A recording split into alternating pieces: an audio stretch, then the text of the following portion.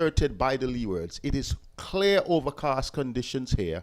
The two Barbadian openers are out there. The Leewards, who won the toss and decided to insert the Barbadians, they're just taking the field. The Barbadians, they're under the leadership of Raphael Lovell, their captain, and the Leewards, they are under the leadership of Matthew Miller, the young fast bowler who is Antiguan. And when we look at the two teams, both Barbados and the Leewards, they are coming into this game with defeats. The Leewards being defeated by the Windwards in their opening match on Tuesday, and Barbados being defeated by Jamaica also on Tuesday, and therefore they would need a win. The Barbados, they are in their nice customary Barbadian colors, the gold and the blue.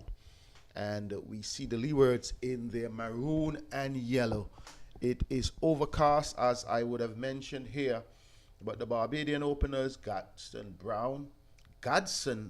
Bowens, sports the number 2, looks like the one who will face, and the Marco Wiggins, the very stocky batter there for the Barbados team. They are the ones being called upon. And the Leewards, I believe they may want to start with spin, or perhaps Captain Matthew may just start the proceedings here. My name is Seth Burton. I'm delighted to join you wherever you are, whether you're in Barbados, in Bridgetown, in St. Lucie, wherever you may be on the North Coast, on the South Coast, or whether you're in the central parts of that beautiful country. And if you're in the Leewards, whether you're in Anguilla, Antigua, Barbuda, St. Kitts, Nevis, Montserrat, the British Virgin Islands, or wherever you are on the globe, we are indeed delighted to be here with you. We see Gadson Bowens taking guard, and already we see that little warm-up delivery coming from Clark, who looks as though he will be the one opening the bowling for the Leeward Islands. That's in fact Jaheim Clark. You know, Clark is a Barbadian name as well, so you'd have had the like of the Sylvester Clarks and the many Clarks in Barbados. But this time the Leewards will start with medium fast from the northern end, which happens to be the end that goes directly into the VC Bird International Airport. Clark is ready, and Bowens is also ready, the left-hander. Good delivery, first up, loud appeal, and is given. Leewards have struck gold in their first game.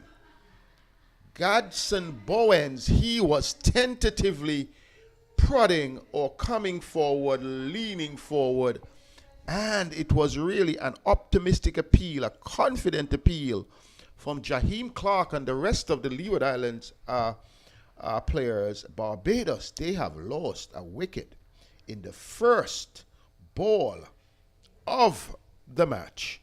They are one down without scoring.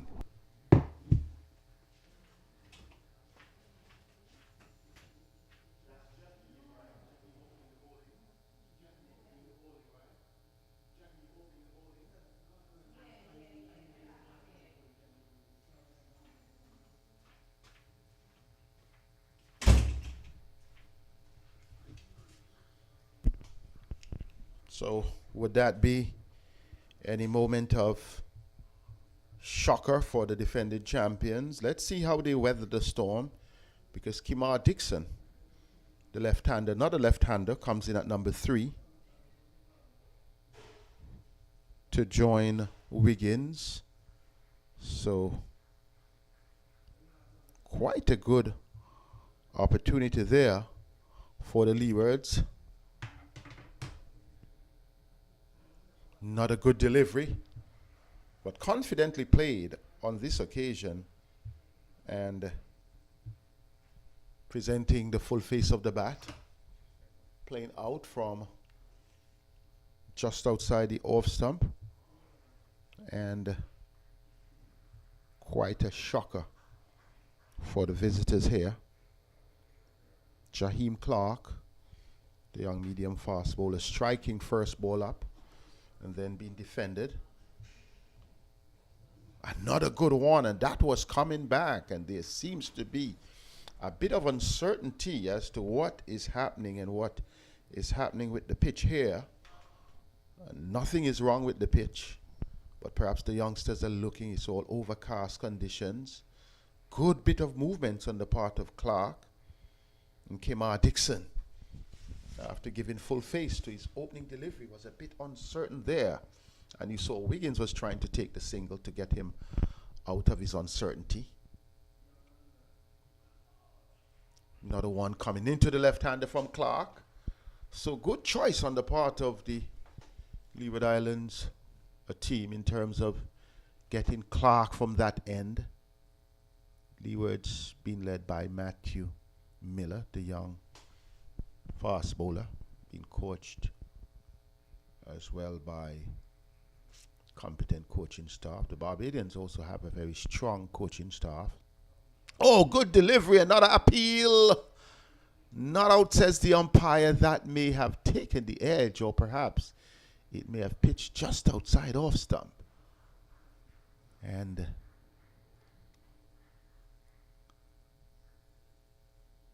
it is really Barbados playing in the dark.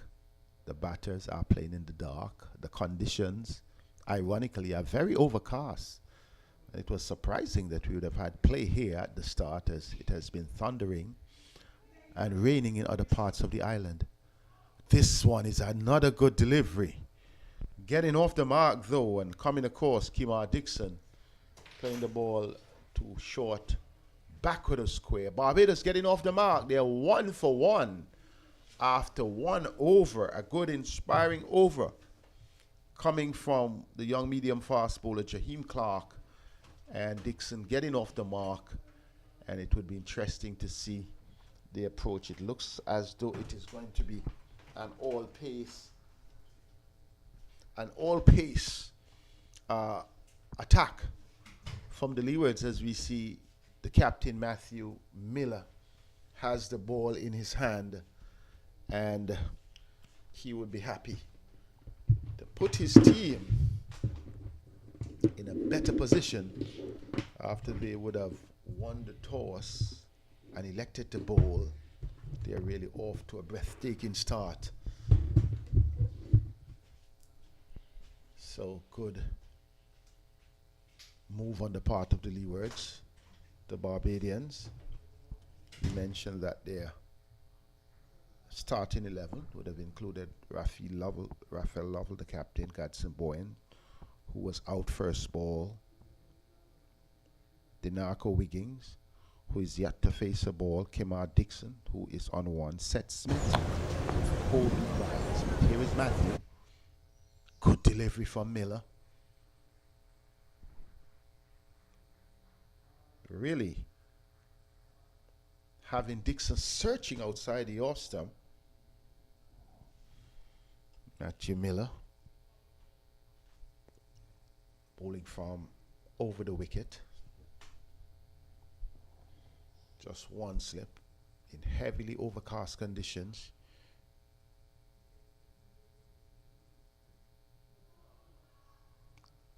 Down the leg side. Goes through to the wicket keeper. So the Leeward Islands will continue to maintain some pressure. Very strong offside feel here by the Leewards. The slip, the mid-off. Short extra cover, backward point and third man. Wide signal by the umpire. So the first extra of the innings. The previous one was also down the leg side, may have been pitched up, may have been closer to the stumps, or perhaps the position of the batsman at the time of the bowlers taking his mark may have been determined by the umpire to be different. Good delivery again on this occasion from Matthew Miller. So Barbados perhaps Quite heavy with the left-handers at the top. Leewards perhaps picked up that opportunity.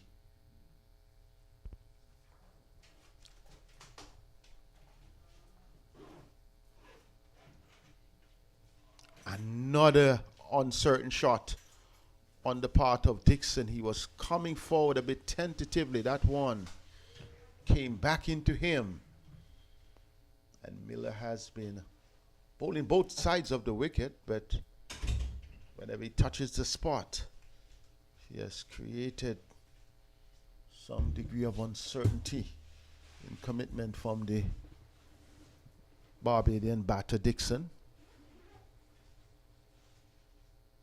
Fishes at that, wide signal by the umpire, ball shaping away. So the second wide of the over.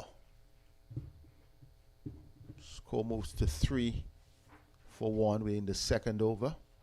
And 2 of those 3 runs are extras via the wide. Again, Barbados would have faltered in their opening game. The defending champions going down to Jamaica, the Leewards going down to the Windwards. Miller, good one. Going across the right hand and then angling in, getting good bit of reverse swing at this age. Young Matthew Miller. So this game is of importance to both teams.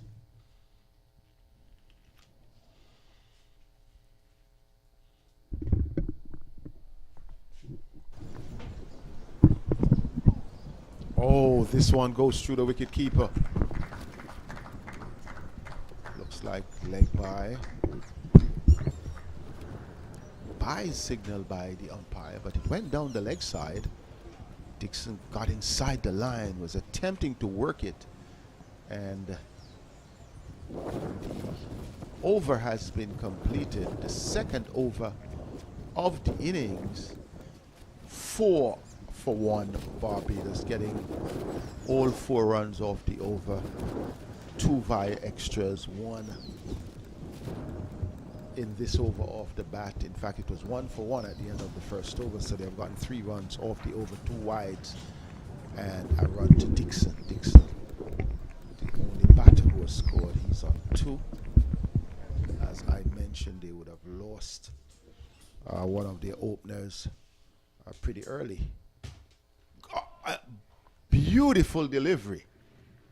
Vernon Springer, who has just joined me, would really love to see that quality of bowling coming in from Jaheim Clark. That one left the left-hander.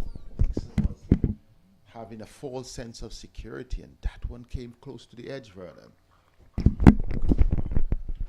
Morning to you, Seth. Morning. Lovely rainy morning in Antigua and Barbados. Overcast conditions. Looked as though we would not have had play. Certainly. We got to find out if play is happening in Alberta. Or at the Saviv. Well, I think with Saviv, with the ground draining pretty well. And not only that, in close proximity to CCG, Alberta on the southern end. I came from that area this morning, and it was, well, there was some early morning, not heavy rain, but drizzle, but thundering on the southern side of the island.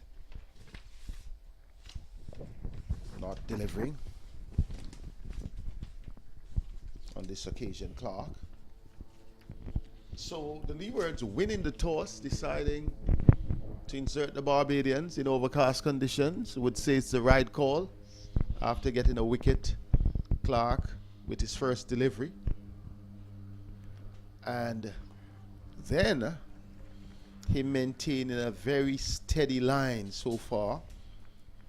In his first delivery, he had Gadsden Bowens just been cramped, not being confident going forward. The ball beat him completely, went into the pad, and was a judge LBW. This time he goes leg side. I think he's just trying to just push the ball a little bit. Here we're looking at Jaheim Clark, big strong guy coming from the CIUN set, and just just almost at the point of release. He just sort of leans and pushing over. We see parents. We see a major contingent of Barbadian parents who have come for this exercise. And this is good. It's remarkable. Our cameras may not be able to pick them up, but they're coming into the stand here.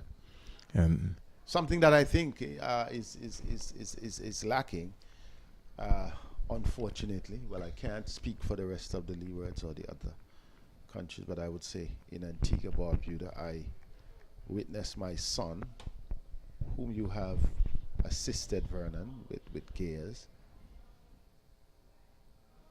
Oh, that's a good one from Clark. That one came into him, and he had Dixon hurrying the shot, but I was making the point. So I went to his first game, and there were only 3 parents, and there were 2 teams playing. Then I went to the second game, and there were only 3 parents. So now to see the Barbadians, whom we assume are parents coming in to support this, would have to take some flights. yeah, Would have to accommodate themselves. I think that's what we need to see. but at the youth level set, the parents in Barbados always support their. That's their- right. Yeah, they always support their young boys and girls. You name it.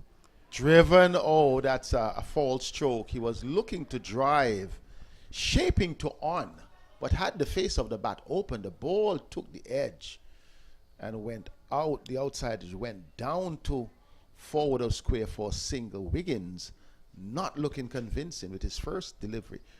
And the score is 7 for 1 after 3. Yeah, 7 for 1. Wiggins there, it caught like in 2 minds set. He's looking for an expansive drive, and the ball was inducked back into him. In the end, I thought that Clark finished well when he got close to the stump and not really pushed the ball away, really. So I think an exciting game, and anything between Leewards and Barbados is always a big game. Overcast conditions, and Yes. this is going to be a good test for both teams. What I think is convincing and very exciting for me is the movements that I'm seeing. Both Clark and Matthew Miller have been getting as young fast bowlers at this age on the 15. Miller getting good pace, reasonable pace. He's a strong lad, and I'm certain. I don't. If you remember last year when we looked at him in the Cool and Smooth T20 competition, playing for Jennings Tigers.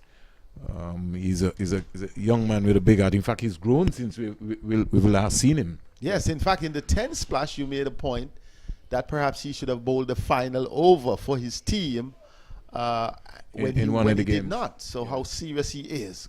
Not a good delivery. I think set we see rain threatening here also too.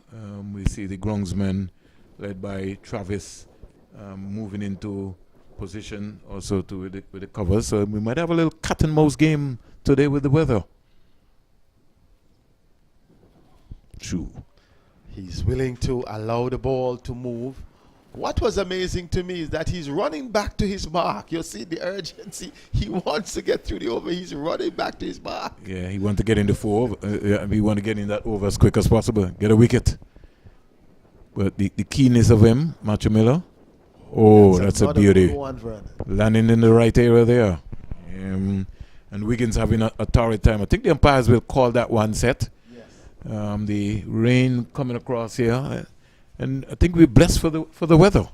Yes, we are. In fact, we are fortunate to have had the game because, as I mentioned, the southern side of the island had been raining this morning. Even as you mentioned, one of the games in Liberty, they would have had some early morning, not showers, but steady, heavy drizzle. You look at it from last evening, it started. So the fact that we were able to get this game on the way, on time, is testament to, well, the graces of the good Lord, the drainage of the ground staff, ensuing. And also we must give compliment to the umpires because it was pretty dark at the start, but they recognized that it's daylight and the light was adequate. So the news is that the Leeward Islands won the toss, inserted Barbados in their second round on the 15-game Barbados. They are 7 for 1 after 3.4 overs The man out really did not trouble the score on the first delivery. It was really a spectacle from Jaheim Clark that had Godson Bowens going for Doc. Bowens would not be happy, but since then, the other opener, DeMarco Wiggins, has been joined by Kimar Dixon to make it a complete three of left-handers. Barbados going in at rain at 7-1. And just to give an update, set just in case folks who would have been viewing and just joined the Cricket West Indies YouTube channel, it's the Cricket West Indies Rising Stars Under 15 Super 50 Championship taking place in Antigua and Barbados. The Barbados team for today, as you heard from my colleague Seth Burton, Godson Brown was LBW to Clark without scoring. Bowens, yeah. So, DeMarco Wiggins, not out on one. Kamar Dixon, not out on two. To come next will be Raphael Lovell, Seth Smith, Akobe Bayer, Raji Gittins, Justin Paris, Jakeem Pollard, Shem Sargent, and Jaden Chase. That's the 11 for the Barbados today. We can maybe just quickly go through the Leeward Islands squad in a moment. But the bowling figure so far, and you heard it from Seth, Matthew Miller really running in and giving it his all. But the wicket taker has been Jaheim Clark, 2 overs, no maidens, 4 runs, 1 wicket. Matthew Miller, 2 overs, no maiden, 2 runs, no wicket. Rain has a stop play here at the Coolidge Cricket Ground, the home of Cricket West Indies. And just to give you an update to find out in terms of what's happening, the game which is being played, next game, which we dubbed to be the Trinidad and Tobago versus the Windward Islands Under 15, that is expected to be played at the Leeward Sports Complex. That has not started as yet. And so we know that rain would be falling in that area. But at the Sir Vivian Richards Stadium, we can give you an update that the Jamaica team, Jamaica Under 15, and also the Guyana Under 15, Guyana Under 15 as we speak right now, the latest score there would have been Navin Bodawa. He was caught Nelson Bowlemore without scoring. So they are 2 for 1. Yeah, 2 for 1 in the opening encounter there at the Sir Vivian Richards Stadium, and we're into the second over of that game. So rain has stopped play here at the Coolidge Cricket Ground, the home of Cricket West Indies, Barbados.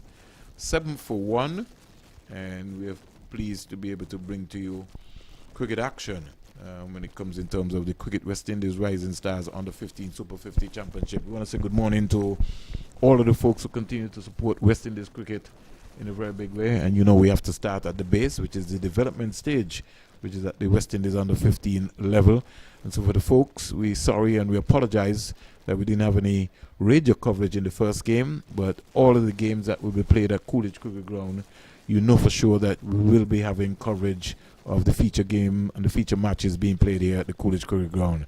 The groundsmen are out in their coats, and maybe the wind is also pushing the rain away, and we hope to be able to have an exciting game. Leeward Islands Under 15 versus Barbados Under 15. We will take a small break here from Coolidge Cricket Ground, and once the umpires and the rain stops here, we will be back with you with Ball by Ball. I'm Vernon A. Springer alongside my colleague Seth Burton, broadcasting from the Rising Suns Under 15 Championship, Cricket West Indies Under 15 Championship, right here at the Coolidge Ground, the home of Cricket West Indies.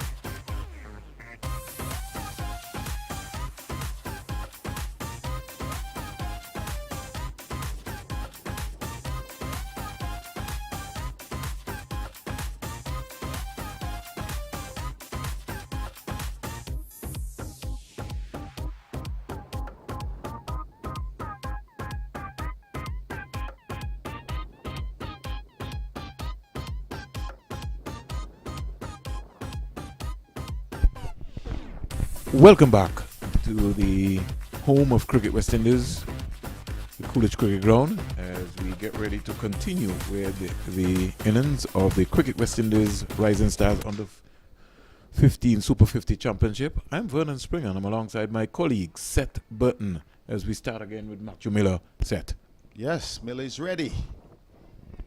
Wiggins looking a bit more assured. In fact, when you look at it, he didn't face any delivery in the first over. In the second over, he only faced one.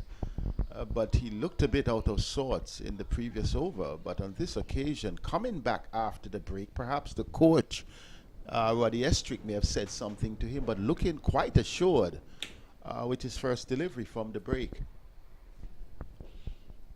So in terms of the action here, young Matthew Miller, just to let the folks know, is the captain of the Leeward Islands under 15 team, and he has grown. Yes.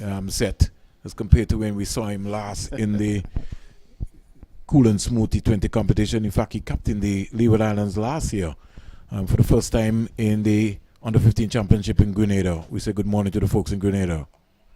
Well, he has grown both physically and I would say also in stature as a player. You can see that control in his bowling as he completes his second over. Matthew Miller, he is from a cricketing family. His father is involved highly in cricket nationally, and also his brother would have played at the age group level. So he has cricket all over his liking. He is just 14 years old, goes to the Antigua Grammar School here, a school that produces cricketers over time, the same school that Sir Viv Richards would have been to, and even other recent players who would have made it onto the regional scene, the latest of whom would have been Kofi James, the right-hander for the Leewards, who scored his maiden 100 this year and also was one of the top bowlers in the Super 50. So it comes from not only a family tradition or a village tradition in the south in Jennings, but also a school and a national tradition. Jaheim comes in, good delivery. Dixon, who looks the most assured of the Barbadian batters to date. We're just in the fifth over, so don't think we're judging them too early, but you can definitely see that he's more together in terms of his composure. Tall, slimly built, left-hander. Gets a good one, is able to work it. If you look at him, even though he is just a young man, his stature would sort of be similar to that of Kyron Powell, and his manner of play as a left-hander tends to get across and hangs the bat before the ball comes in. And this time, once again, plays with assurance.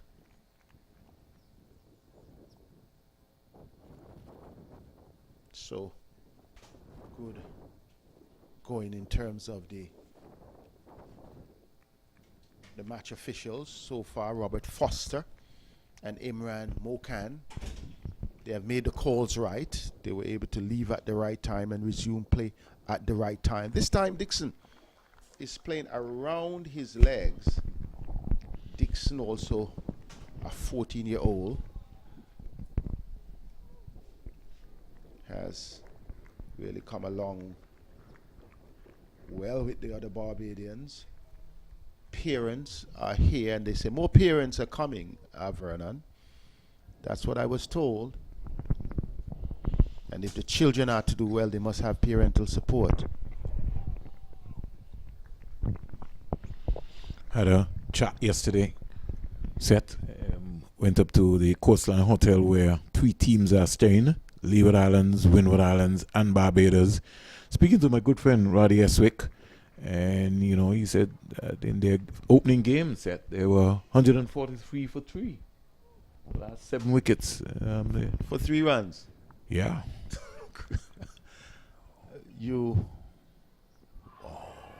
That's a good one, but perhaps that was high. Good shout. A little fear there, Seth. I think the confidence not there from Dixon. He could have come forward to that. Yeah, when he's in two minds. Two and minds, clearly. Yeah. Whether to go playing around his legs, because he was coming across, I mentioned, plays in the mold of Powell, Kieran Powell, playing around his legs. He sort of has a kind of stature also like a Yes. Kirsten. A Nicholas Curtin from Barbados. Yeah, I don't know if he's maybe his role model. He looks at him, just his mannerism, you know. But you mentioned about composure, because if you're well set to win a game and then you just fall apart, Yeah. it simply means that the mind part of it, no discredit to the Jamaican bowling, but I'm just saying that you're well set and well poised, and then you fall apart. It may just take a little panic. We saw that in the regional championship with the Leewards smiling at victory against Guyana and also against the Windward the last two games, and something just happened in there. Some poor cricket taking place across the region, Seth. Something that we seriously have to work on. We have to change our mindset.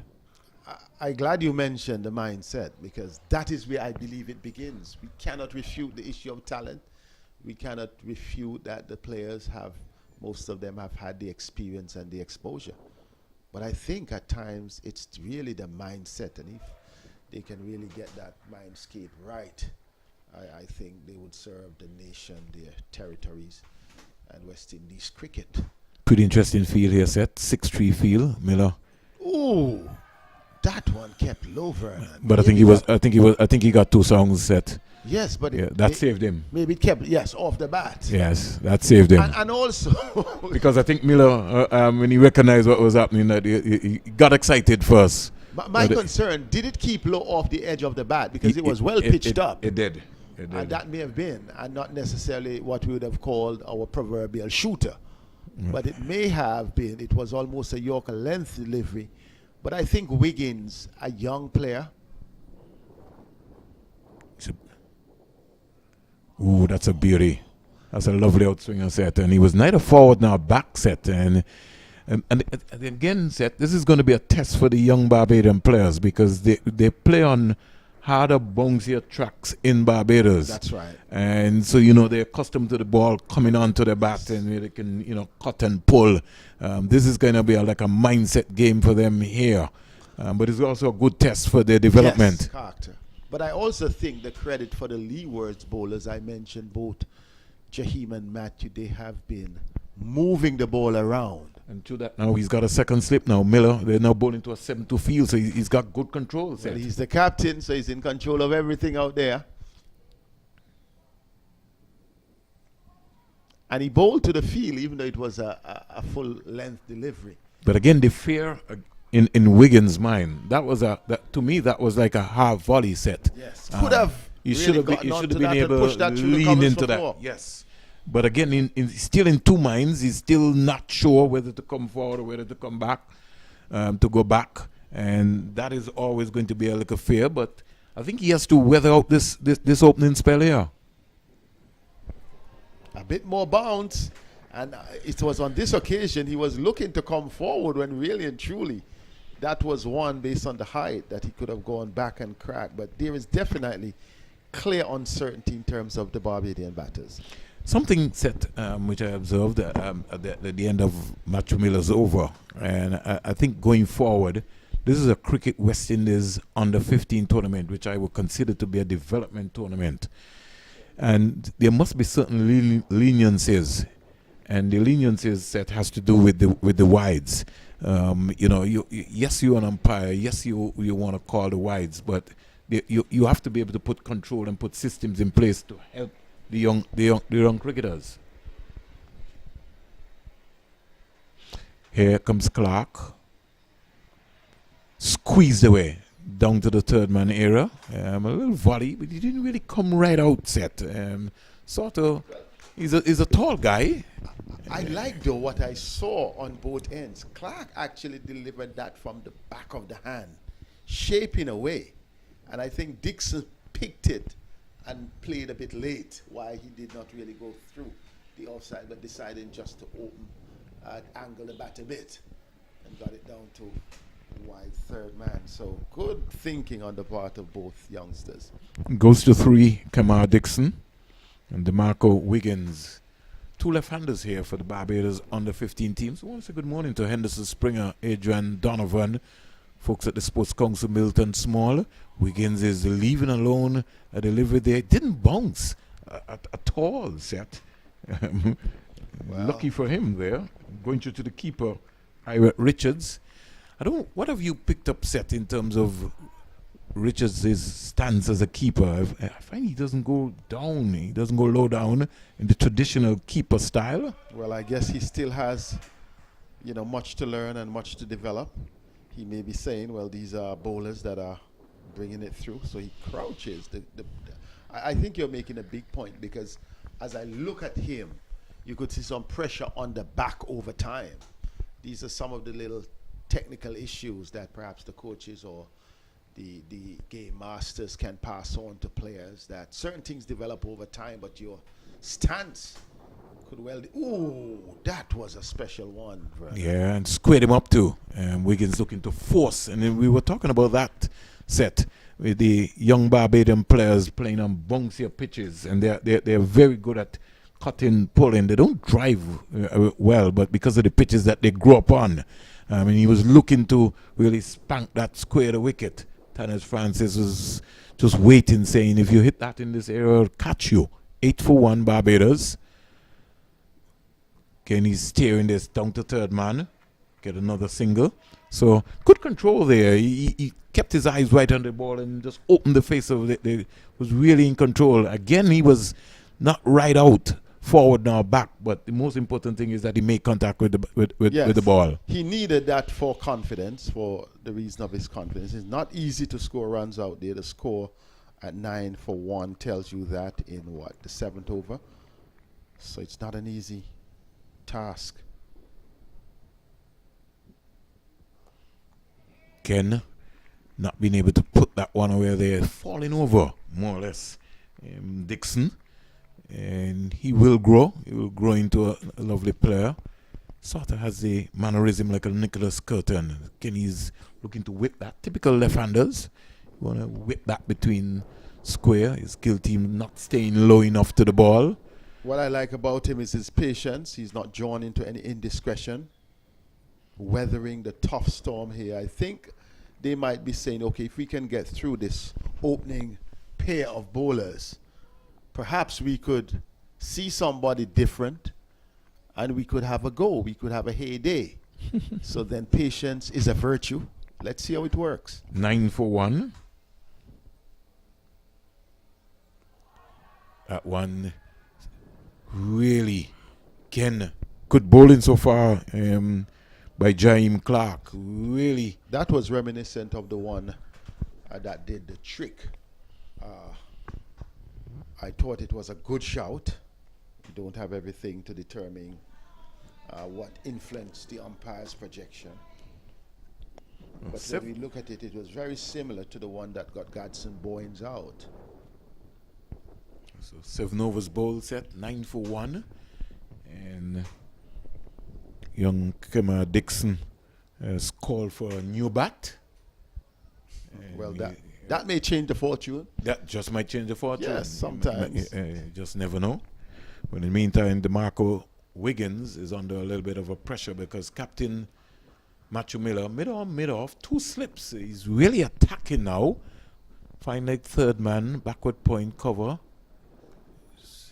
Squeezing this one out to the backward point area. Can't score. The Leeward strength, more or less, set is their spin bowling department area. They've got some good spinners.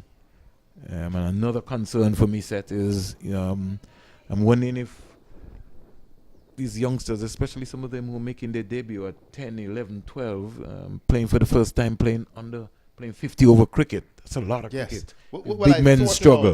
I didn't know you were thinking like me. I said, could it be nice that it could have been split down the middle into, 2 innings in a sort of delicate way, perhaps 25-25, and be a little bit, innovative for the youngsters' sake. But perhaps the idea is to help them to learn to bat long, Well, I'm glad that you mentioned that because I was having this discussion with Dr. Sir Andy Roberts, and he says to me, I know where you're going with this discussion, and I know you want to." I said, "It's a long day for them because you're talking about 600 balls, and some of them for their development."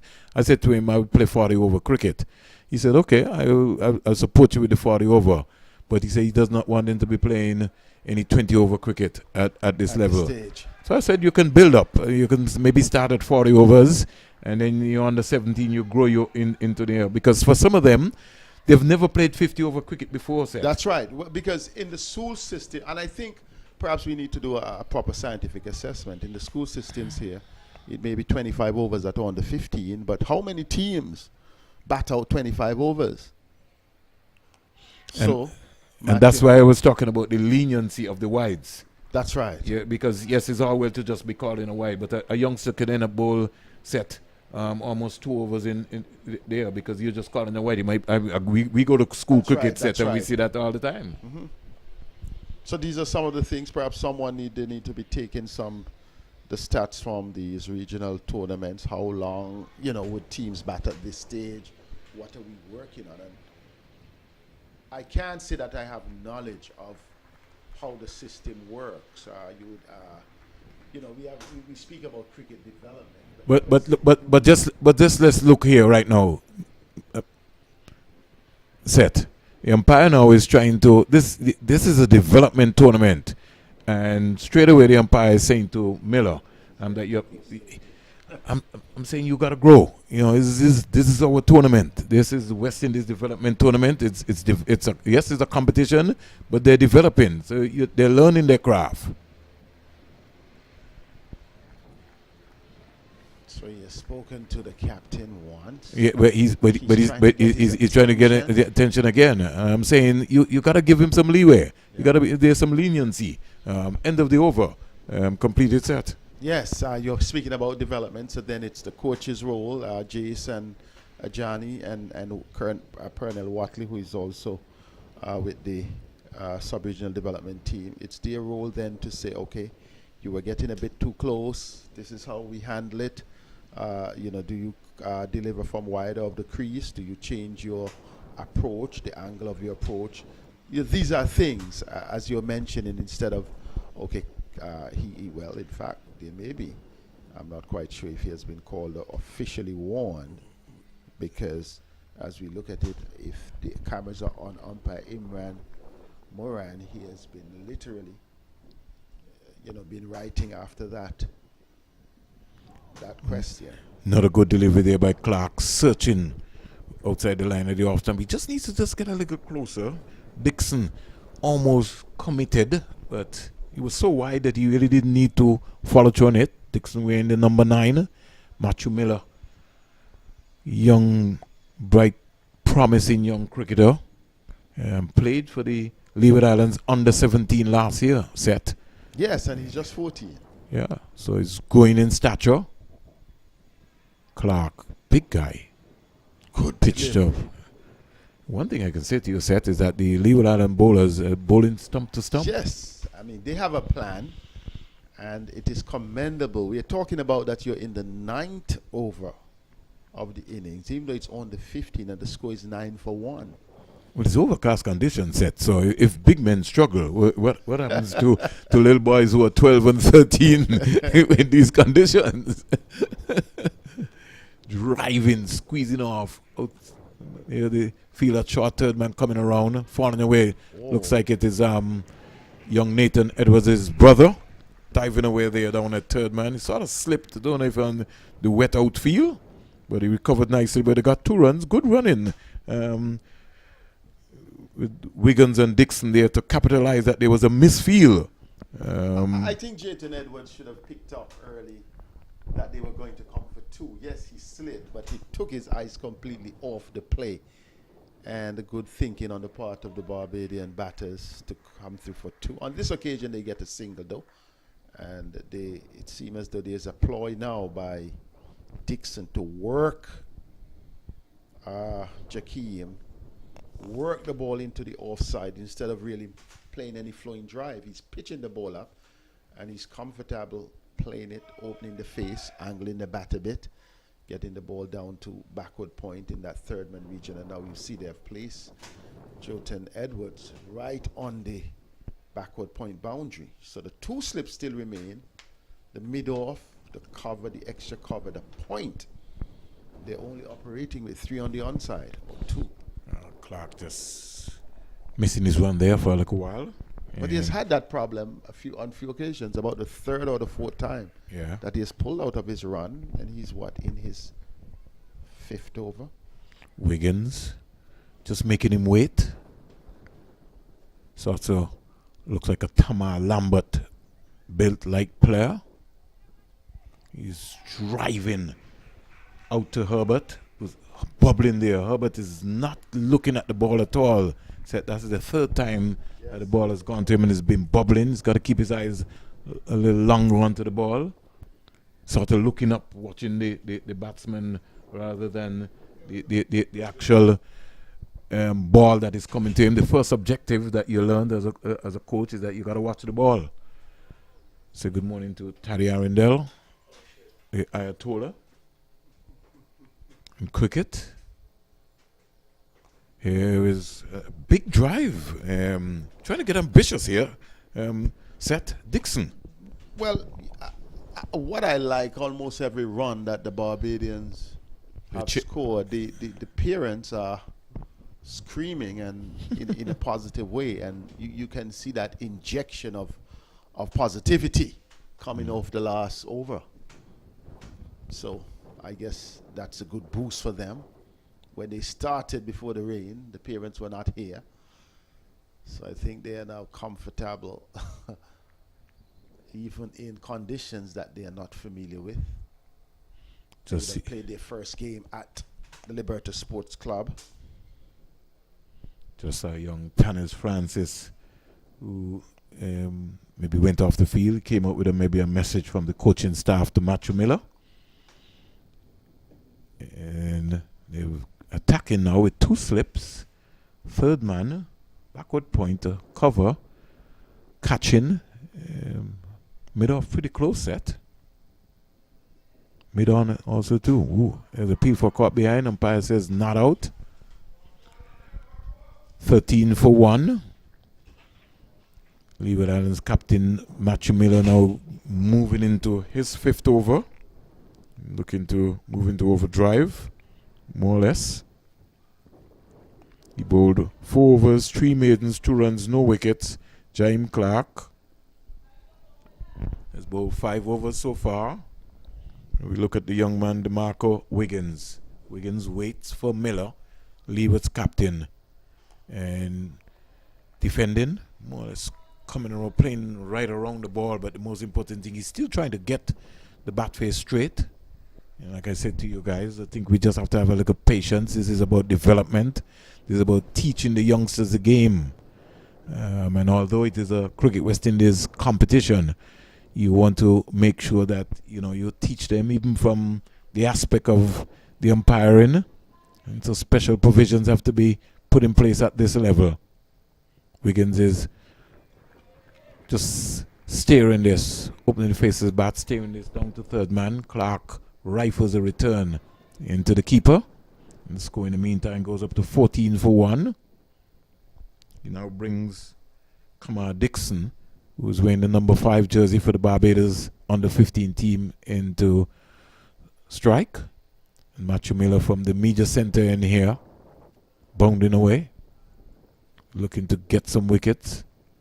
See Herbert, the number 15, who's warming up. So Miller said to him, it's going to be your turn. 14 for 1, Barbados. Miller squeezing this one is Dixon down to the 3rd man area again and getting another easy single, and the score in the meantime goes up to 15 for 1. So 15 for 1. 7 to Dixon and 4 to Wiggins, who now comes into strike.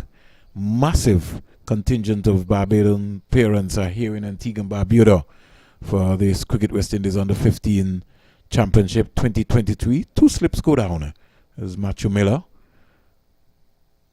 He's driving inside out to get the first boundary. That's a big shot by the young man. It was up into his half. And DeMarco Wiggins unleashed onto it and hit that inside out down to the boundary for 4. Good cricket shot by the young man. It was definitely a good shot. He went over the top, planted his foot well. He read the angle of the delivery coming across him well, and all the fielders were inside the circle on the offside. And the first boundary for the Barbadian. Miller to Wiggins. He's driving. 4 runs. Misfield by the cover fielder. Should have stopped that. And it goes into the boundary for 4. Well, he has done it once and he's doing it twice, and it's nice because on this occasion that was the best shot of the day. This one was along the ground, bouncing across. Yes, there was an opportunity for that one to be knocked down, but it was not well judged, I thought. I thought Jones should have done a lot better with that. Got to put your body on the line there. And 2 back-to-back boundaries, and Barbados is just picking up some momentum here. 23 for 1. And that momentum comes from the young man himself, DeMarco Wiggins. Bowling change here for the Leeward Islands under 15 team. Yes, I mentioned they perhaps were battling it out well. The bowlers were definitely on top. And I said it's a matter of patience for them to just ride the tough waves. They have ridden them well. And now those 2 fours, they're telling blows. 8 runs from 2 deliveries, making a big difference here, pushing them up to 23 for 1 after 10. All right, so Jones comes into the attack. Amari Jones for the Barbados team. Another seamer coming into contention here. So I think we're going to have seam and more seam coming around. Been able to see conversation taking place very early o'clock. You mentioned, Vernon, that the strength of the Leewards bowling is the spinners. The 2 opening seamers have bowled so well. Apart from those 2 fours, in fact, the first 4 was really one that was, he took a chance. It could have gone either way, but they have bowled remarkably well. So if you're saying the spinners had a better part of the bowling, I'm wondering why perhaps Matthew didn't consider bringing in one of the spinners, or perhaps the seamers have been doing so well that he's confident. Yeah, and the overcast conditions too. It's going to maybe work on that. Jones, short delivery, steered down to Herbert. This time Herbert keeps his eyes on the ball. Just needs to be balanced, staying low to the ground. Another easy single. Score goes up to 24 for 1. So Miller coming out of this slip area very quickly. More or less gone to what we say a fly slip position set. Yes, I think a wise move, because the aim of the Barbadian batters have often been on the offside. If he's getting it a bit short, if he's trying to play through the line, could really spoon something down to that area.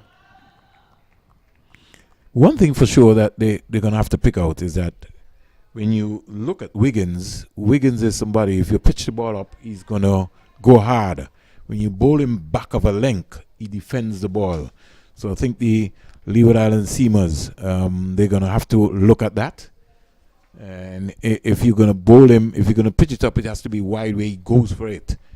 Groundsman moving into position set. So we maybe see some rain lurking around down the onside, and the umpire calling wide.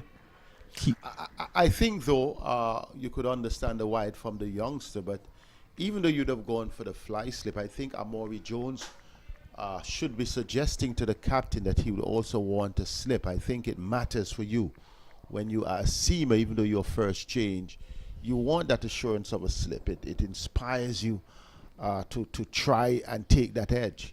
Psychologically, it's ball him! Wiggins plays around a straight one. He's upset with himself. He is really upset. He fell over there and he can't believe it. Wiggins goes. Ball by Jones. Barbados 25 for 2. Excellent delivery. Excellent delivery. He changed the pace of the ball. He also changed the trajectory, whereas he was outside the off stump, whereas he also bowled a wide down the leg side. This one was spot on middle stump. He gave it a bit of air, and Wiggins played completely over it. A gem of a delivery. These youngsters are learning their craft well, Vernon. Yeah, and Wiggins is very upset. His parents shouting from the stand said, don't worry. And really upset with himself, Seth, because he really played right around the ball. And the rain comes at the same time, but the batters are still coming out. Let's see what the umpires decide.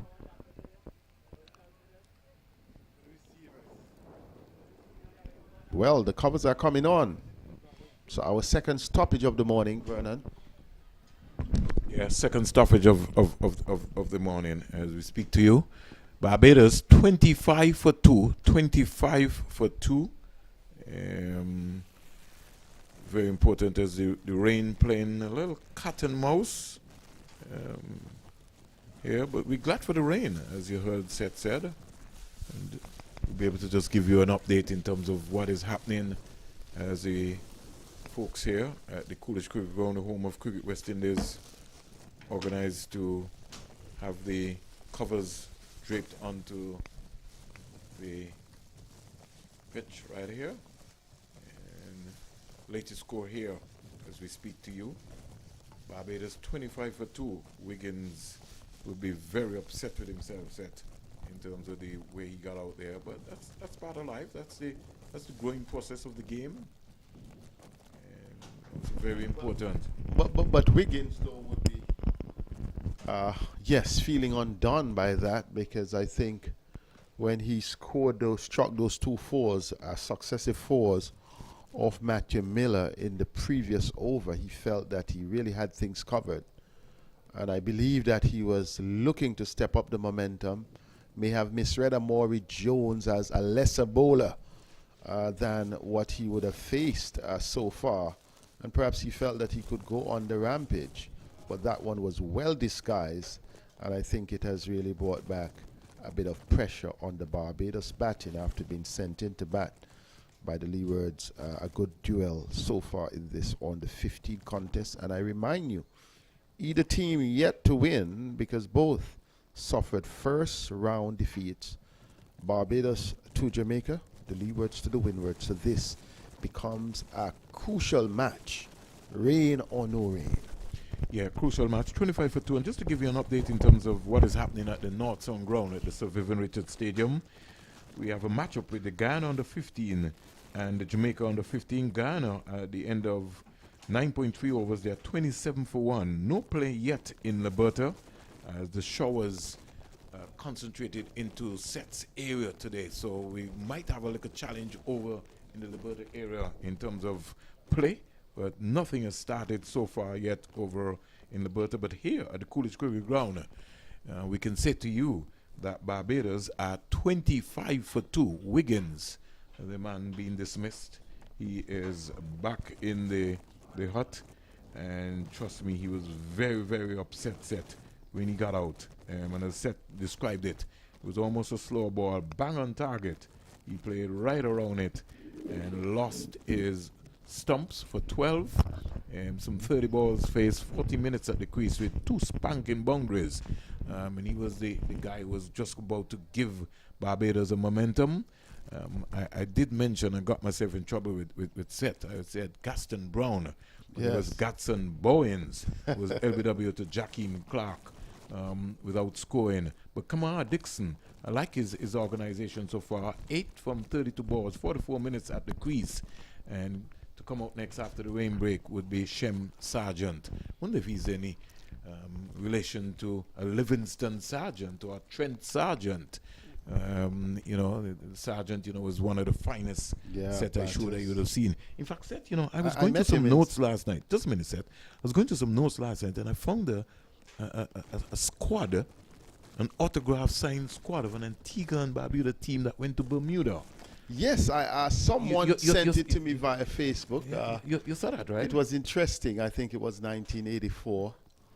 some If greats I- there. if So you Viv can, Richards, if you can Richie run Richardson, through Richie Richardson, Evie yeah, Richardson, Gene Gould, Gene Gould, yeah, Ulysses Otto, Lawrence, yeah, Ralston Otto, Ed Lewis, Ed Lewis, Enoch Lewis, Enoch Lewis. the And you're president talking of the- about so many captains in that group because Yes, Gene Gould Leon was considered to be one Stevens, of the leg spinner. Yes. Winston Benjamin was a part of that squad, Yes. although it was early.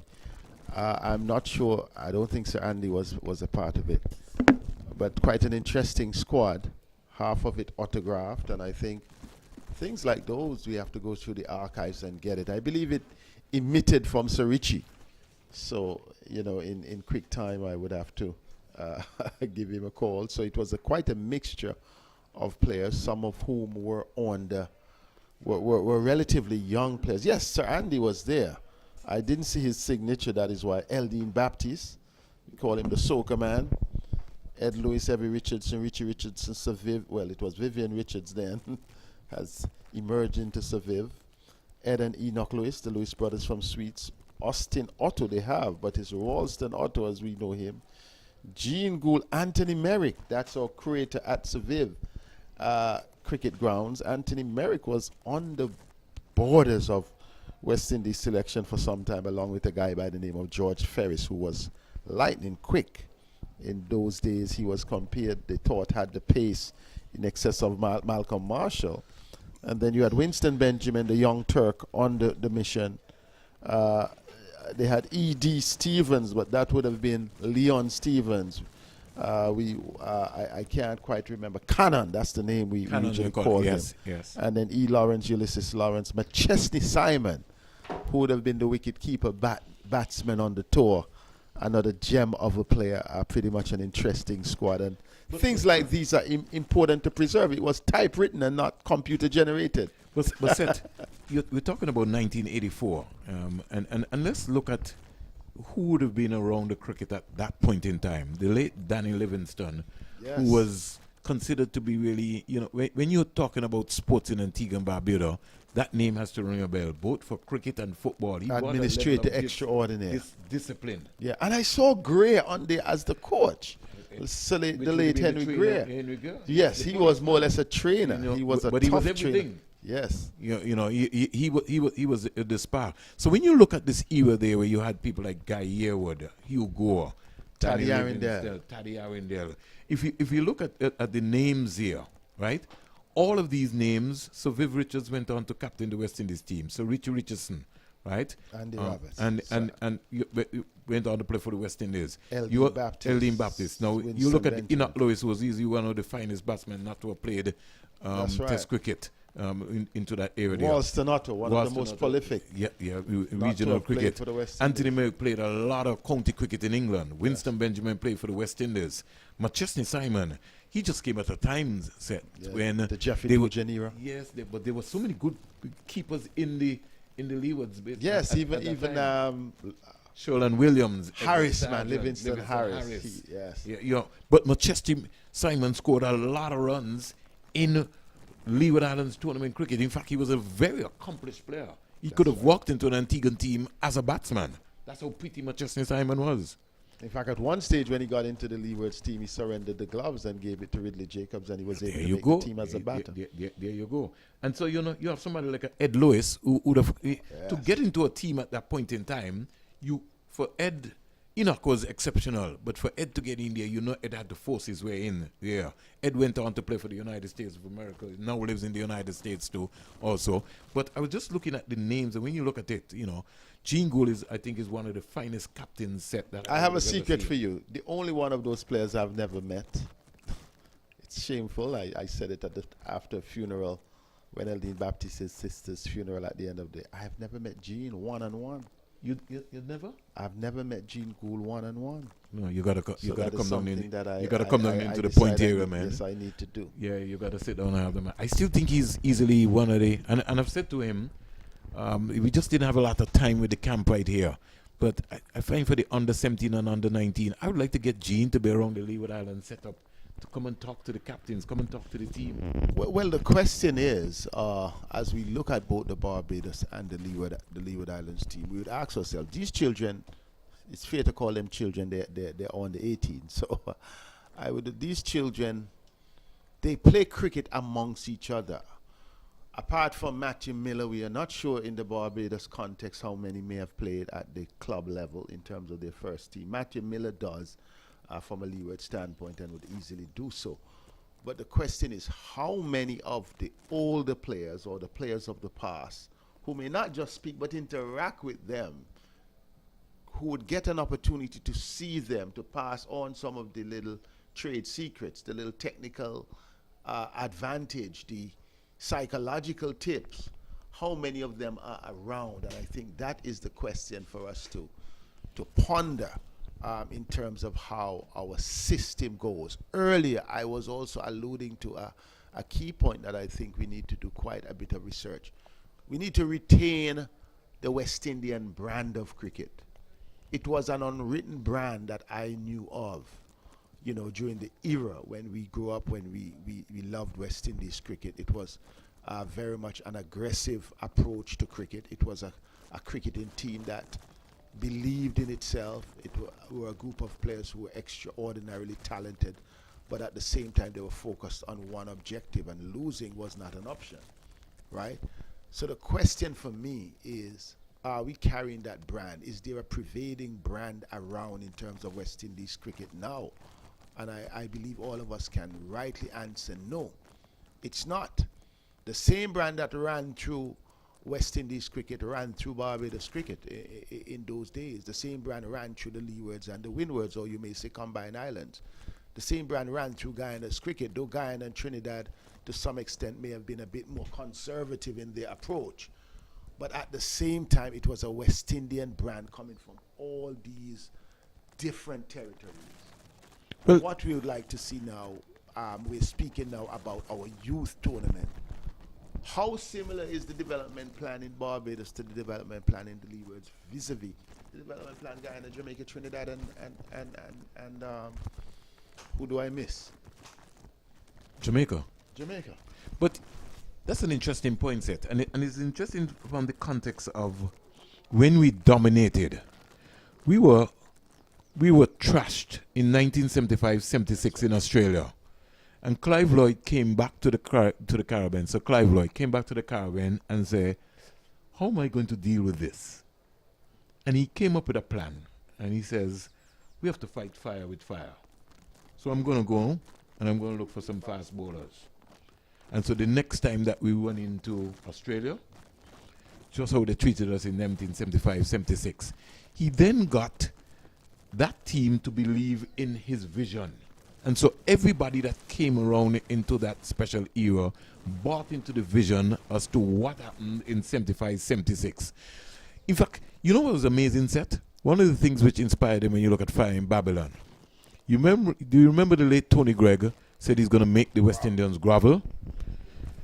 When you speak to the folks who are on that tour, Michael Holdings, Andy Robertson, all those guys, and you asked them about the comments, they said when you looked at the news and you picked up the newspapers, that was enough motivation. I spoke to Viv, and Viv says, that turned the entire team around. Sometimes, Seth, in that era, you had people like Clive Lloyd and Viv Richardson who were fighting for a black movement, black power movement. They were very conscious about people. They were conscious about people in England who were suppressed, and when we and won be careful England, how you say black movement. You're right, but just to put it in context, some people take it offensive. I remember Sir Viv, he was Viv Richards then, had to make his point clear when he spoke about a black nation being so successful. I remember the former TNT Prime Minister Bazio Pandey took it offensively and was. But what Viv was saying is that we are all, as far as we're concerned, from the region, black representatives. So move on. I just wanted to contextualize it. No, but that's we're having a discussion, and folks, just to let you know, rain has stopped play here at the Coolidge Cricket Ground, the home of Cricket West Indies, and so we just keeping you going. It's our responsibility to have conversations. We don't normally get an opportunity to have these conversations, but we're talking West Indies. And cricket. we're doing it for you, because we could well take the break, but we're doing it for you. Yeah, the umpires seem to have made a decision. I see Felix Ogis And what is very inspiring for this tournament so far, Seth, is that a number of the local umpires are being used as the third umpires. So it gives them an opportunity to get some experience at the next level. And also it brings local knowledge to the conditions to the umpires, because some umpires would have kept the covers on, but because of the local knowledge of, as you mentioned, Ogis, some instructions could have come to say we can get on with it in spite of it being that overcast. The rain is not going to come unless it's coming, from the southeast, or it's coming from the eastern side. Good observation. So the only umpire from the Leeward Islands who's involved in this set is Bernard Joseph from Antigua and Barbados. So he's really one part of the Cricket West Indies under 15 panel here. As we speak from the North Zone ground at the Sir Vivian Richards Stadium in Antigua and Barbuda, Ghana are 28 for 1 in 12.1 overs. So Jamaica under 15 put in a break on the Ghana under 15 team. Talking about development set, and this is just my reservations. When we look at the youth development plan in the Caribbean, all of us should be singing from the same hymn book. The brand that you're talking about. That's the point.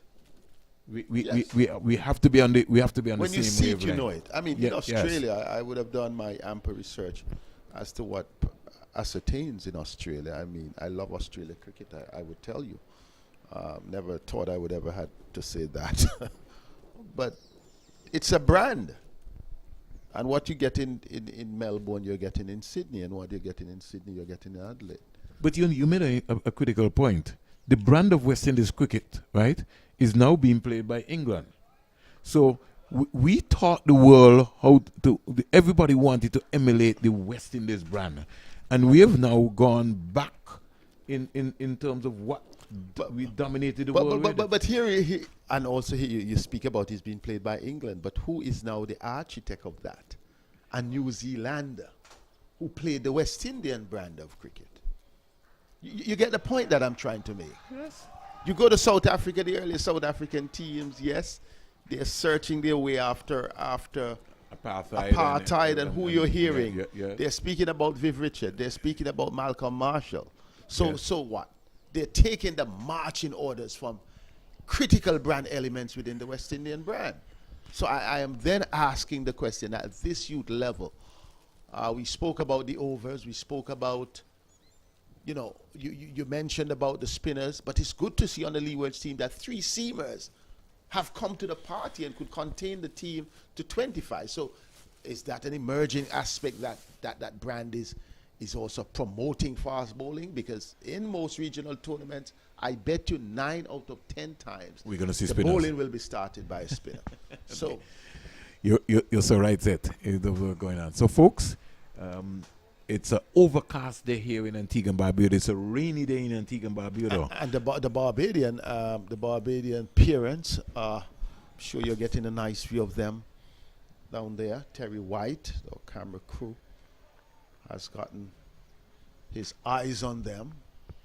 So in a little while, you'll be seeing some familiar faces if you're from Barbados. Certainly, all good for the cricket. So we just back out. The umpires are out. Also the batsmen for Barbados and the fielders. And the Leewards back out. Miller is going back at first slip. So the start with a slip. Fine leg, third man, backward point, a cover. Mid off, short mid wicket, short extra cover, catching, more or less. And Jones will start from the CIUN to Sargent. And Sargent is neither forward nor back. He just sort of pushed, groped at the ball. Vernon, there are 2 things I'm going to say. One is I want you to watch the action of Amaury Jones. High and coming. I mean, this is brilliant for a youngster. The other point at first slip is who? The captain. Macho Miller. Clive Lloyd was the first slip fielder. Sir Viv went there after he took over captaincy. And he's got good hands. Just some parallels. He's got good hands, Macho Miller. Pitched up again. Sergeant just quietly coming forward. He needs to get a bigger stride into that, more or less. And I see a little fear set in most of the youngsters. They don't like to commit and come forward. You got to get that early stride in. There's no short leg. There's no silly point.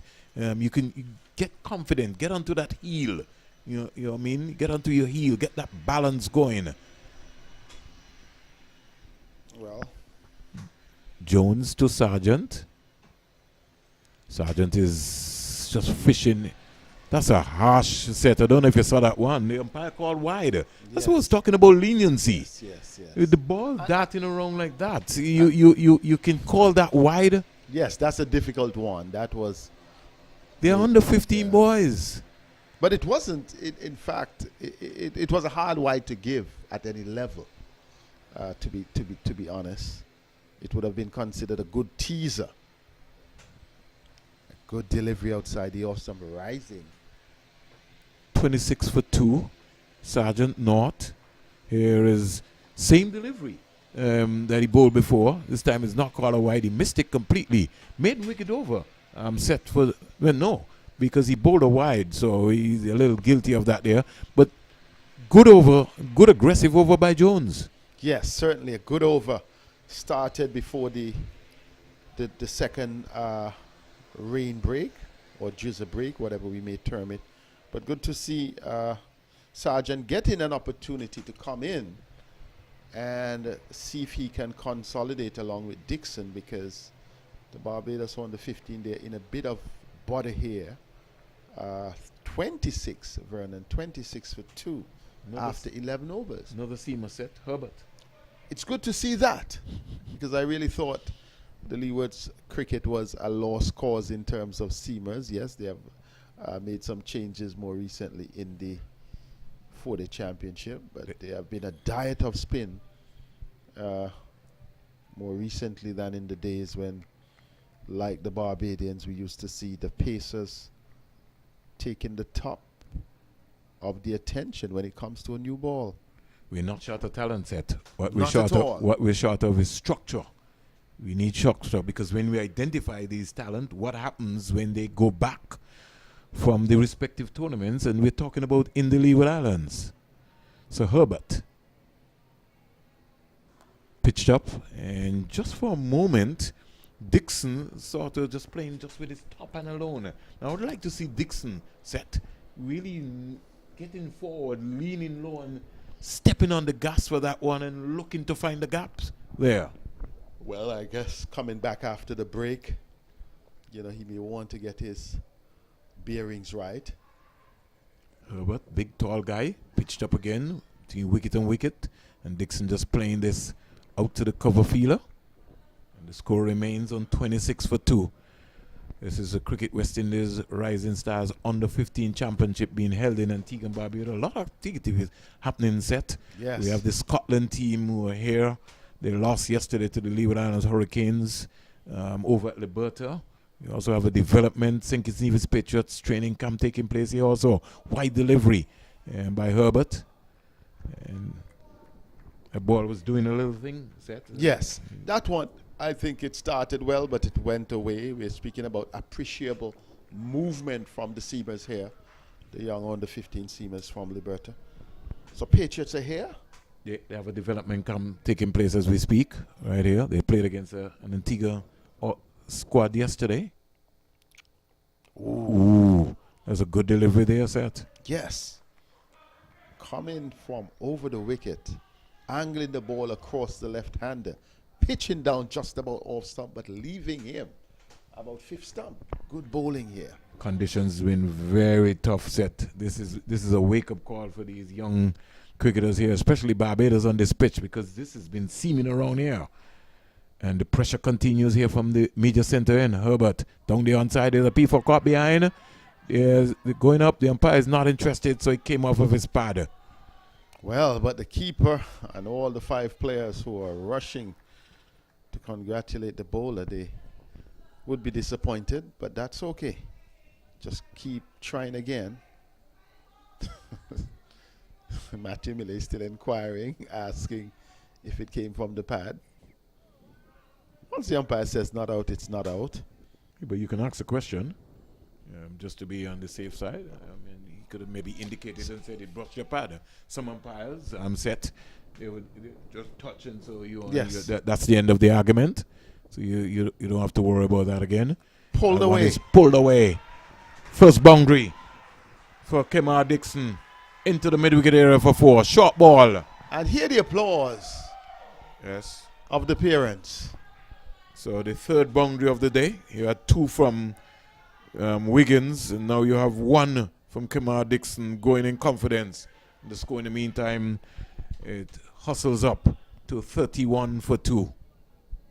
And as Vernon says, hustle up, you may be wondering, but in the context of where we were, at one stage after 9, after 8 overs, they were basically still in double figures, 9 for 1. So it has really had some movements between the rain over the past 3 overs. How about pitched up is whipping that beautifully, and they gets a very easy single. It's a good control cricket there.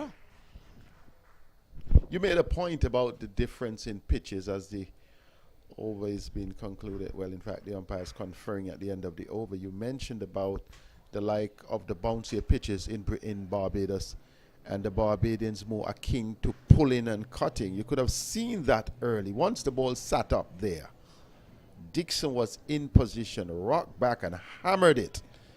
You didn't see that approach from those pitched up deliveries where the ball would not have been rising. So perhaps playing in his comfort zone, but has shown that he has the capacity to stay. And if he has the capacity to stay and the capacity to be aggressive when it demands, perhaps they can feel comfortable that in spite losing 2 early wickets at 32 for 2 after 12, they could still be in for a good score. So Herbert's first over cost 6.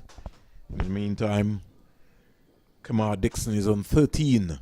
Barbados 32 for 2. We say good morning to the folks in St. Martin, in Montserrat, in Barbados, in Guyana, Jamaica, wherever you're following us. We thank you for supporting West Indies Cricket and our West Indies YouTube channel. John Maynard, thanks again. Seth sends his greetings to you. Johnny? Yes, the towing man, John Maynard. The dentist. Loves cricket. The dentist, the extractor, whatever you may call him. Oh, wow. He's That's given out like before. Yes. And in fact, I think Seth, once he missed it, he was guilty because he turned. He knew. He was caught on the crease. And I was talking to you, Seth, about that. That's the delivery where you could step out. You could come quietly and come forward to. The ball that pitched between wicket and wicket. Vernon, and the truth is, it was a similar manner that we saw Barbados lose their first wicket when Bowen went. The difference that Bowen was searching to play a stroke. On this occasion, Dixon was caught in no man's land. He was just there. And he had a similar situation 2 overs prior when Jones came on for his first over. He was not given out on that occasion. I think he should have learned his lesson. You're right. Could have come forward, could have just stroked it through the line, but that degree of uncertainty, I think, presented his downfall. Barbados losing their 3rd wicket, 32 for 3, Vernon. So Justin Paris comes out. So you have 2 new batsmen at the crease. They're both on north, and Leeward Islands piling on the pressure here over the young Barbados under 15, 32 for 3. And when we thought that Kemar Dixon would have been moving into overdrive, he goes back LBW to Jones for 13, 1 boundary. But I like his approach. Young Dixon sort of look and models Nicholas Curtin, and the young man comes out, Justin Paris, wearing the number 8, and Sargent, the young player Shem Sargent, wearing the number 14. So 2 new batsmen at the crease, and just for a moment, just playing around that ball up to the short mid-wicket area. Barbados will have to consolidate here. And again, just want to see, as a coach, you want to see the young batsmen, you want to see them get forward. And that's something that they have to work on. You got to get that stride out, especially when the ball is pitched up. Early conditions, you can't be caught on the crease, especially when the ball is seaming around. Jones from the CAU and into both the pack. That is whipping that up to the short mid-wicket area. He's going to have to be very careful because he's playing around the ball. He's got to be very, very, very careful. Young Justin Paris. Justin Andrew Paris. You know, when we looked at Dixon's innings, Vernon, he was patient. 39 balls, 1-4 in his knock of 13. Showed patience, but should have carried on. Should have. Ken, good delivery. Yorker length coming down on it is Justin Paris and keeping it out. Leewards rising the pressure on here set. Well, Overcast conditions, 32 for 3. an interesting observation. This is the fourth left-hander to the crease for Barbados in the top 5. Yeah. Thought maybe Roddy Eswick could have maybe moved around and promoted a right-hander to just break up the rhythm. Because even though you were mentioning the spin strength of the Leewards team, I think they themselves picked it up during those first 2 overs between Matthew Miller and Jaheim. They were very clear that they were having the better of the left-handers, sliding the ball across them. That was giving them problems, and they have not changed the approach, and now you're seeing both Jones and Herbert mirroring that. Good control here so far. You know, most youngsters struggle to bowl to left-handers. Good positive cricket in there. That's good cricket there by Paris. Caught the mid off, sleeping. He was on his heel, and he couldn't stop the single. So straight away, Paris is off the mark. He looks business-like. And in the meantime, score goes up to 33 for 3. And just for a moment, we thought Jones was going to have a maiden wicket over. A single came off because the mid-off fielder, number 17, he was caught napping on his heels, more or less. Well, all threes on the board, 33 for 3. Yeah. From 13 overs, your lucky number. If you're in Bridgetown, I understand that the Barbados BCA has a lottery. So that has been the source of foundation, important resources needed to fund cricket. We need that in the Leeward Islands set, and even the lottery companies that are in the Caribbean, especially in St. Kitts and Nevis and the Leeward Islands, we maybe need to try and get some of that money into sports development. Well, what amount of that, what input is there? In Jamaica, similar, they have a system that provides an inflow from their lottery to the Sports Development Foundation, and that plays a significant role in funding sports. I'm just asking questions. We have to. It's our responsibility as broadcasters. We can't hide the truth. Paris waits for Herbert. Wide delivery, and it is called a wide. And the score in the meantime goes up to 34 for 3. Barbados. So Kerry White has gotten quite a bit of the Barbadian parents. And Vernon, I am throwing an invitation out to the parents. Perhaps later in the cast, we may have a few of them speaking to us here. Certainly, I'm sure they would enjoy that. Oh. Paris just getting himself more confused. Again, Seth, you see the rehearsal. He's just contented to just be there. Yeah, you know, gotta Instead of attacking. No, but you gotta get forward. But Vernon, also in the days, I know it's not easy to tell these youngsters that. What we learned was once it's down the leg side, you're in it's not troubling stumps, you're in an attacking position. You gotta to launch. You gotta score.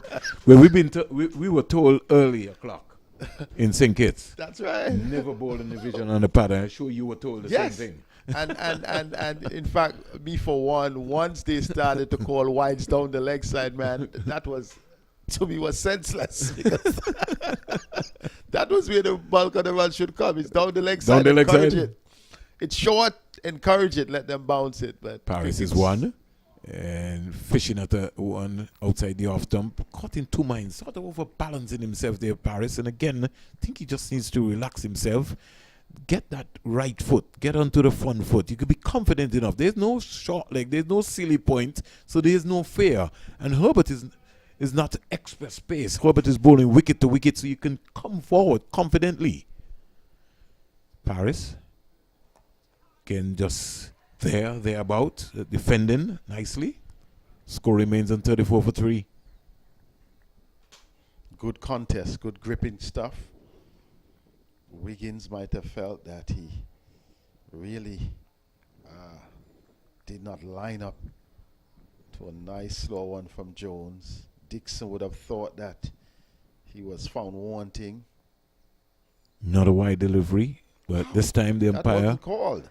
he didn't call that one. Well, That one was the widest that's- of them all. Well, that's where we're talking about leniency. Because the ball is moving around here. If you're lenient, then you got to be consistent. Well, that's where we 'Cause go. you can't call those closer to the stumps. And then But the don't ball call has them. been moving around here, and as an umpire, you got to take that into consideration. When you see a 12 and a 13-year-old swinging the ball, you got to feel impressed when you see that. Paris again looking for a single. Somebody's in this trouble. is Paris is sad. run out. Oh, what a miss! Really? What a miss there! It's The a mess throw all was over, just Vernon. too high. It was a mess all over. For some reason, Paris decided that he was going to run down the track and there was no call. Himself and Sergeant, they would have a chat. It went to Matthew Miller, the captain. No, it went to Tanis Francis, was wearing the Tanis. number 4. And what he did, instead of just toss the ball to the wicketkeeper who was waiting there and call, he fired it in. But it went high. Yes, too high. Too high. Wicketkeeper could not gather. So Leeward's missing that opportunity to pick up their 4th wicket. Paris just a little anxious, a little excited. Well, he has a second life. Let's see what he does with it. Sometimes a cat needs 3 lives. Paris maybe might need 3. Wide delivery, that is going to be called a wide. So score goes up to 35 for 3. But this is all in the development part of these youngsters' cricket. In fact, for the Leeward Island set, maybe just about 2 players. Almost this is the entire squad that played in Grenada in a rain-affected tournament. And then they had 2 practice games. The Windward Islands camped here with the Leeward Islands at the police ground. You see what we're talking about here. You can see that one seaming away and you're calling a wide. I'm saying you've got to be able to appreciate when a youngster is swinging the ball, especially in these overcast conditions. Have to. Another wide being called. This is the 14th over. All seen from the Leewards. Good tactical ploy. That is a wide down the onside. And he's getting a little frustrated. And that's what's going to happen, Seth. So he's bowling outside the off stump. He's being called wide, and then he tries something as he tries to Change the line. the line. Just has to be patient. Miller Yes. keeps talking to him, telling him, just relax, just relax. He will Look grow. at him, and you just imagine that he was bowling those, let's say in the context of a test match, if we were stepping out. It would be a good Those delivery. would have been good deliveries, good edges perhaps, going to third slip, second slip. Flipped up in the air, down to the fine leg area. Looks like it's Atenes. He's coming off the boundary there. He fires a return into the keeper. The score in the meantime goes up to 38 for 3. Paris goes to 2. At the end of the over, Herbert is showing some emotions. He's upset with himself because I think that they have the management staff has a fine for when you bowl wides.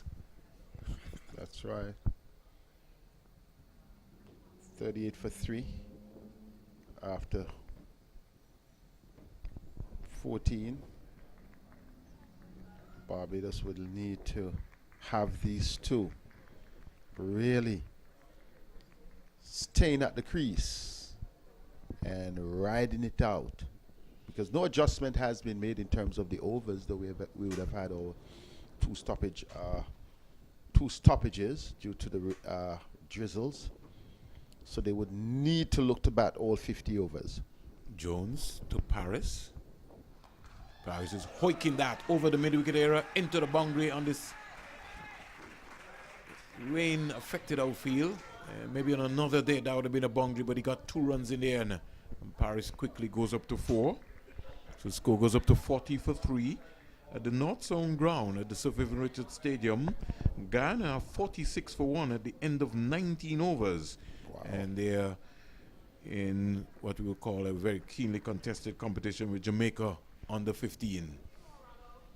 Jones just more or less just losing his way there, and it looks like he's got a smart ball set, the one that bowled Wiggins down with, and he tried that. Again, Yorker length right up into the block hole. I'm impressed so far, Seth, with what I've seen from the young Leeward Islands bowlers so far. Yes, I am mightily impressed. The question is, where would these guys be in the next 4 years? I think that is something that must be taken into consideration, because when you see the quality of these bowlers at on the 15, you must find a way to ensure that they are preserved. Need a fast bowling camp set. Oh, beauty. He's played right around it. He's out leg before. Jones strikes again. That's a beauty. That's the same delivery. That Harris went right through. caught on the crease. He was neither forward nor back. He missed a straight one, and he goes leg before to Jones. Barbados 40 for 4. They're crumbling. That's the same delivery that went through Wiggins. Only that Wiggins was waiting to play late and still was deceived. On this occasion, Harris was trying to play early and realized that he was totally off balance. Excellent bowling on the part of Amari Jones. And it is looking good for the Leewards. It's not looking so good for the Barbadians, nevertheless. You know, Barbados is a team. They would never, never give up. And out comes the captain, Raphael Lovell. Can he stabilize his team at this time? So Lovell looks like he's a right-hander. I hope I have it right. He is a right-handed batsman. So Paris goes back. So another lefty? Yes, another lefty. Yes, another left-hander again. Wow. He's walked out like a right-hander. But they're producing all these left-handers in Barbados. And normally, if you look back at Barbados cricket over the years, you would have seen more right, some of the accomplished players, somebody like a Telston Payne as a left-hander, a prolific scorer in during regional cricket. that period, he perhaps was the only left-hander in that batting lineup. You're so right. You're so right. There's a regional police T20 tournament set taking place as we speak in Barbados. The lawmen from Antigua and Barbuda not doing very well at all. I think they might be playing today, if I'm not mistaken. We'll get the action back.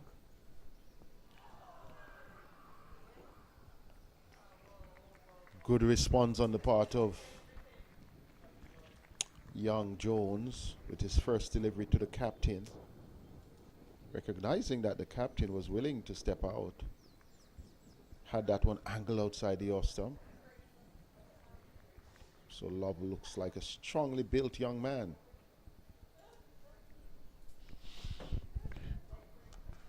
Bang on target right there.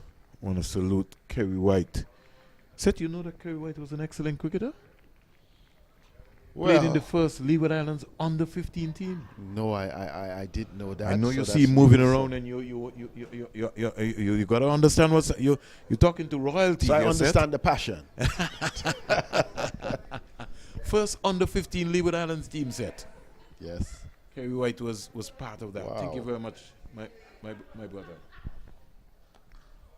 Well, and there was another Antiguan Kerry that actually. Kerry Jeremy? Not Kerry Jeremy, I'm going to keep you guessing, that made the West Indies on Kerry the Skipper? That's correct. Arab. But But then he decided to take on football. I was around. And we but it had was also how he was treated also with the cricket circle too. yes, So but I really, when he took on football, I said, Kerry, I'm not sure it's the right decision, but you're right. He didn't feel he would have kept that. His dad, Mr. Skeppel, has been a man who would have played in that era of the great Andy Roberts, and he was an appreciable fast bowler. Then you had Greg too. Yes, Greg came after, came before, but in terms of the under 15, Kerry Skepper would have been the first Antiguan to have made that team. Yeah, but Kerry was a leader. Kerry was one of my leaders set. Potential captaincy material. Bowl really a decent off spin. At the highest level, really. And again, Kerry, just like most of the other youngsters set around here, if the organized system more or less would have kind of deterred him, turned him off also from the cricket game. Well, it looks like we're having our first introduction of spin, Vernon, something that you thought about. I was talking to you about number 14. Yes, it looks like Kanul. Yeah. Tilokani. Kunal. Tilokani. Yeah, short delivery. And this is going to be an interesting period of play here, Seth. They would have maybe sent something that we don't know. I would have maybe given Herbert another over. maybe looking, well, he gets off the mark in the end. No, in fact, that is Sergeant. Sergeant who would have been, yes. He's been there for a long time, so he finally gets off the mark. But also, with it would be interesting to see how Lovell is a big guy. Yeah, he looks like a 17-year-old. Yes, how Lovell will handle. In fact, he looks like a fully grown man. He If looks. you take the face out the equation. Yeah, he does look like a 17-year-old. And he has the responsibility of a captain. Well, so he's not captain for any other reason but to steer his team towards the victory path. Well, we'll find out. So I would like to see the approach. As you look at it, they have two men on the boundary on the onside, something that we have not seen, so they know something about Lovell. He may be trying to restrict the boundaries just in case he wants to go over the top, but he comes forward to good flighted delivery. 41 for 4 set. Pretty much a good platform for the Leewards. Good opportunity for the two Barbadian batters. He's drifting the ball into the left-hander. And I think it presents an opportunity. It would be interesting to see if Lovell settles. How would the left-hander mount an attack? He's controlling the ball well. Kunal Tikukani may present some challenge for the right-hander. Pulled away. But there's protection. So, good strategy here by young Matthew Miller, the captain. Because normally, Seth, even at senior cricket, you don't see that pretty often. So the coaching staff must be complimented. Coach Chase Taylor and Johnny Frederick and also Pernell Watley in terms of the field placing to be able to help young Matthew Miller. On another day, that would have been a boundary. That's right. The mid-wicket was well placed. And you're seeing good coordination here as far as the Leewards are concerned. The Barbadian may be a bit disappointed. But a good call. It was a good toss to win. Because when we got here this morning after 9, just about 9 o'clock, it looked as though there would not have been play, at least at the start. It was really threatening weather. Credit to both umpire Robert Foster and Imran Mokan. Decided that they will go wide on the part of Jones. And in spite of the fact that we had 2 delays, they were able to get the players back out quickly. And play has gone undeterred apart from those short stoppages. One just about 4 minutes, the other one just about 7 minutes. But at the stadium, it seems as though there would not have been any delay. Leg side delivery. Umpire not calling on that occasion. I think he brushed his typepad set. But also, interestingly, the rule amendment more recently has amended in October 2020 to give the umpire the discretion down the leg side based on the position that the batter is in even prior to the stroke. So you may get inside the line and it's pretty close. And the other fact is one that Vernon has been reiterating. Work with the youngsters. It's developmental as well. Leniency. That level of leniency gives them the protection that they can not only experiment, but they can express themselves. Certainly. We're talking about at the Northern Cricket Ground, Guyana 59 for 2 in over number 23. So Jamaica getting in those overs pretty quickly, Seth. Yes, they are. You could imagine quite a bit of spin. Good delivery. Good skill level on the part of Sargent as well. That one was coming back in with a bit more pace. He was able to just move easily on the back foot and work the wrist. Get that ball down to a short fine leg position for a single. So you speak about it, but where else would you find that 17 overs are in play in a regional game and 16 would have been bowled by Seamers. Very impressed.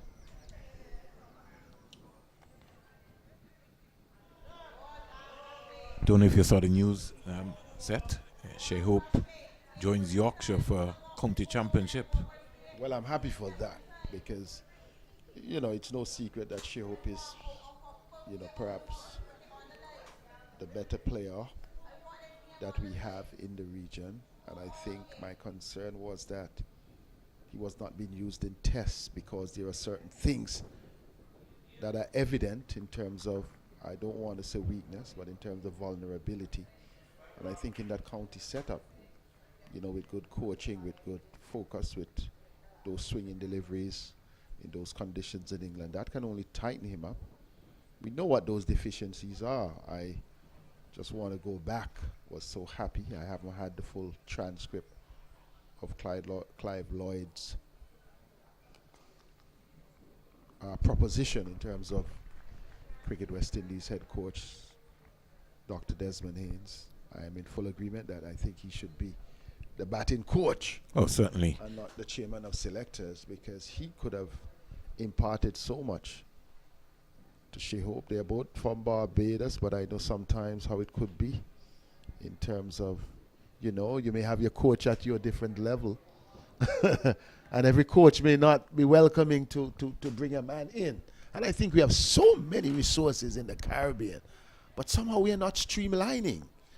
How could you have Desmond Haynes around and Gordon Greenwich around and your best ODI batter, so that is unquestionable, but has a problem to transition in Test cricket or in first-class cricket? I think it'd be good for Hope also because he's going back to Headingley. Remember 6 years ago, Seth, he would have scored 147 and 118 not out when West Indies pulled off a remarkable big victory. So the director of cricket now, former England fast bowler Darren Gough, you know, he's done his scouting, and so Hope gets an opportunity for 3 games. Let's hope that he can maybe even extend that. And Yes. But the experience, I think, would be good for him. He's the West Indies white ball. He's one of the captains for the West Indies team, so I'll give him some confidence. Certainly. We also want to see the youngsters in this under 15 setting set the place alight. We have had, what, 1 century? A few more could do the trick. Now, just an observation that I picked up here, Seth, and this is something that, you know, I don't think we need to. It's almost like you're giving away a single. Now, Matthew Miller for the spinner, this is only the young man's second over, but he's pushed mid on and mid off back to long on and long off. Now, these batsmen have just come in. I can't see them trying to clear mid on and mid off with Barbados in trouble at 48 for 4.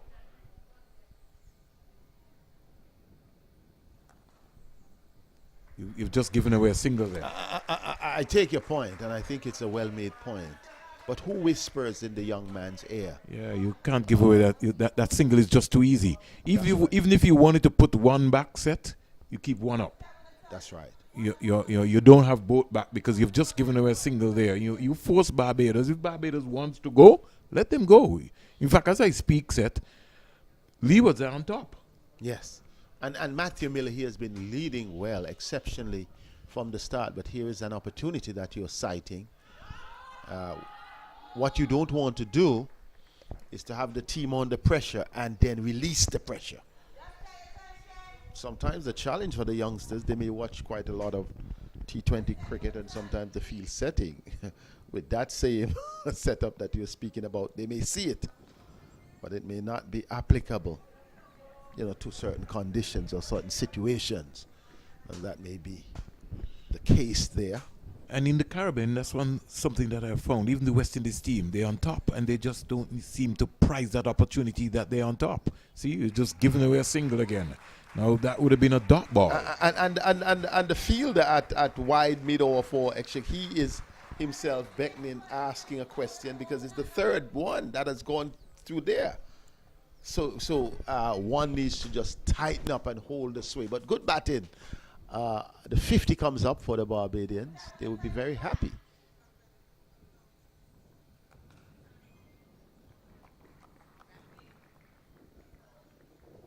The 50 coming up off 17.5 overs. during that period. They have struck, what, 4 fours? So a good containing stuff by the Leewards. Nevertheless, as Vernon pointed out, that over, perhaps giving away 2 singles when it could have been a tighter field setting. We're going to see the second spinner being introduced here by the Leewards. Yes, Jayton Edwards.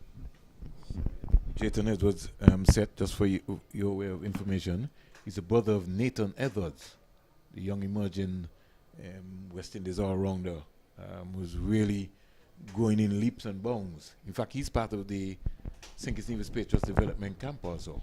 And that's important. That's important as a holding ground for those young players. And it's also good to see the brother vibe, the brotherhood, between them. There can be a connection. You realize the importance of that. We go way back to international cricket when you had the Trapper brothers, Ian and Greg, and then later on Trevor. Then we could just even bring it back in national context. Antigua, Barbados, the Walsh brothers, Hayden Senior, Vaughan Walsh, Wade Walsh, Aldwin Walsh, all playing for the Antigua national team at the same time. Good to have the brothers, focused on doing what they do best. Loving the game. Oh, this one was pulled and it fell just one bounce in front of the mid-wicket fielder. Nevertheless, Lovell gets 2 runs and he will be happy to push his team up to 52. So 52 for 4. The Leewards will have to know that they can't give Barbados a glimpse in. They've got to keep the pressure up. That's going to be very important.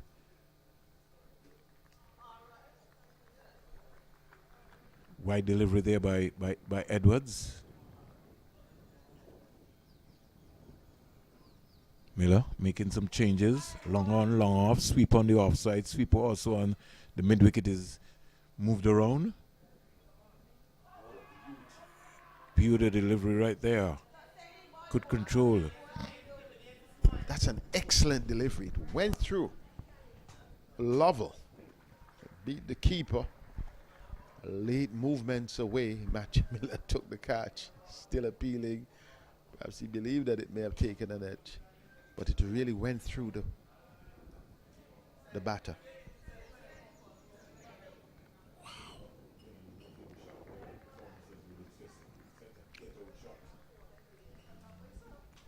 Perhaps he's been mesmerized here.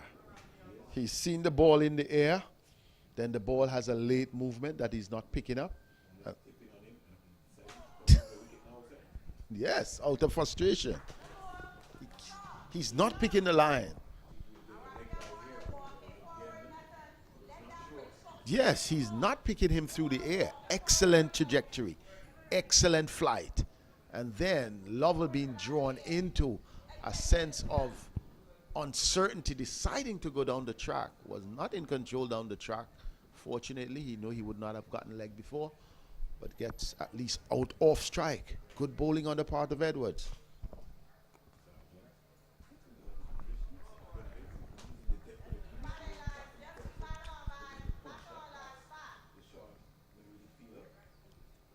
Yes, looks the most solid of the Barbadian batters.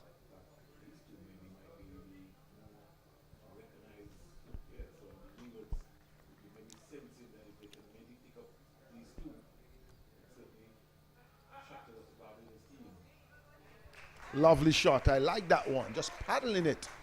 Square of the wicket. Instead of a round that you'd have expected, perhaps down to backward of square, down to third man, he was able to just move with the angle of the bat, and instead of really a paddle sweep, sort of a nice flick.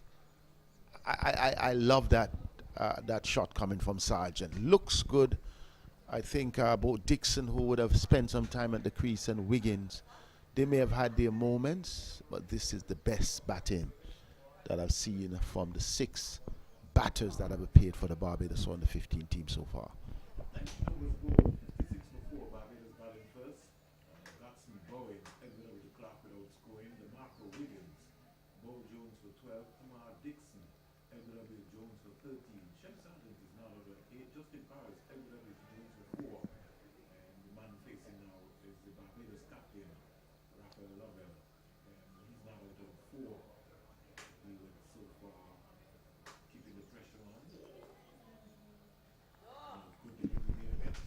Yes, and I'm getting the impression Lovell is not committed to coming forward. He stood there on that occasion. That ball did not spin the way he anticipated, and then it was all bat. But this time, gets the front foot forward, but a well-flighted delivery in response. It seems to be the body language from Lovell tells you that he wants to take on this attack. Just his body language. I believe so, and I think Kunal is cognizant of that. He is not flighting it as much as we would have seen from Edwards. He's content to keep it flat. Well, toss it up. He doesn't have anything to lose. Let him go if he wants to go. Oh, that's quick and fast. Yes, I'm in agreement with you, but perhaps he recognizes the solidity of Lovell, his body structure, the fact that he has cover on the boundary. May not want to tempt him, deciding he wants to keep a clean sheet rather than taking the risk of going for the wicket. You see, in the mind of the spinner are two options: to be defensive and tight, but also to go for the wicket. I think at this stage they need to try and break this partnership quickly, and I think the approach that Colonel Tilokani should be taking, I agree, is to flight that ball.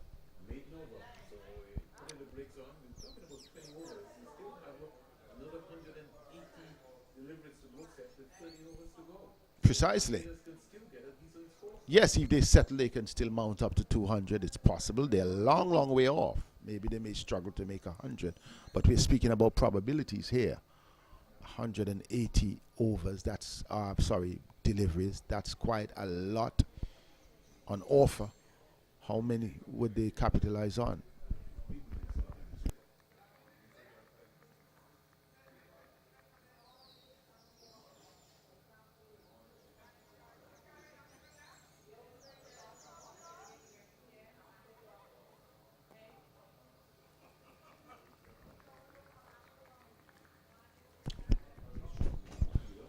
He has absolute control over the ball. He's flighting it, and yet at the same time not over pitching, not over flighting, and he's so accurate.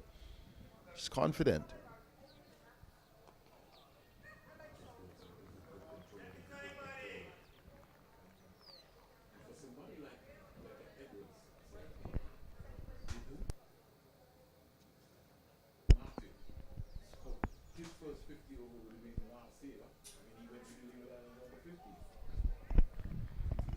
You know, when you have control, which is what he has, whether you bowl 2 overs or you bowl 12, you have the confidence that you can do it, and he's a confident player. My first sighting of him, and I am sold. Ooh, that could be. Yes, he is. That could be. He was going right across. Very good call. He went across and was trying to paddle sweep. In that situation, the ball held its own, and this man deserved the wicket because he has been so accurate, Vernon. With the flight, he has been able to maintain that middle stump, middle and leg, middle and offline. You have not seen a delivery in which he was offline. An excellent bowling, a well-deserved wicket for young Jotun Edwards.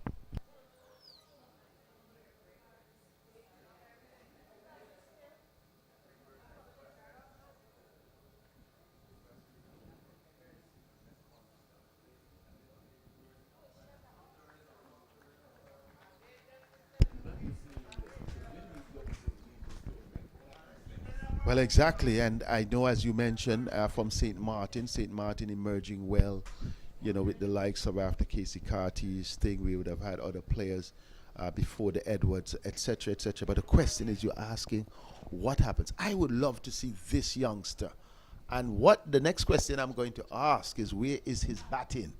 Because he has the capacity to develop. When you are a spinner these days and you can bat, his quality at this time, his accuracy, his confidence level, that is a player that you want to emerge. You may say, oh, you have just seen 3 overs. But come on, if you have good eyes, you can just see a player fielding a ball and say, that's a good cricketer. You can just see a footballer controlling and tapping it, and you know that talent. That youngster is a serious potential. And this, you see, you're talking about an eye for talent set. the eye for talent also has to come with selectors having an eye for talent.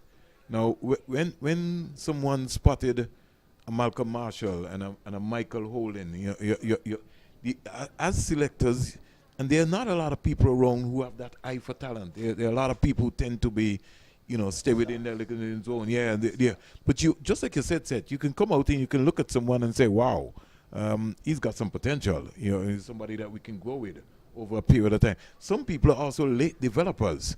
So you find like you might get an opportunity at an early age, but it's kind of disheartening sometimes to also say that players are given long runs while other players get one opportunity and you've been discarded. And that's part of the problem. I'm so happy to see Devon Smith around with the Windwards on the 15 team. And John Eugene. Right. And John Eugene didn't quite make it to the next level, but we all know of his capacity. Oh, both he for was the Leewards, he was a beater set. But Devon Smith, you mentioned, was one of those players almost in the vein of Stuart Williams who the opportunities were always short, quick.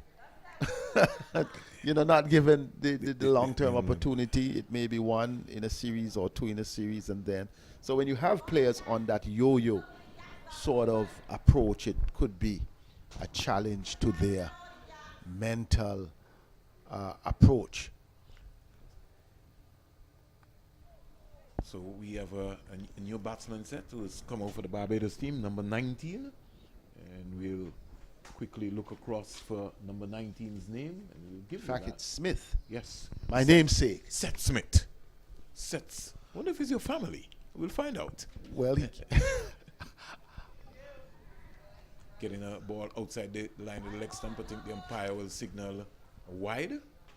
He may not be my family because he's Smith, but he could still be my family. You just Smith. never know. You never know. But the fact that Seth is a real name. It so is. whenever I hear people named Seth, I usually inquire. Yeah, so Smith comes out. And we're all family in the Caribbean. Well, that's Seth. true. I speak about going to Barbados and then someone call and say they are Burton. I never got to meet them, but they called the station then and they said we need to meet, and they're trying to explain why we should be family. Another wide ball here by Edwards to the left-hander, to the Barbados captain, Lovell. So the score in the meantime goes up to, I think it should be 59. Yes, 59 for 4, 59 for 5. Somebody might take my head off in Nevis or St. Martin. Lovell driving down the ground, getting an easy single. Good to see that shot from Lovell. I think he's showing now that he feels a bit more comfortable. A flowing drive on that occasion. He's going to have to do a lot of batting. He's 5 from 22 balls.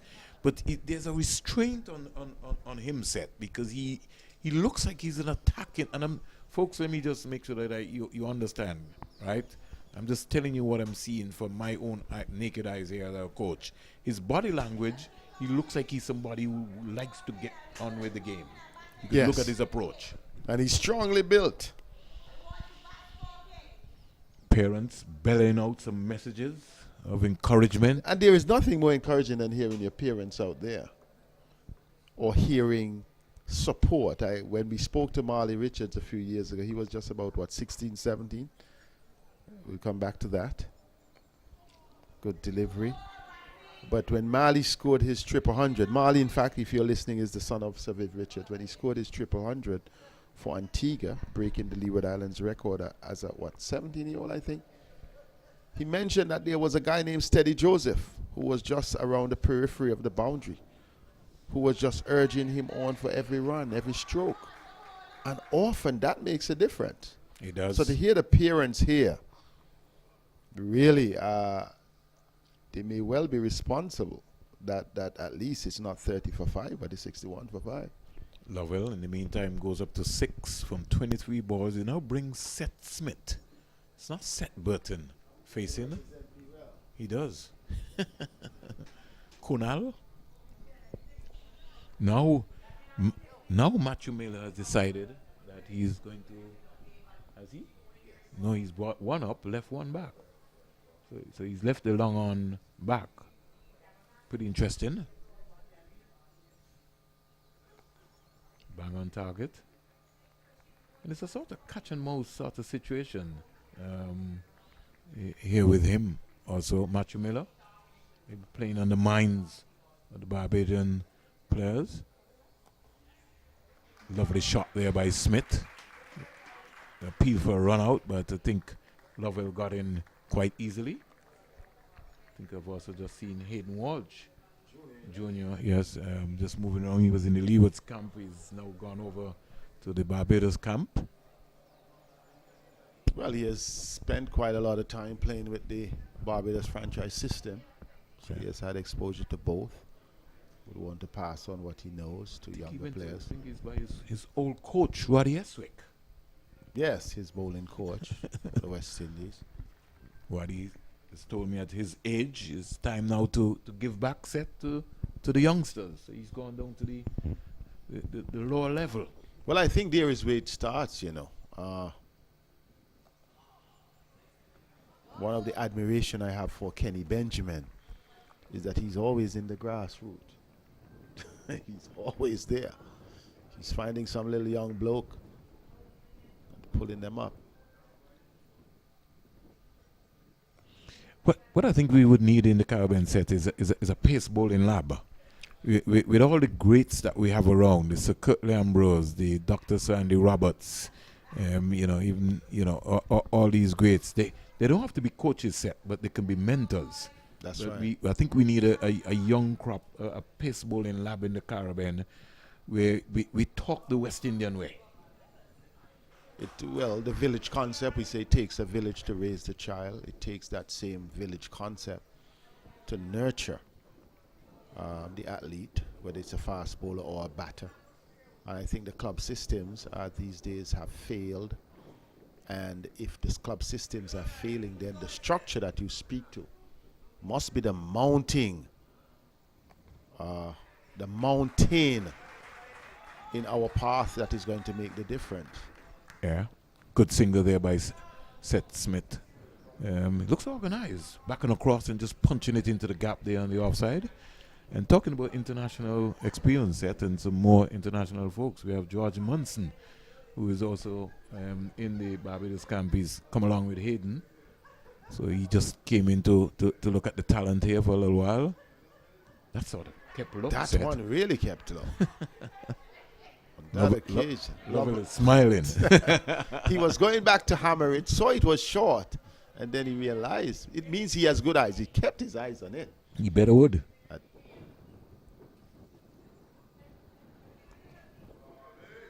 Excellent delivery again. He's flighting it. He's not afraid, Seth. Not afraid. You can't be. But it's good cricket all around too, because he really leaned into that, looking to push it. Diving fielder there, Jones diving away there at the short extra cover area. Matthew Miller just getting his angles right. But Edwards is bowled well, Seth.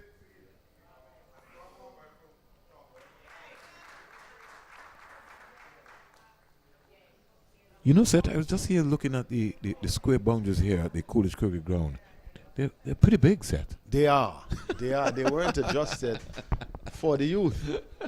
And you're making the point. I know we had some issues when in covering a few internationals that we were realizing boundaries were adjusted in and out. And this is the regular boundary. Ooh.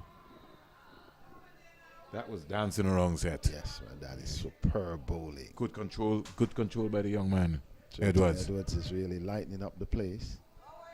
But you're speaking about the boundary. The boundary is where the first class boundary is, where the T20 international boundary is. Gotta bring where it the in for those ODIs youngsters. You know, give them a chance. Give them an opportunity. So perhaps here is where even the bigger of the guys don't want to go fully over the top.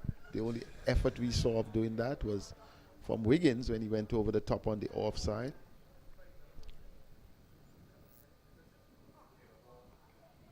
You want plus the development stage set is that you want the contest to be balanced. Agreed.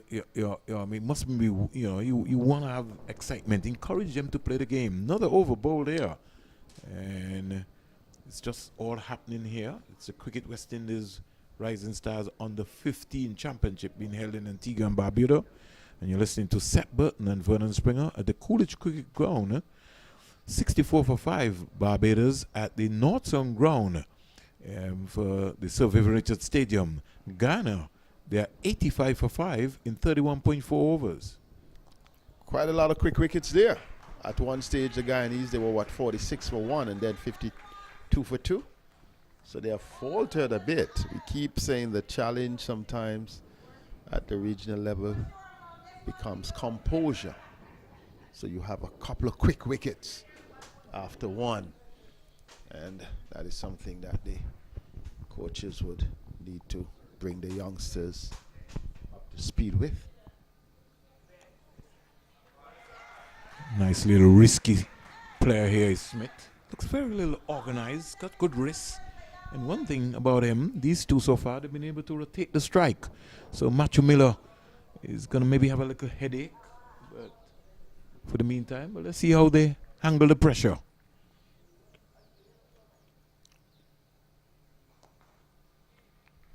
Again, you could see his body language set. He goes hard at the ball. You know, he has that sort of approach. You say good morning to the president, newly elected president of Cricket West Indies, Dr. Kishore Shallow, and his vice president, Assam Basarat. Somebody caught napping there for a while. Set another good single again. Yes, these batters, they are coordinating well, both Smith and Captain Lovell. They're looking to take the single, and I think the coaching staff of the Leewards would be saying, guys, stay on the toes, walk in with the bowler. Yeah, they got to get tight there. And try to avoid those singles. You know, anything can happen. You just never know. Somebody could be a panic. It's going to be considered a wide. Yes, well, you mentioned good morning to the gentlemen. Good morning as well. I think it's good to see something that you don't see regularly in regional organizations, smooth transition. And I think it's a wide signal, but I just wanted to comment. It was good to see from the CWI standpoint that it was almost a transition rather than an election, because you saw it went from the successor to his, I may well say his protege, if that is acceptable, I hope. But I from the president to the vice president without being challenged, it means that at least there is clarity in terms of the direction or the leadership that they want to take on. Just hope that whatever the vision is, that everyone buys into the vision, and that there is, in fact, a greater professional approach overall, because it comes down to West Indies cricket. I think President Shallow has already shown his hand with his decision as a Windward Islands president, when he took an unprecedented decision that you don't see usually in the region, when he decided to dispense with the Windward's coach and say, I need to see production, and now you have seen production. So whenever there's a person who is willing to make the hard call, that is a leader of some repute. I also feel that the governance structure of West Indies cricket also has to change, because in fairness to him, you're giving him 2 years. You're giving Mr. Basarat and Shallow 2 years. Really, if you want to develop the sport, especially a $1 billion sport set, you really need a 4-year cycle. Because sometimes coming in, your first 18 months, you may be looking to clean up from what has happened before. To understand something, well, Vernon, the truth is, I think they need to modernize, because I think if you look at Olympic sport in general, which cricket is, 4-year cycles. Become a 4-year cycle. So it needs to be modernized. Good shot on the part of Lovell. Good tumbling fielding. And that's a young player set that I want you to pay attention to. Write the name down, right? Tannis Francis. He is diminutive. We remember in the in the 10-10. The Dream 11-10-10. He was the smallest guy there. And playing for Empire Nation. Even now he's in his age group. He's still the smallest guy out there. But it's not about your size. I think Bavuma would have given you a clue. Oh, he did. Logie would have given you a clue. It's not about the size. It's about the effectiveness. And he still have opportunities for growth. This young man Edwards is bowling so well set. He's not afraid to loop the ball. Not afraid to toss it up. Lovell wants to go. Will he go? And he goes, and he goes, and is dropped. I was saying that Lovell wants to go, and he finally went set. And it was almost a corner. Almost. But Jones perhaps was sympathetic on the boundary. He had all the time. All the time in the to come world. in and set himself, and then he And he was in the air long enough for him. Oh, man, I think a miscalculation on the part of young Amari Jones. Instead of just settling under it, he was half-hearted, and then he was caught wrong-footed by a ball that was always coming to him. The Leewards putting down their second chance. The first was a missed run out, and then now this catch being put down. And Edwards has bowled well. Really, Should have had really his second wicket. Yeah, really bowled well. Lovell dropped on 10. And to me, that would have been a critical catch there. Would put more pressure on the Barbados team. Yes, and this partnership is building, even though they have put on, well, in fact, what they came together with the score on 54 for 5. We're halfway there now, set 25 overs bowled.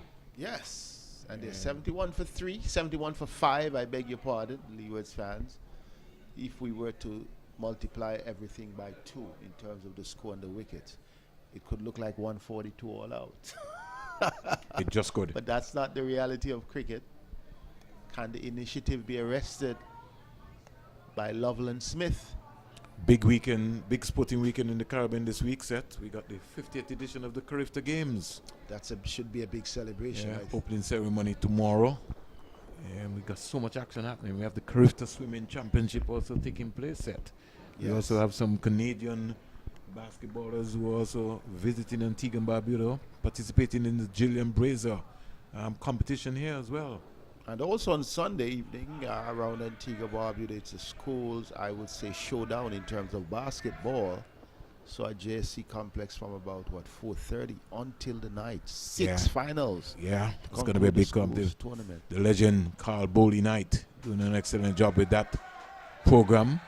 And you know the thing about that, as we were talking about, is Lovell just sneaked 2 runs down to the vacant third man boundary area. Score in the meantime goes up to 73 for 5. And this young man is going in confidence, Lovell. Goes to 12, gets a nice flighted Yorker delivery. And the thing about it, Seth, is that these spinners are not afraid to fly. Different in format. Edwards has shown you his confidence. He's shown you his level. He's bowled him! That one kept low. And Lovell was neither forward nor back. Missed a straight one and lost his off stump. Barbados lose their 6th wicket. They're 73 for 6 after he was given a chance on 10. Well, we spoke earlier of Colonel Tilokani's approach. He was not flighting it. He was flat. At times he was fast. And that, I thought, really, along with the fact that it kept low, had Lovell going. But you're right. He was not moving forward. He was not covering his stumps. He was just a bit lazy, prodding, but not giving the full stride out for a tall lad his size. Barbados losing wicket number 6, and I think they're in danger of being bowled out here within the 50 overs. Could also be in danger of being bowled out for a sub-100 score. So Gittins comes out for Barbados. Rajay Amari Gittins wearing the number 10. That's a big number. When you're wearing a number 10, you don't have to wonder what is happening in the football circles. You're considered to be an international player. Pretty interesting. 73 for 6. 73 for 6.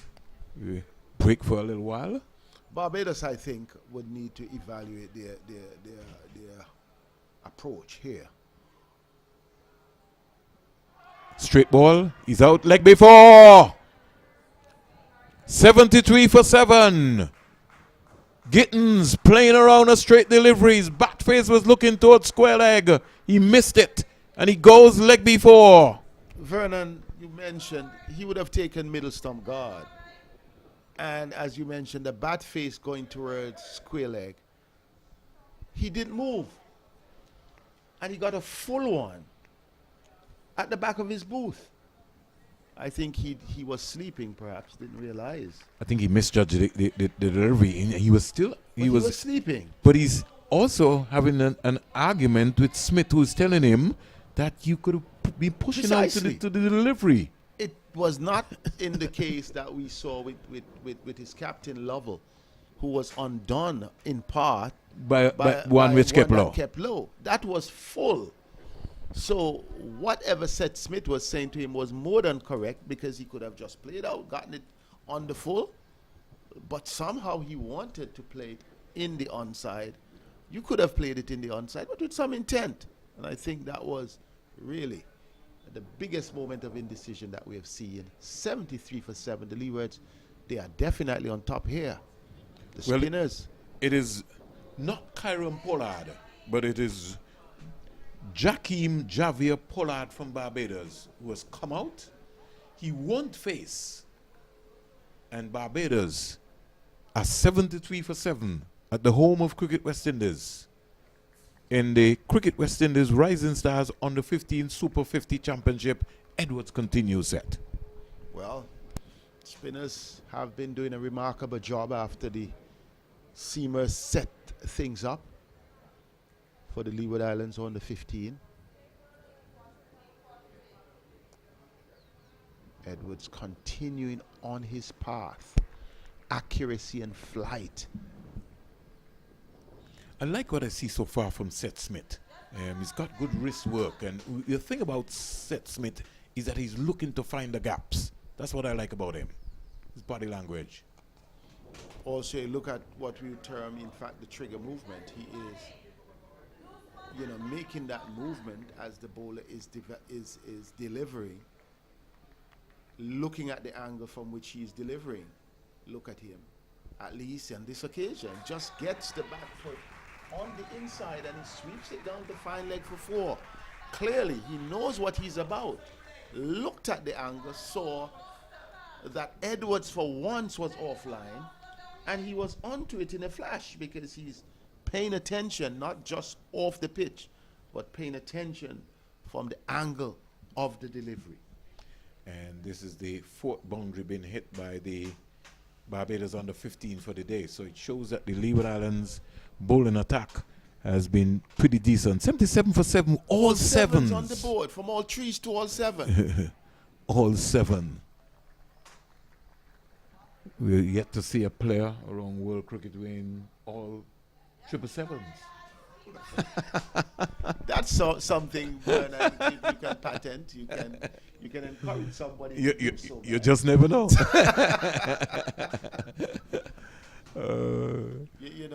Ideas are born out of these conversations. Some people may think frivolous, but you never know. You just never know. Man goes 777s and he keeps that as his TM. He's good. That becomes a big number, like number 10 in football. There seems to be a race for contest here, because at the Sir Vivian Richards Stadium, Guyana. Oh, lovely shot. Amazing stuff from Seth Smith. I'm proud of the man who bears my name, Vernon. That is really classical stroke play.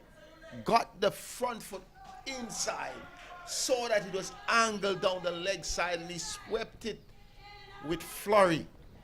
And we have now seen a man who has quite a bit of confidence trying to get his team out of trouble.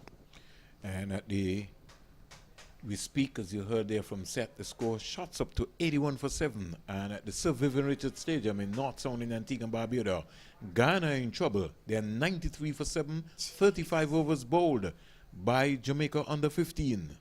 Is it a contest between the teams? I think that's what it is. 7 wickets at both venues. There seem to be a prize as to who's going to bowl out who first. Does it have to be? Does it have anything to do with the overcast? Well, we can because see only right now here. we have seen a glimmer of sun. Yeah. We have not seen that all day, and the same would hold at the Sir Vivian Richards Stadium. Now, this is what I was talking to you about, Seth. Jordan Pollard has just come in, and Matthew Miller still has the long on and the long off back. You on top. You got to keep that pressure up. And I'll give you a story, Seth.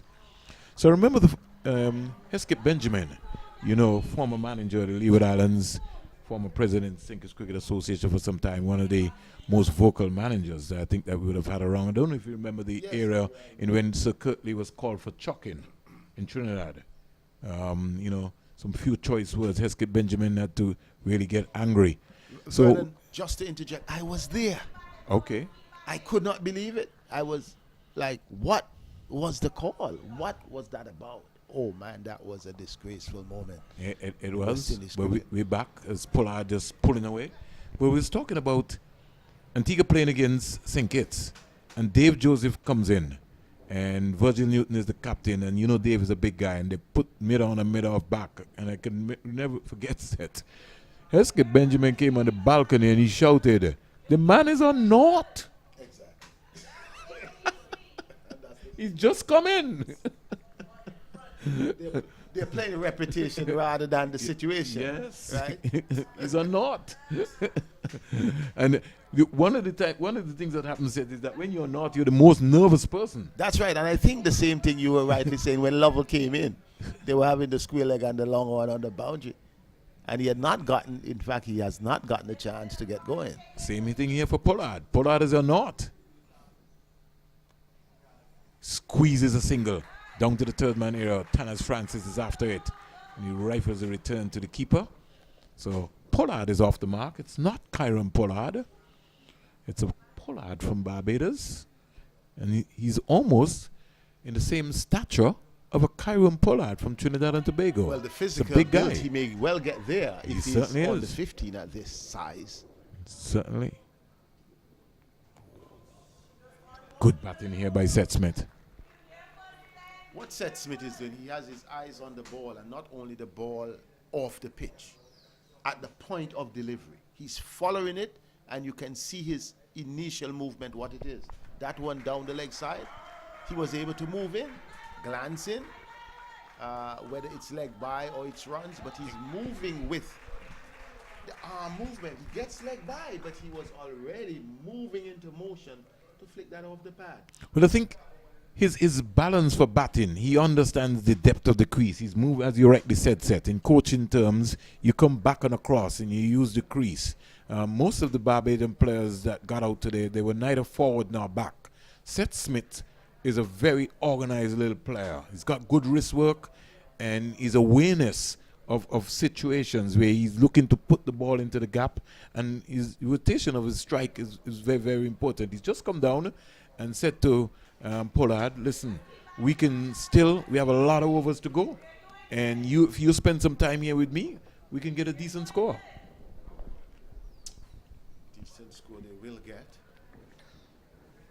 Edwards continues. If they bat all 50 overs, but if they don't, they could be in jeopardy of losing this game.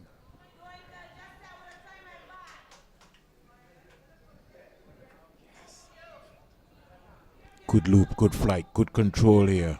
Edwards can only get better. Can really only get better.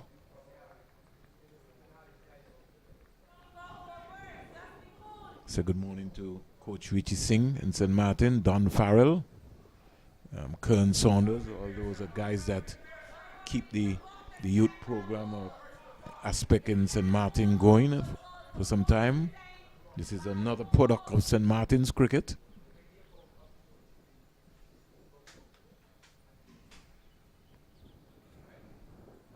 It's going down. It's the left side. There was a peel. It was more or less excited. I think some study must be done of St. Martin's cricket. There is something that they have been doing over the last 10 years, maybe 15 years. Even following up from the role model of a Casey Carty speaks volumes. Even prior to that, at one stage, they were able to get John Eugene into their system. But remember also that John Archibald also played a part too. That's right. He lived there for about at least 3-4 years. Yes. Did some coaching. Those little as investments as well. Rewards. Yeah. You got somebody like Imran Maksud, chairman of Cricket St. Martin. He loves cricket, so he has really invested and pumped a lot of money into St. Martin's cricket. Yes, for a little place, a place that is not, the diversity, not only in well, you just look at it, it's what, French, Dutch, Ireland, but at the same time with a bit of English influence, and they have been able to do what they have accomplished over time. With one ground. Amazing stuff. With one ground.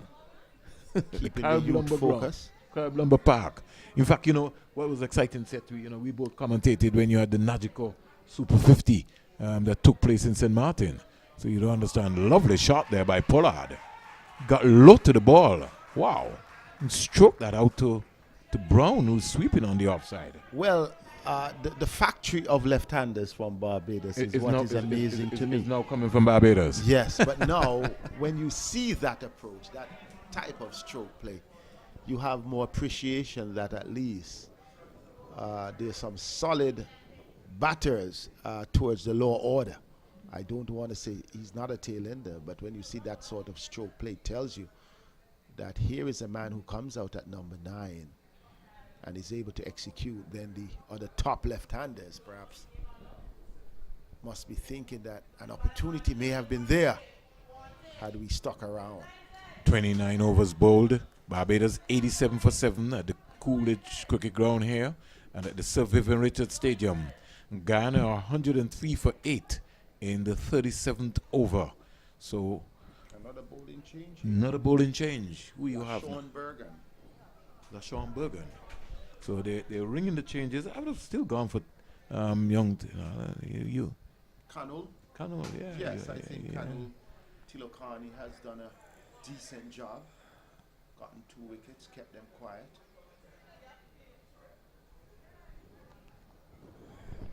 Got to keep the pressure up. You can't ease the pressure off. Let's look at the bowling figures so far. And for the Leewards so far, we come up with that in a little while set. Jaime Clark, 5 overs, 1 maiden, 10 runs, 1 wicket. Matthew Miller, 5 overs, lovely shot down the ground. Matthew Miller, 5 overs, 3 maidens, 12 runs, no wicket. Amari Jones, 4 overs, no maidens, 9 runs, 3 wickets. Then we have Herbert. He only bowled 2 overs. Kunal bowled 7 overs. Oh, okay. 2 for 17, but I would have bowled him out. Seth, I don't know how you feel. Yes, I agree. LaShawn Bergen now comes into this, right? Edwards has bowled 6 overs, no maidens, 24 runs. Could have well had 2 wickets. But that's behind us now as we speak.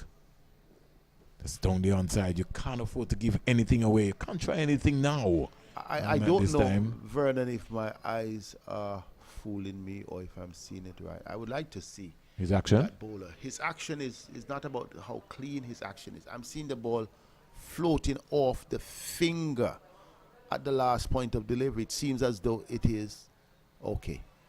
I'm seeing a different control level.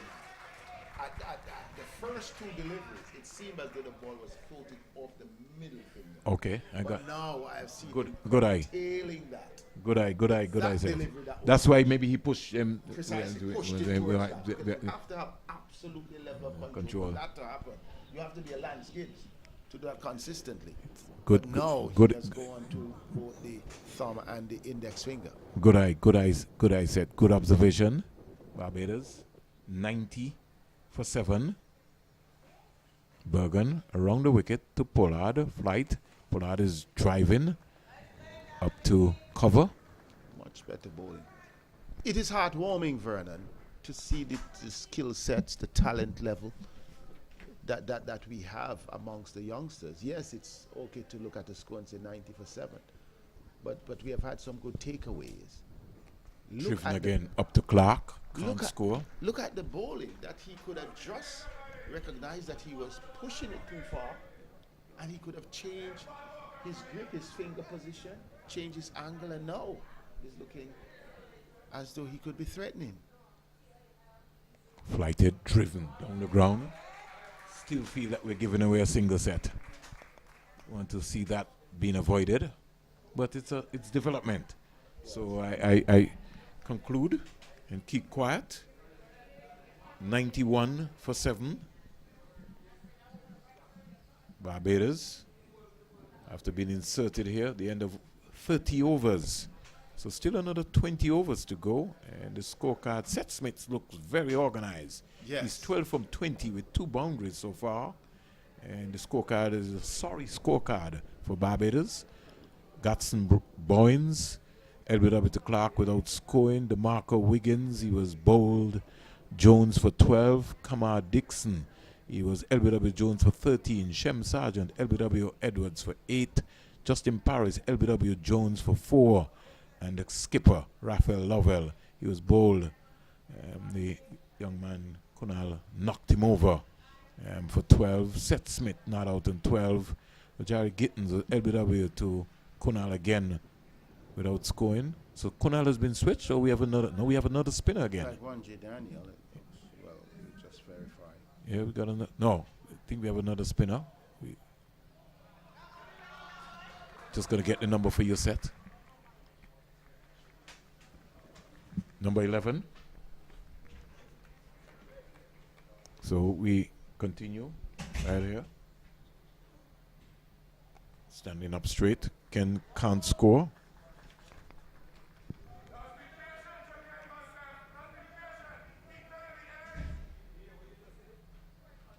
I think this might be Krishna Gadari. He's sweeping that one. Dropped by Kunal. He should have taken that one. And Kunal, one of the better fielders there. Pollard dropped there. Big effort there from the young man.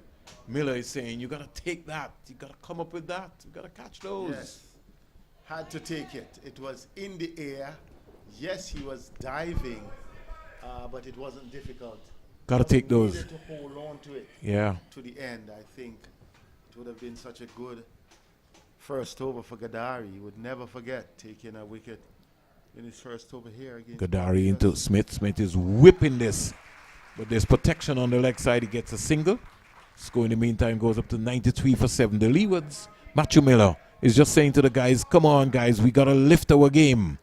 We can't allow Barbados to just pick away here. Got to take all our catches. I just think that Kunal is just a little bit too close set. He just needs to give himself some room. Yeah, and come in, give some room there. It's going to be very important. 93 for 7. Very keenly contested game here with Barbados under 15 and the Leeward Islands under 15, the home team. Being played at the home of cricket West Indies, Coolidge Cricket Ground. Flatter faster. He missed that. Pollard trying to get fancy. Over completed. And maybe if I was Matthew Miller, I'd be thinking about maybe even coming back into the attack right now myself. Well, it's a point I was going to make earlier, because since Seth Smith has come, he has looked pretty composed and confident against the spinners. In fact, he has had an all-spin diet since his arrival at the crease, and he looks like the player who can, if he gets an opportunity, can take the game away. So I would love to see the seamers, Matthew Miller coming back perhaps, Jones option coming back. So these are options. They need to give themselves the options and don't just be content with having the spinners on. Well, they seem to have heard us, Seth.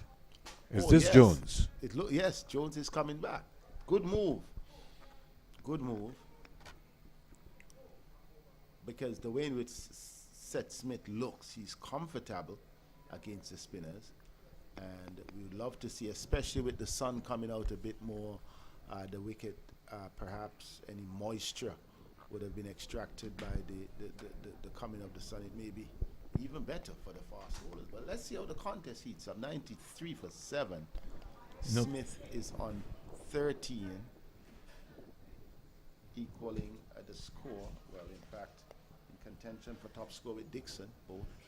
Dixon going for 13, and now Smith is on 13. Other batters with only 2 would have really gotten into double figures. You would have brought Jones from this end, Seth?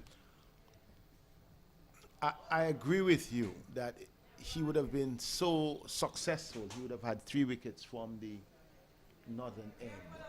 I think you want to keep him comfortable, that he should have really been brought from from that northern end instead of the southern But end. he looks The gifted, thought- set. He looks Yes. gifted, set, that he look like he can bowl from any end. Yes. But psychologically, because he would have picked up 3 wickets, I thought that he would have been able to come from that other end. But let's just see. Yes, he's gifted. He has that Winston Benjamin-like composure. You remember Winston Benjamin as a youth. Yeah, Could do anything with the ball. certainly.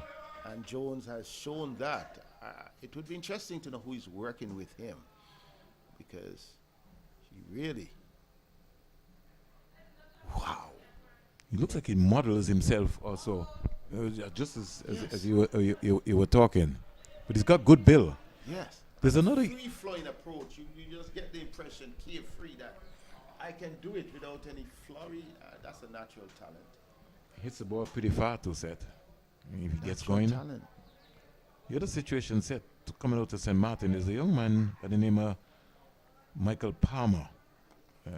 Played for the under-17 last year. This could be trouble here. Edwards is sleeping, caught napping. He was in hesitation mood as to which end to throw to. Thought maybe he could have gone to the keeper's end. By the time he took the turn to get to the non-striker's end, pretty difficult. They got an easy single in the end. Score in the meantime goes up to 95 for 7. I was talking about this young man Palmer. Sure you would have followed set in the Leeward tournament. Got 100 against Antigua. And I'm clamoring call that he gets into the West Indies under 19 camp, because in the under 17 he is a powerful hitter. Ooh, that did swing, set. It was almost like a slingy action. He changed his action there, but you could see it. Yes, I mean, and that's what I'm saying. He's doing so many things with the ball and still, well, that was a wide and understood. International bowlers, they do that. But he can do so many things with the ball and maintain control. We saw the bowl down from Wiggins. We saw the first LBW, and he can just replicate those type of deliveries, and yet can bowl with pace. Yeah, that one hustled through Smith, and for the first time, that's the first delivery that has troubled Seth Smith for the day. That's right. So the reintroduction of pace has the ability to put some more daggers in the Barbados team's heart. Leewards have to end well, set. They have to be clinical. That's right, and don't get complacent. Yeah, they have to end well. This is the game of cricket, 96 for 7. They got to keep the pressure up, and the objective would be to try and restrict this Barbados under 15 to at least even under 125. Bang on target again is Jones. I'm impressed, Vernon. I've been impressed with so many of the young players. It's not. Set, we're not short of talent, Well, that's true. You would have seen that. What we're short of is structure. That's right. You must have a structure in place to formulate how you're going to get back on top.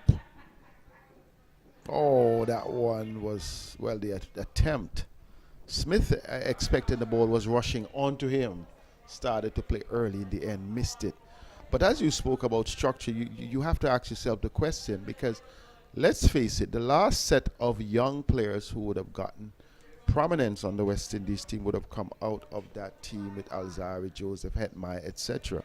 Between that, whom we have had perhaps Jaden Seals coming on. We saw him at the under-19 level. We said that even though he didn't have, let's say, the pace that we would have seen from Joseph at that age, we saw the character, we saw the guile, we saw the capacity to move the ball.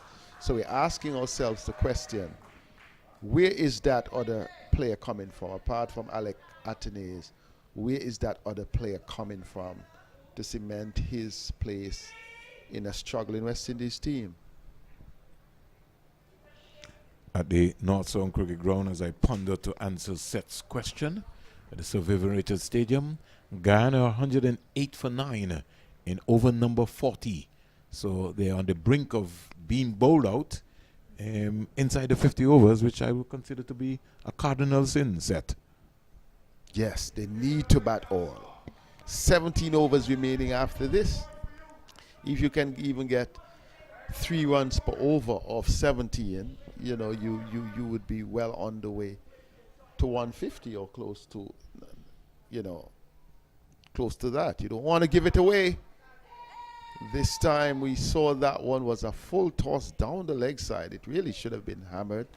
Perhaps the huge boundary out there against the wind may have influenced that approach, but he could have waited a bit and could have gone. I think if he'd back waited to the square. set, he could have maybe hit that straight. Yes. He was still looking to scoop the ball into the mid-wicket area. Had he waited, he could have hit that ball down the ground. Oh, bad bit of fielding on the part of the captain. Napping a bit. You mentioned it, Vernon, earlier. You can't just give it away or become complacent. We have seen a few little scraps in the Leewards fielding in the past 3 or so overs. They have to lift themselves. They have to clinically finish the game. And there have just been some little lapses, drop catches here and there, little misfields. They got to lift the game. Something spectacular has to happen. Oh, this is lovely. But Herbert is out there on the boundary. Fielded well, but at least you saw that approach, and the parents are having a ball there, encouraging their guys out here. Just feel that Miller, you're talking about 99 for 7. Maybe gone for another option, gone for another seamer. Even Miller has to think about coming in and finishing this game. Precisely. Keep that pressure on. He has space. The 100 comes up for Barbados. They have gotten there, Vernon. Yeah, 100 up for Barbados. And another over completed. Matthew Miller has to look around. He himself has to decide that he's going to finish this. 100 for 7. 100 off 33 overs. 5-4 so far in the innings. So, call for the captain to return with the ball. He has brought back Jones, which is a good move. Perhaps he needs to support the other end with pace.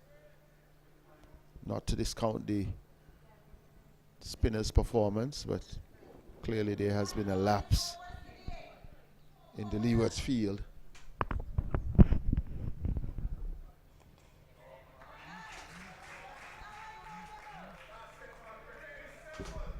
Somebody says cricket is simple. Maybe from the pavilion. Playing it is maybe not that simple. Jones, a very tricky customer. And he's going to be a handful here. This young man. Got to pay attention in terms of what is happening around here. 101 for 7. Pollard. Just backing away here for a moment as Jones was quickly trying to get into his run. And he has to turn and come all the way back. Back for a little while. 101 for 7. And we just wait for a while. Pollard is defending something nicely. Tanis Francis is coming in quickly. And so Jakeem has to get back into his crease. Seth Smith 16 from 28. Jakeem Pollard 10 from 27. Maury Jones is into his 6th over so far. 3 for 12. He's been very impressive, this young man. Where's the number 8? Turns from the media center in here at Coolidge Cricket Ground into Pollard. Pollard is just turning this out into the deep square leg fielder. Brown, the vice captain of the Leeward Islands under 15. Say good day to Verge. Just lobs that straight into the keeper. And the score in the meantime goes up to 102 for 7. There's a female all team on the manual scoreboard here at the Coolidge Cricket Ground. Gail, her daughter. And beautiful delivery. What an outswinger. Seth Smith caught in 2 minds there. He was neither forward nor back. And the Leeward Islands under 15 team, they have to be clinical. They have to dismiss the Barbados team, at least even under 125. I think it's going to be very important for them. Good contest taking place. 102 for 7. Jones to Smith. Smith is having a heave. He's lost concentration. That is the second time for the day that he's got ruffled. And Pollard comes down to have a word with him. Says, just take it easy. This is good. This is good communication here so far by Pollard. He keeps talking to him all the time. Good teamwork. You don't normally see that happening at all. At least, folks, your partner talks to you. But they are talking. He's driving this one in the air, inside out, over cover. Brown coming off the sweeper area. He'll only get one run. So score in the meantime goes up to 103 for 7 at the end of another Jones over. And Barbados at the end of over number 34, 103 for 7. Latest score here at the Coolidge Cricket Ground, the home of Cricket West Indies at the Sir Vivian Richards Stadium. We have a situation here where Ghana 118 for 9 in the 41st over. So all happening here. We're wondering what's happening on the Cricket West Indies YouTube channel. It's coverage of the Cricket West Indies Rising Stars Under 15 Super 50 Championship. And my colleague Seth is back with me.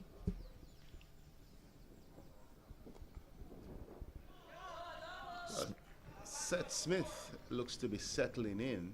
The question is, would he have the support? Well, Pollard has shown that he's going to stay with him. So he now needs to just readjust. I thought he just lost his way the last couple of overs, but he'll have to refocus again. Good leave. Good depth to the crease. Good feet movement. He understands cricket, this young man, Seth Smith. Could see him. He understands batting. At this early age, he can only become a good player. Have to write down that name in my diary, so look for him in the under 17. See if he can make some leaps and bounds. It's back and punching that, finding the gap again. And he's been the only Barbadian batsman that has shown some inclination of finding the gap. The captain showed little glimpses of that, but Smith has been consistent in that area. Definitely. He is balanced, both in his approach at the crease. We were speaking about his ability to use the depth of the crease and to pick up the trajectory of the delivery early. But he's also balanced, playing at either side of the pitch. And Pollard looks like he's a decent cricketer himself too. Yes. He looks very composed. He's not in any hurry. Ooh, It's gone to the keeper. that's a good delivery. Don't know if that was a missed stump, but if it was, Matthew Miller saves it. The Leewards are just falling apart there. Keeper just rising just a little bit too early. Well, you spoke earlier about his stance. That was to the fast bowlers or seamers. To the spinner, it would be interesting to keep it. He's still low crouching with his knees bent and not going down. Well, he does at the last minute. But it really went through him. Good bowling. And simply because he's rising too early. And that's exactly what happened. That ball went between him. Should have been a wicket. Leewards cannot continue to allow the chances to slip by. They have slipped by in 3 different ways: catching, stumping, and fielding this run out. Yeah, 106 set as we speak, 106 for 7. And the last wicket fell set at 73 for 7 set. Yes, that has been pretty much a good stand by these two. So 33 run partnership. And 33 runs for the 7th wicket by Means. Not huge, but in the context of the game, very big. Here is a Smith driving, coming off the outside of the edge of the bat, and going down to third man for another single. He goes up to 19. The score in the meantime goes up to 107 for 7. 107 for 7. Start of over number 36. Jakim Pollard is on 11. 11 from 31. Seth Smith, 19 from 35 with 2 boundaries so far Strike rate of 54.2. So it's going to be interesting. Pollard gets a beautiful delivery. How that missed the stump, Jones can't believe. Leewards have to lift their game. They have to be clinical. They have to really finish this. This is a 33-run partnership, being 34, you would say, more or less, been exhibited. They got to lift their game. Meantime, they've dropped a couple of catches. Bang on target is Jones. Can't score. Dot ball. Need to see the energy. They're just only, well, Miller is now trying to just gee the guys up and saying, come on, guys, let's get moving. Meantime, Pollard and Smith having a mid-wicket conversation. And this has worked so far.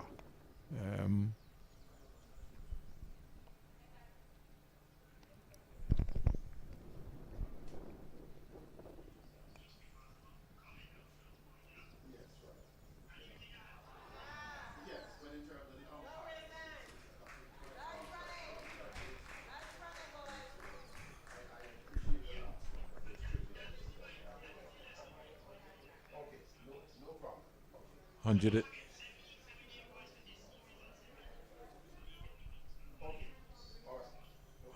108 for 7.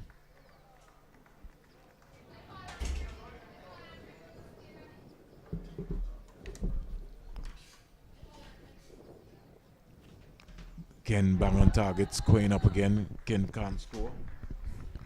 And Smith coming quietly forward.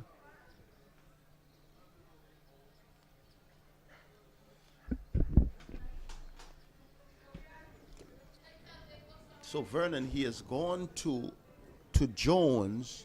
You were making the point earlier about the fast bowlers. I want to bring that back on focus. Here is Smith pulling this one into the vacant make-it boundary for 4. Short ball and dispatch by Seth Smith. That's a proper cricket shot by the young man. And that's why you talk about the Barbadian batters, they'll be able to lash onto that. So the latest score here at the Coolidge Cricket Ground, as we see the water break being taken here, the end of over number 36, Barbados, 112 for 7. Seth Smith is on 23 from 37 deliveries, 3 boundaries. Jakim Pollard is on 11. Very quickly, the bowling figures for the Leeward Islands. In fact, before we go to that, we can maybe just give you the partnership so far, Seth. That has to be the highest partnership so far in the game for the day. So at the second water break here, Barbados, they're 112 for 7, 36 overs bowled here at Coolidge Cricket Ground, the home of Cricket West Indies. And in a nutshell, at the Sir Vivian Richards Stadium, Ghana are 121 for 9 in 42.1 overs. We'll take a break right here and also get ourselves a water break.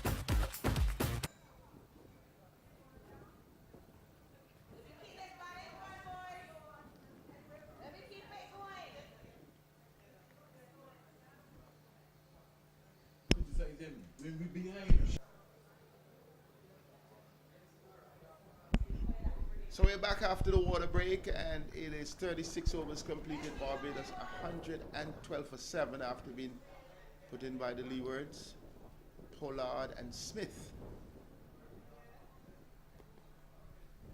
They have done the repair job, but they would recognize that there is still a long way to go, because Vernon, they have put on 39 run, a partnership of 39 runs, but they would be saying to themselves that they would like to be there together as a pair at the end. Well, I think the Leeward Islands under 15 would have got a pep talk from their coach, Jace Taylor, and they would know that they have to begin to lift their game, because Barbados is growing in confidence. Tumbling save there by the captain, Matthew Miller. Seemed to have pounded his knee on the turf here. Let's hope that he's okay. Umpire just asked him if he's all right. He said yes. His mother and father is here today. Well, they're here, and they would perhaps be saying to him, get off the field, get some ice on that. Because he's hopping. Yeah, he just needs to just rub that and cushion that. 113 for 7 in the meantime. Leewards, they have to execute well. Smith driving again, can't beat Edwards at cover.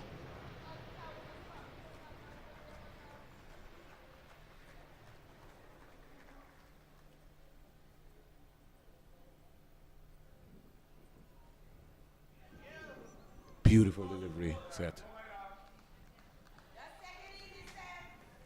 He's thinking, he's a thinking bowler. Again, conversation taking place between, and they've done this. This has been their hallmark of this partnership. They've been talking to each other. That is important. Communication is the key to any solution. He's bowling. This is what happened, Set. He's upset with himself. Look at his passion. Set. His mom shouting, it's all right, baby. It's all right, baby. But he's really upset with himself there, Set. Just wasn't tight enough. He was looking to force it inside edge onto the stump. And what we see happen all the time, Set, you always lose wickets before the break and after the break. The water break has brought a wicket for the Leeward Islands. Yes, and Seth Smith, he would not be happy. He would have scored 23. He would have been the main standard bearer in the innings and also in the partnership of 40 with Pollard. I think, though, he got carried away, as you said at the end of the water break, came out. Perhaps did not stretch, did not keep the flow going, because he was literally cramped in that delivery, which kept a bit short. Hit the ball into his pads. It went into the front pad, then the back pad, and just rolled back and hit the stumps. They dislodged the off bail. Wicket number 8 tumbles. The question is asked, how further can Barbados score? Because that partnership looked to be the platform which could have taken them to complete 50 overs. And the captain, he's coming back to take the ball. So his 23 came off 40 balls with 3 boundaries set, and he shared in a 40-wicket partnership with Jakeem Pollard. And so far, I like the look of this young man, Seth Smith. Somebody got to spend some time on and follow him for the rest of the tournament. Got to follow the name.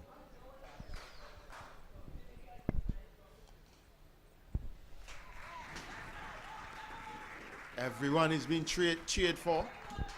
Seems as though those cheers from the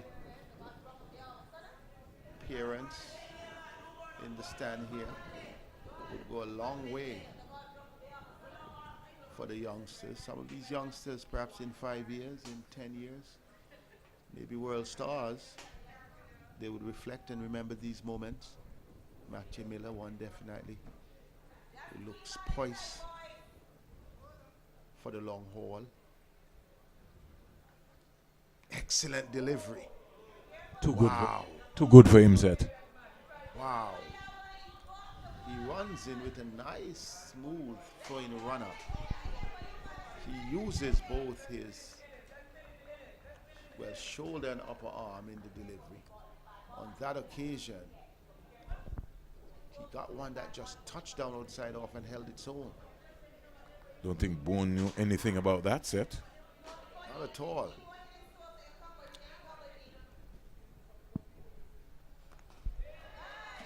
Keeps out that next delivery. Shows the full face. Good duel developing here.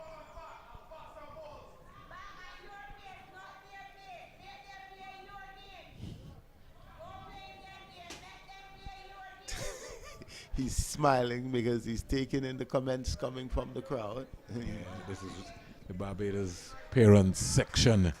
Some real positive messages coming out there. And I love the gamesmanship. yeah, he now pulls away now. So he would have heard his mother. But that is part of it, to upset the bowler's rhythm. He's coming back at you, just stepped out. Just step out and wait. And he stepped out. If you're not ready, you're not ready. That's right. Nothing is wrong with that. It's about being patient.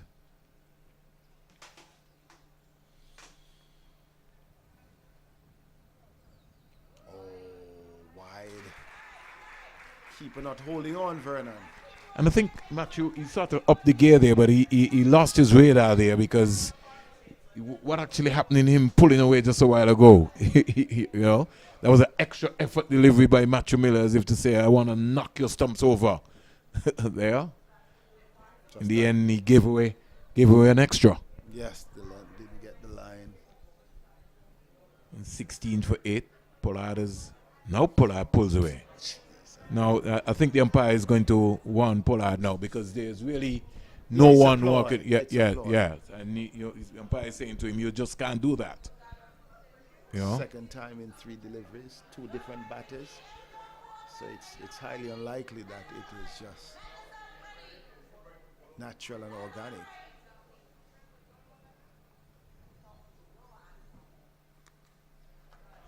Squeeze this one down to third man.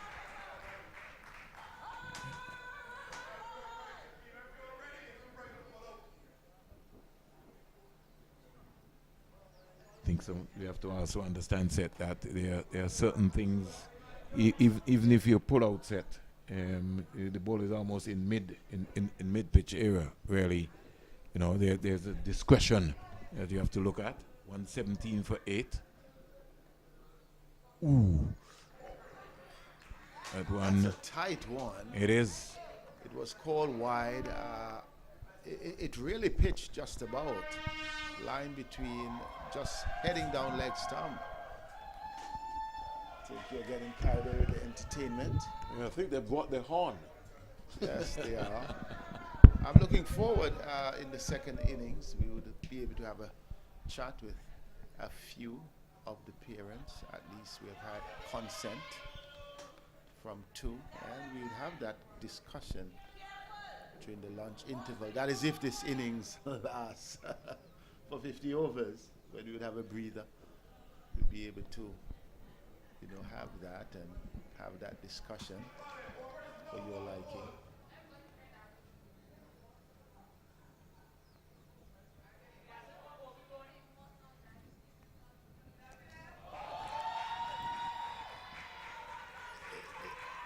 It was a challenge there for Herbert because the ball was played in the air. Perhaps in two mind. Do I go and attack it? Or do I wait and field it? And I think he opted for the latter. I'm not quite sure which one you would have taken, Vernon. I don't think he would have been able, because those boundaries, the square boundaries are pretty big. And the ball, yes, he clipped it. It was in the air. If we check how far he was, he had to come from the boundary right there. I think he did the honorable thing. 118 for 8. Leewards have to be clinical. This is an experience for them. And this is what we're talking about when we say development. They're learning on the job. And they now have to be able to deal with this situation. Matthew Miller has to remain calm, has to keep his composure, and he has to motivate his troops. And he has to execute well, because in the meantime, Barbados can sneak another 30, 40 runs quietly, which can keep them in this contest. Yes, if they get above 150, that score could be a threat. based on the conditions here. Still the heavy overcast. We had moments of sunshine.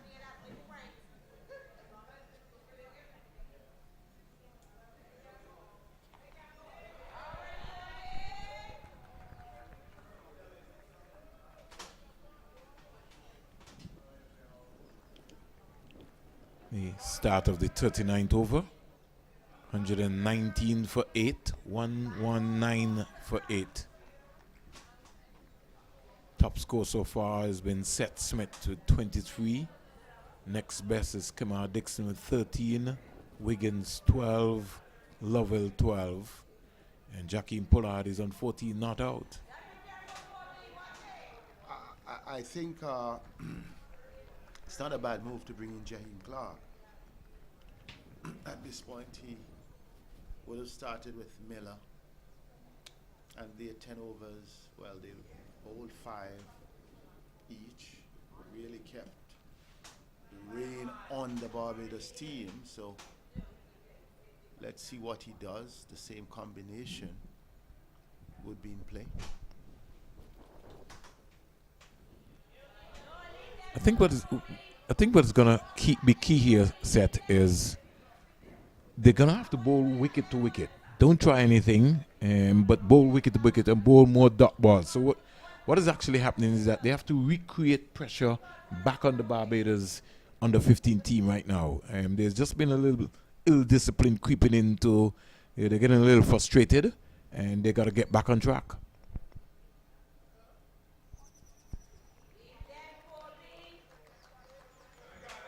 Concentration levels or complacency would also be a factor. That the question to get the youngsters to keep focus, because there's been good grip in cricket. Hasn't been any onslaught, any slugging on the part of the Barbadians, no.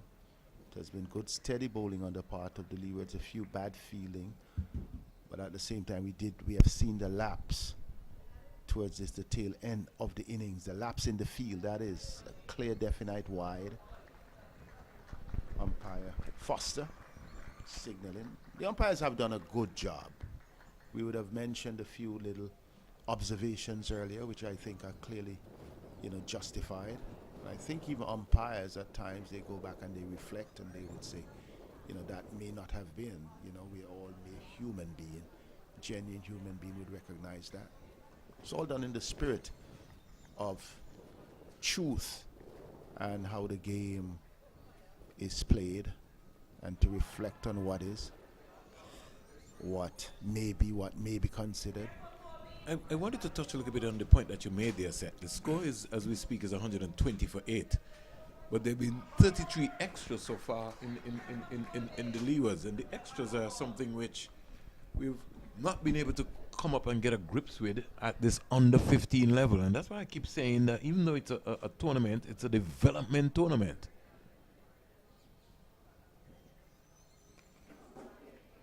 Good controlled batting. Miller marshalling his troops. 120 for 8 after 37. What's the score at Seviv? So let me give you that very quickly, Seth, so that you get an idea. As we speak at the Seviv United Stadium, Ghana are 121 all out in 42.2 overs. So from 46 for 1 and 52 for 2. 81 for 5 and then 121 all out. So Barbados can smile. At least they are in a better position. They have not yet reached 121. They're 120 for 8, and it's unlikely to see they lose 2 wickets. They were 80 for 3 set. So you understand what we're talking about. That's right. Ghana were 80 for 3. Bowled out, as we rightly said. Nicolai Mackenzie 4 for 25. Another run scored here, Seth. Yes. So they're 121. Barbados been inserted this morning. We do appreciate what we are seeing from the youngsters here. We are, in fact, delighted that the level is one that you can have great appreciation for. Good delivery and lovely shot. Flowing drive. There is a sweep on the boundary, prohibiting the 4. Good all-round cricket, Vernon. Good cricket shot. Lovely shot. And this is why I was talking to you, Seth, earlier about the Barbadian batsmen, the early part between 1 to 4. Now here was this young man really getting his foot out to the pitch of the ball, really, and driving the ball, and lovely half volley. Good cricket all around. Good feeling by the vice captain, Brown. Miller losing his radar here. He just needs to keep his composure. A message needs to come out, and he just needs to relax himself and just bowl the ball between wicket and wicket. Well, he's the captain, and he's saying something to Javante Francis, the youngster, Tanis, sorry. And I think he will be saying, I'm the captain. May not be overawed by the roar of the vociferous Barbadian parents. That's what he has to do. Can't get distracted. He's losing his focus. He has to remain calm. Can't get ruffled.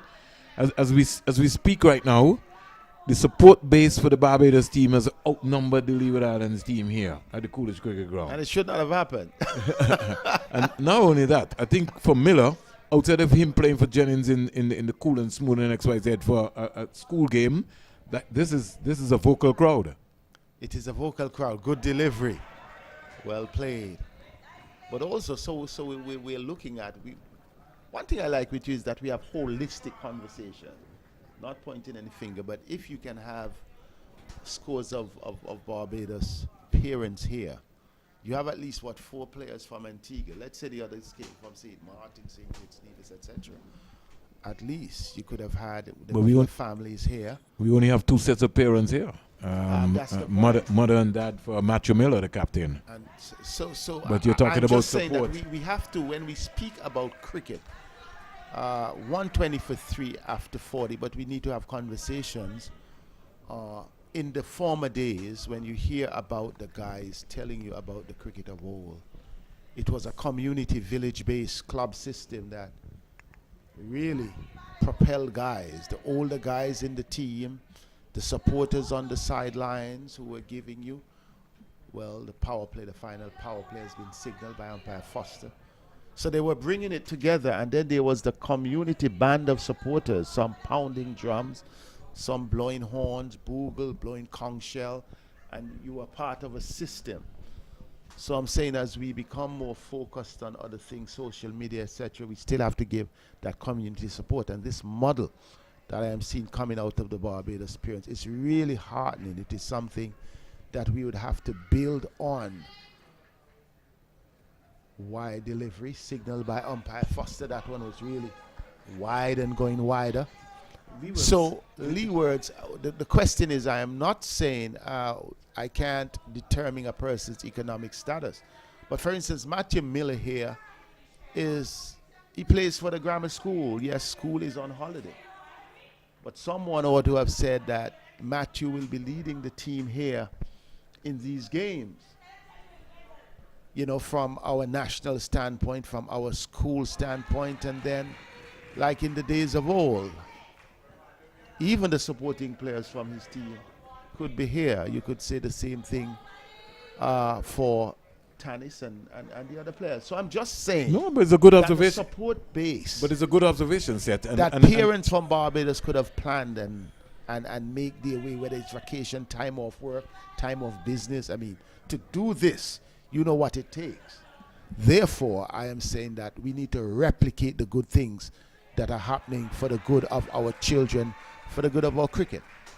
Things are just coming too easy now, Seth. We've seen at least 3 singles, and I think the Leewards just the wheels just falling off, and simply because lack of composure. They need to go back to the basics, and these 2 have been very, very, very comfortable. Pollard, you could tell is a very organized cricketer. You could look at him and see, understands the game, and he keeps it simple. In the meantime, Barbados mustering away 126 for 8, and the Leewards need a spark.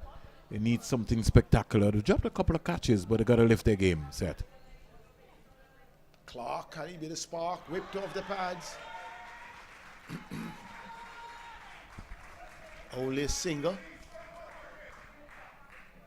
Pollard, meanwhile, is moving well, steady. On 22, so he's seeking to match Seth Smith. Or surpass him as the top scorer. That would be his aim. Both really brought the Barbados team back into the game, giving them a lifeline.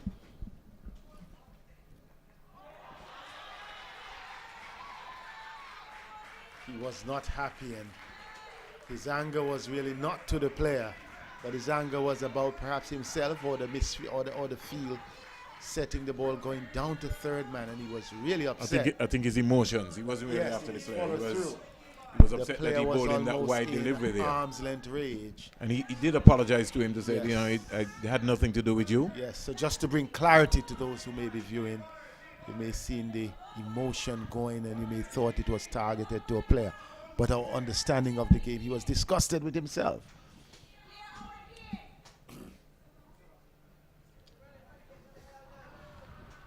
Now he's not happy because again Pollard walks away. The gamesmanship, umpire Foster is not happy either. He is saying something to Pollard and he's very clear. How do you put it all together? You can't really judge it sometimes. You can't. Difficult because you may say, oh, is it planned or not? But sometimes it's not. The great game of glorious uncertainty. Good contest here. Barbados storming back nicely from 73 for 7.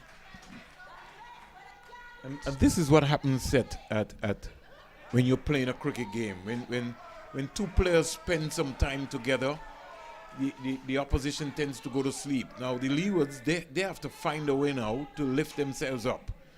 Captain Miller has to say to the folks inside the 30-yard circle, listen here guys, we're going to run out one of these guys. Let's take all of our catches. Let's go back to the basics. Short ball attempted there. Did not get above waist height to the tall Pollard. Pollard matches Seth Smith on 23 as the leading scorers. And Barbados won 29 for 8 at the end of 41. 9 overs remaining. Vernon Springer, your projections, but be careful with your projections because you may say something that may be displeasing to someone.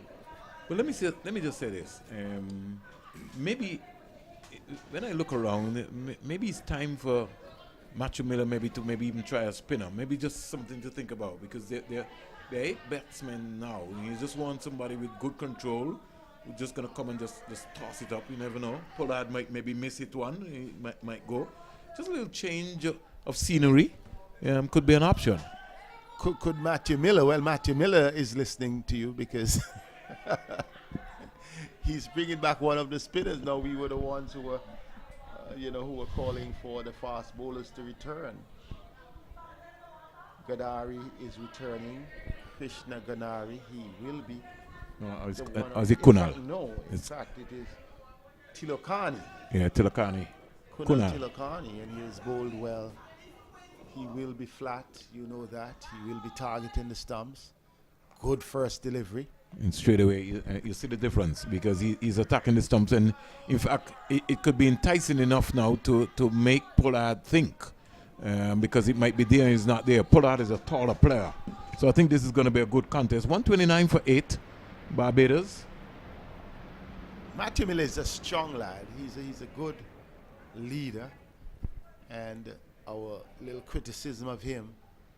Oh, good delivery, excellent stuff. Almost turned him inside out, angling to the pads and leaving him. Miller has put himself in play. He is on the long off boundary and he's saying, if you're coming, you can come to me. And he's that wholehearted cricketer. Good, beautiful He's delivery. Bowling him, and what you have prescribed, Matthew Miller would have complied with. And now we are seeing an excellent ball, and Pollard may be disappointed. I don't think he would have been disappointed. He would feel disappointed after putting in all the hard work. But the change of variation set, they were getting accustomed to the seamers, and just somebody to think about now. And he really didn't refocus himself there. But I would Seth Smith is my number one player, and what I've seen so far from young Pollard, those two would be the standouts for me so far. The captain, I'd spend some more time in looking at him again. But Tilokani has been very good for the Leewards. Also, they have had good going from Jones. Those would have been the highlights. Matthew Miller, we know what he can do, and he had an excellent opening burst along with Jaheim Clark. They all have bowled well for the Leewards. It may seem strange because the man who really had them baffled with his excellent bowling, Jaytan Edwards, really has not been amongst the wicket. He may have not been gotten the wickets that Jones and Tilokani would have gotten, but he has been really the man who has kept them honest. Oh, he's bowled again. Another one. It's all over in terms of the Barbados innings. Tilokani completing what? His fourth wicket of the innings. Barbados all out for 129. What I say to you, Seth? We've been around this game set so long that we can call it. The Leeward Islands dismissing Barbados for 129, and in a 50-over contest, you would have to say give high praise to both teams, because for the Barbados top five today, the ball swinging around early, and in the end, Leeward's clinical in their process, coming back stronger than ever, and really just bowling out Team Barbados for 129. But this game is not over by a long shot yet, and I think I can tell you this is going to be a good contest here. A lot of supporters here, parents from the Barbados area who are here in Antigua and Barbuda on this lovely Easter weekend, traveling to support their family, loved ones, and Barbados 129 all out. 129 all out, or 41.3 overs. You had some 34 extras set Yes. in the contest. So if you were to minus that, we'd be looking at a sub-100 score. Yeah, easily. So Seth, I will go to the batting while you go to the bowling, just to get the folks in terms of what's happening. Godson Bowens, he was LBW to Clark without scoring. The marker Wiggins, he was Bowl Jones for 12. Kamar Dixon was LBW to Jones for 13. Shem Sargent was LBW to Edwards for 8. Justin Paris, LBW to Jones for 4. Raphael Lovell, the Barbados captain, he was Bowl Tilakani for 12. Seth Smith, he really looks good. I love him. I like his approach. I like his body language. He was Bowl Gadari for 23. Ojari Gittins was LBW to Tilakani without scoring. Jakim Pollard was Bowl Tilakani for 19. And Kobe Bayo was not out on 4. Do I have this right, Seth? Yes, that's yes. I do. Somebody, hold on, Seth. Let me make sure that we have this. Somebody missed now. This has not been updated yet, Seth, because the last batsman did get bowled. So let's go back to this. Rain is hampering Trinidad and Tobago and Windward Islands games. Somebody's been WhatsApping me to ask me what's going on with that. Up at the Sir Vivian Richards Stadium, Guyana bowler 421. So let's go back over just to make sure, Seth. Our scoreboard didn't work with us fast enough there. I think we maybe, yes, 129 all out, 41.4 overs.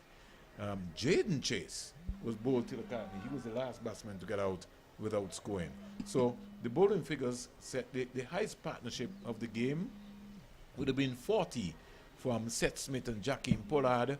The next would have been the marker Wiggins and Kemar Dixon. The bowling figures set for the Leeward Islands. Well, as we said, Jaden Clark started well with Matthew Miller, and the two really applied a lot of pressure to the Barbadian bowlers. Jaden Clark ending, Jaheim Clark ending with 1 for 17 from his 7 overs, including a maiden. Matthew Miller He didn't have any wicket, but he bowled well. He was pretty steady and also fast.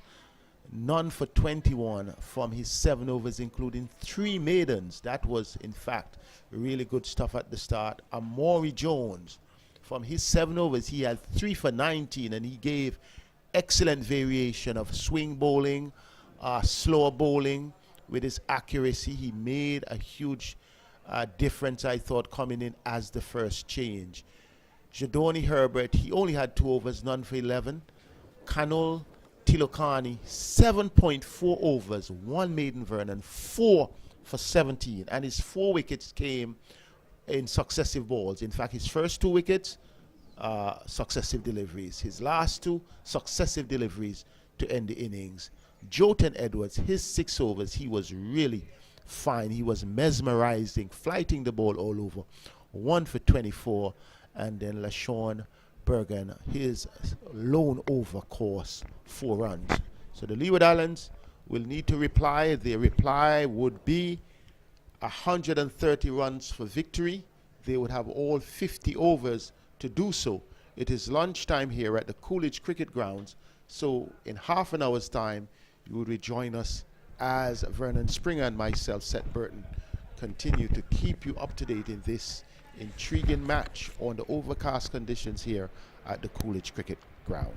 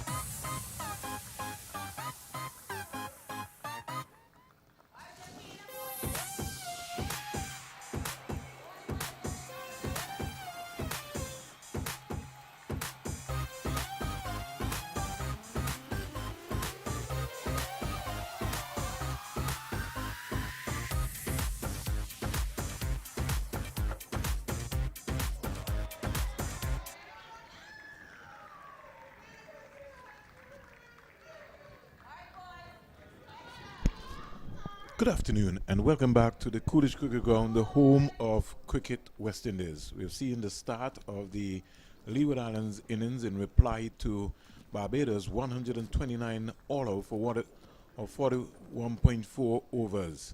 Leeward Islands, as we speak, they're 6 without loss. Tannis Francis and Lyth Brown are the opening batters today, and Barbados' Kobe Bayer is having a torrid time here in his first over. Left-arm fast bowler. Here is a good delivery.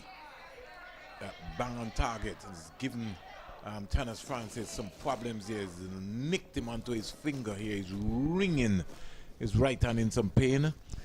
The umpires are coming over. I think the physio or someone from the emergency room would have to maybe just come out and check him out pretty early. But that seems to have hit him on the splice right there. It was a good delivery. He came back and across, and he maybe just needs to get some ice right out there. I hope his finger is not bruised, but he's really in some pain. And that one really hit him right there. He's marching all around. But it was a good delivery. Good sportsmanship being displayed here between the Barbados team and the Leeward Islands team. Some of the players from the Barbados team just looking at the finger. And I think that one, hope that he's okay in terms of the context. Don't see anyone. Just see a Johnny Frederick, the assistant manager. In fact, the manager and the assistant coach, he just went out with some ice. And let's find out. No, it doesn't look like it's possible. So he's going to have to retire hurt. Looks as if he's going to have to get that. Tannis Francis is in some serious pain in terms of what's going to be going on. He's looking at it. They're putting some ice onto his finger.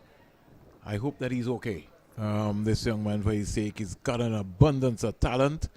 The Barbados physio is coming across just to maybe just check him out and just see in terms of what's happening, because I don't know if he got bruised. He's now going to have a look at it, and it looks serious. So the Barbados physio has reached out and is going to give him some assistance, but he looks serious. I hope he's not broken.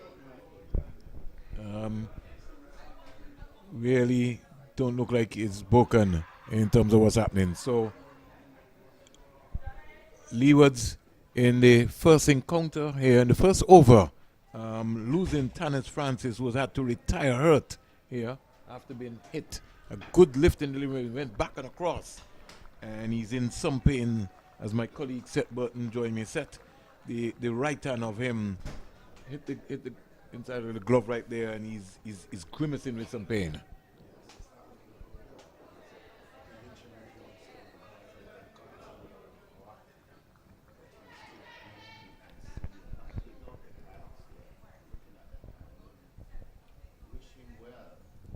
Six without loss. Wide delivery, another wide, so score now goes up to 7 without loss. Kunal Tilakani has come out. And like I said, Tannis Francis had retired.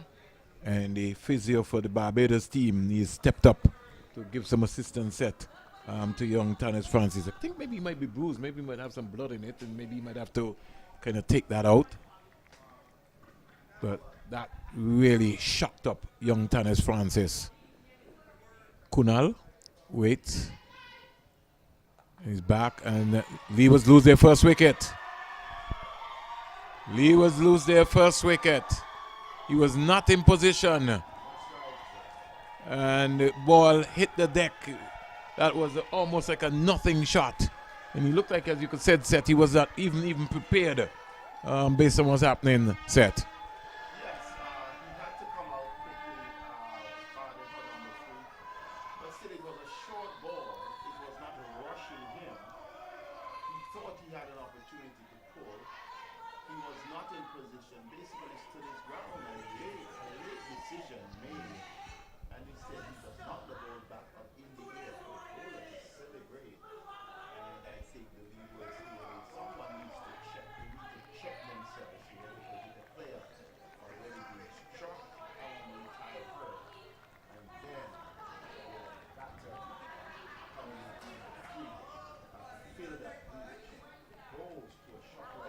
And he's one of the better players set.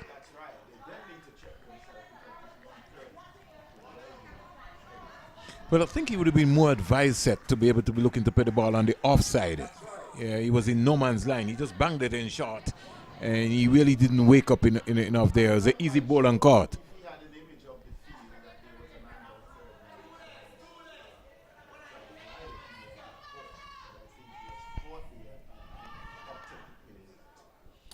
7 for 1 Leewards, and Jones and his. In fact, it's time. We come back, give you a little link up. First over ball, it's been a long over set. When you all come to think about it, in the process. LaShawn Bergen is the one who has come out now. And Barbados will be looking to put some pressure. And they've already started. Young Tannis France is one of the better young players in this team here. He's getting some treatment. Looks a little bit more relaxed now, Seth. And he's drinking some water. Being a little bit of pain. But I think it will be a fair factor. I'm thinking in terms of, being hit in that context.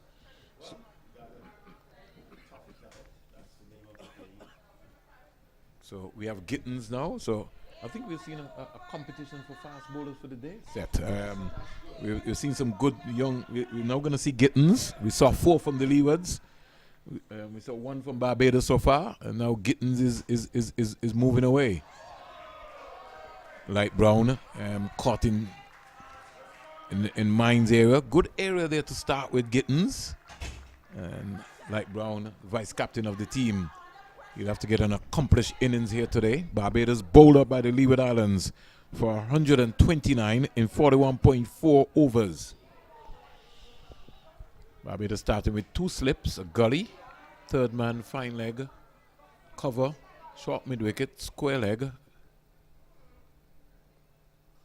Brown, back and across.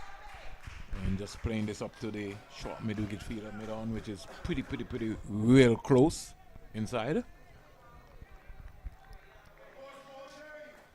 Leeward Islands have 50 overs. You can say 300 balls to get 130 singles. So somebody got to be able to spend some time at the crease. And I think that is going to be important. The fans are shouting. You've got to keep that energy. Gittins. Bowls a wide delivery to Brown.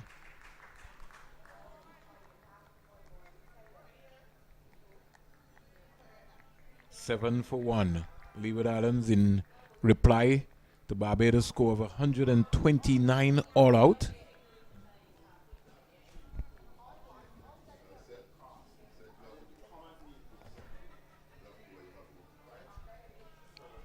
Seven for 1.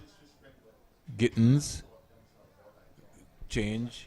Can't be able to sort herself out there. Here is Brown looking to come forward. Change his mind. Dead ball signal by the umpire.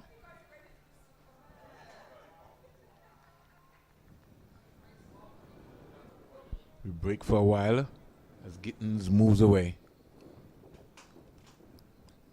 Up now, balls to Brown. Brown pushing hard at the ball, going up to cover.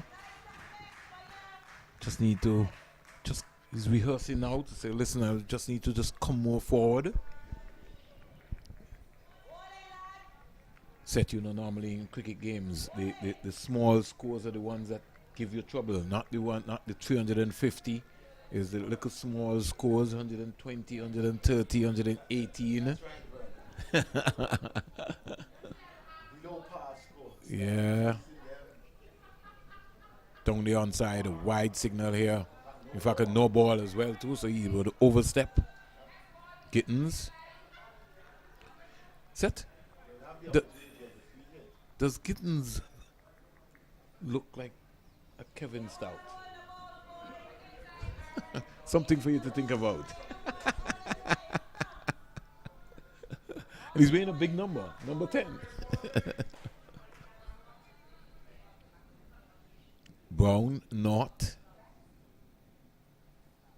He's flashed at it. He was so far that he never even got close to it.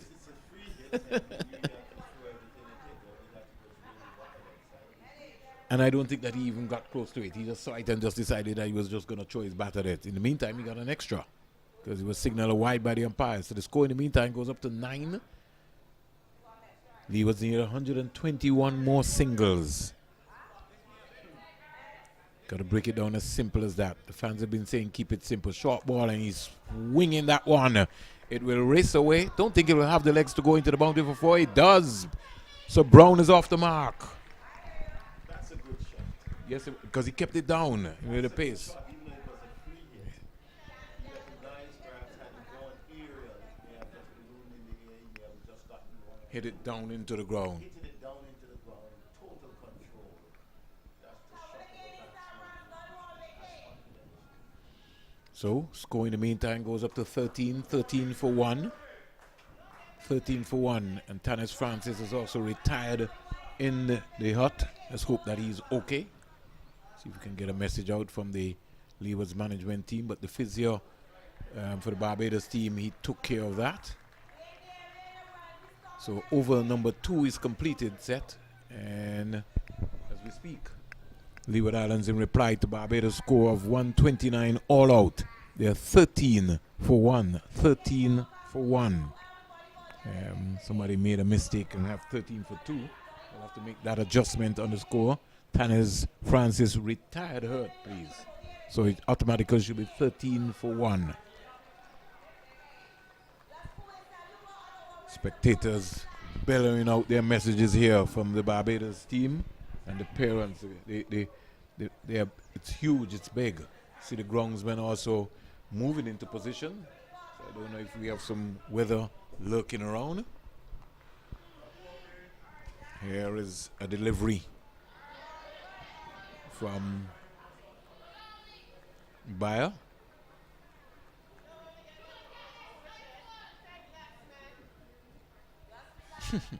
Well, Seth, I was questioning some of the height, but I'm saying that they're moving from here now, 14 going into the under 17 area, so not bad at all. We can live with that. Bergen, big guy. He's playing a nothing shot there, as we consider that to be a naughty shot. No, in fact, let me apologize, Seth. It should be Amari Jones, so the scorecard needs to get that right. They have Bergen. It should be Amari Jones. Amari Jones wears the number 8, and the number 8 batsman. So if somebody maybe can sort that out, number 8, they've got Bergen, and it should be Jones.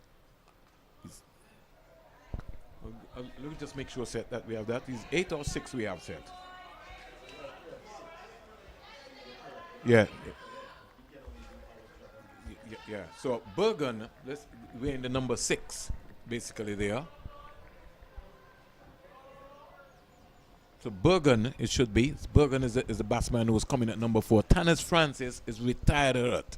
So let's make sure that we have that right. Bergen gets a wide delivery. He was again, he was almost set. He's neither forward nor back. So if the ball comes between wicket and wicket, he's going to be caught in no man's land. Also, if the left-hander, if Pollard has the capacity to bring the ball back to the game, he could get a shot ball down. He's opening himself up, not really committing, not really covering. He was off stump or even middle stump. 2 slips go down. Gully, cover, square leg, short, mid-wicket, mid-arm, mid-off, third man. He's flashing at this one, dropped. Ricocheted from the keeper, and the first slip, Wiggins couldn't get there. A chance to Amari Jones. That should have been taken, set by the keeper. Yes, should have been taken by the keeper. I thought he left a little late. And when he did, he carried it. I think he's just a little bit too close, set. Because that guy, he has some pace. Yes, he has space. He gets the ball to Wick. He's a tall guy. I think the Leewards are getting themselves in that same challenge, trying to play that shot without movement to the feet. The ball is, but you don't have to play every stroke. You don't have to play after every delivery. I think that is something that they need to sort out. So Brown now defending nicely, and for some particular reason, set. Bayer seems to be injured. It looks like as if his hand landed wrong on the ball. He's ringing. So the physio is busy today, Seth. A busy rainy day. 14 for 1. At the end of over number 3, he's grimacing in pain. And the physio comes out to look after him. Let's hope that he's okay, Seth. So there's no problem in terms of the Leewards, in terms of run rate for this month, because when you look at it, 129, that is a leader score. But what could be the case is that they could run themselves on interruptions by trying to keep the conditions precisely. Options that they're losing control of.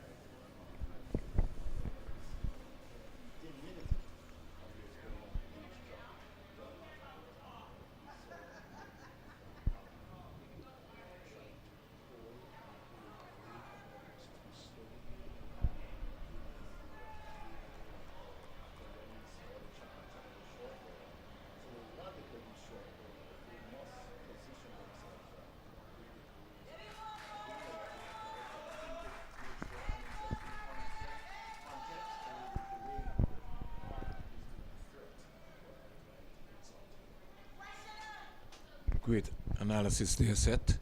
Gittins start from the media center and in out the ball to another wide down the onside.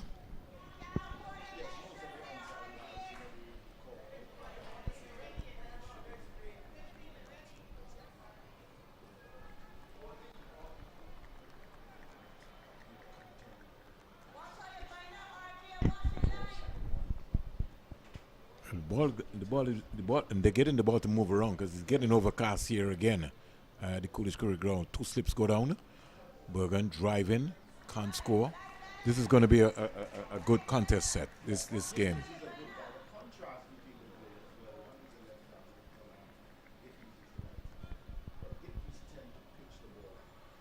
Yeah, and he's attacking the stumps. Well, he's got pace.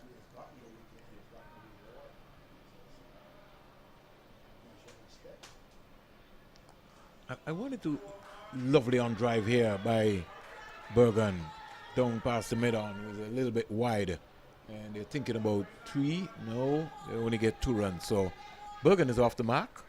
Just something set for your eyes and your observation as a coach and an analysis. We've been around the cricket for some time. I'm looking at the Barbados keeper, and I don't know what you tell me what you pick up again, because I don't know if it is a style, but I know when as a keeper, when you're coaching your keepers, you want your keepers to go right down. Check.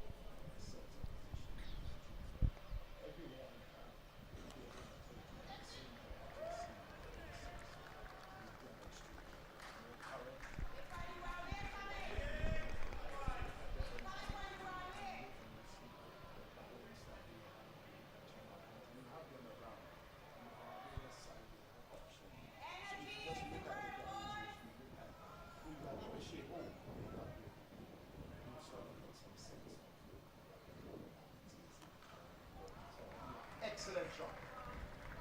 Hammered along the ground, maybe pull back. 1 in control. And they get 2 runs quite easily. We also see the groundsmen moving into position, so which means that we're expecting. They're going to.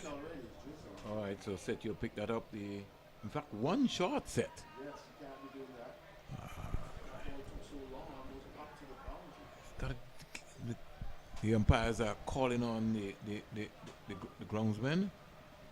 And so the covers are coming on, set. Look like we're going to have a long day here, set.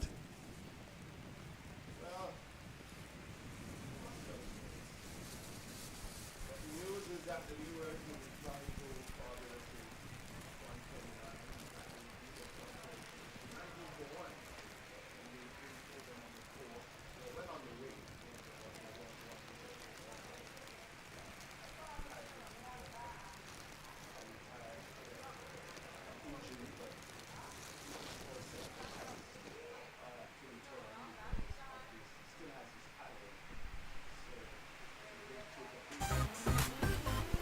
Well, the rains are pouring down here in Antigua and Barbados. There's been no play at Liberta. What we can say to you, Seth, is that there's play. No, I don't think there'll be any play set up at the Sir Vivian Richards Stadium based on what we're seeing here. So, rain has stopped play also at the Sir Vivian Richards Stadium. Jamaica in reply are 13 without loss, and rain has stopped play here at the Coolidge Cricket Ground, Leeward Islands. They are 19 for 1. On behalf of my colleague Seth Burton, I'm Vernon A. Springer. We will take a break. We'll try and organize to see if we can get some lunch. And when we come back, we hope to have some good news for you.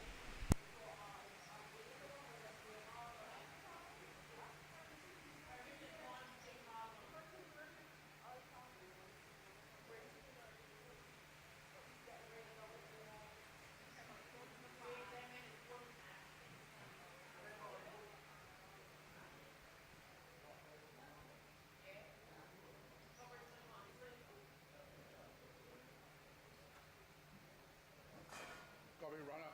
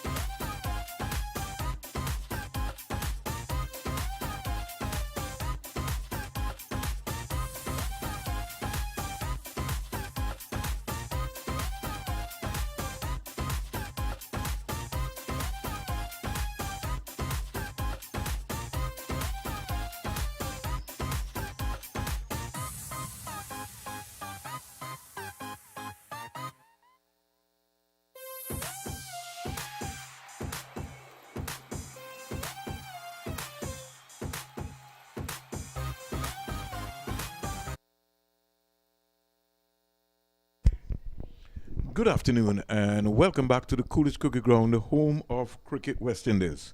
We are set to restart in at least a couple of minutes' time. The umpires are just on the brink of getting out, and under the Duckworth-Lewis method system, we have a revised target. The Leeward Islands would need 78 runs to win. 78 runs to win.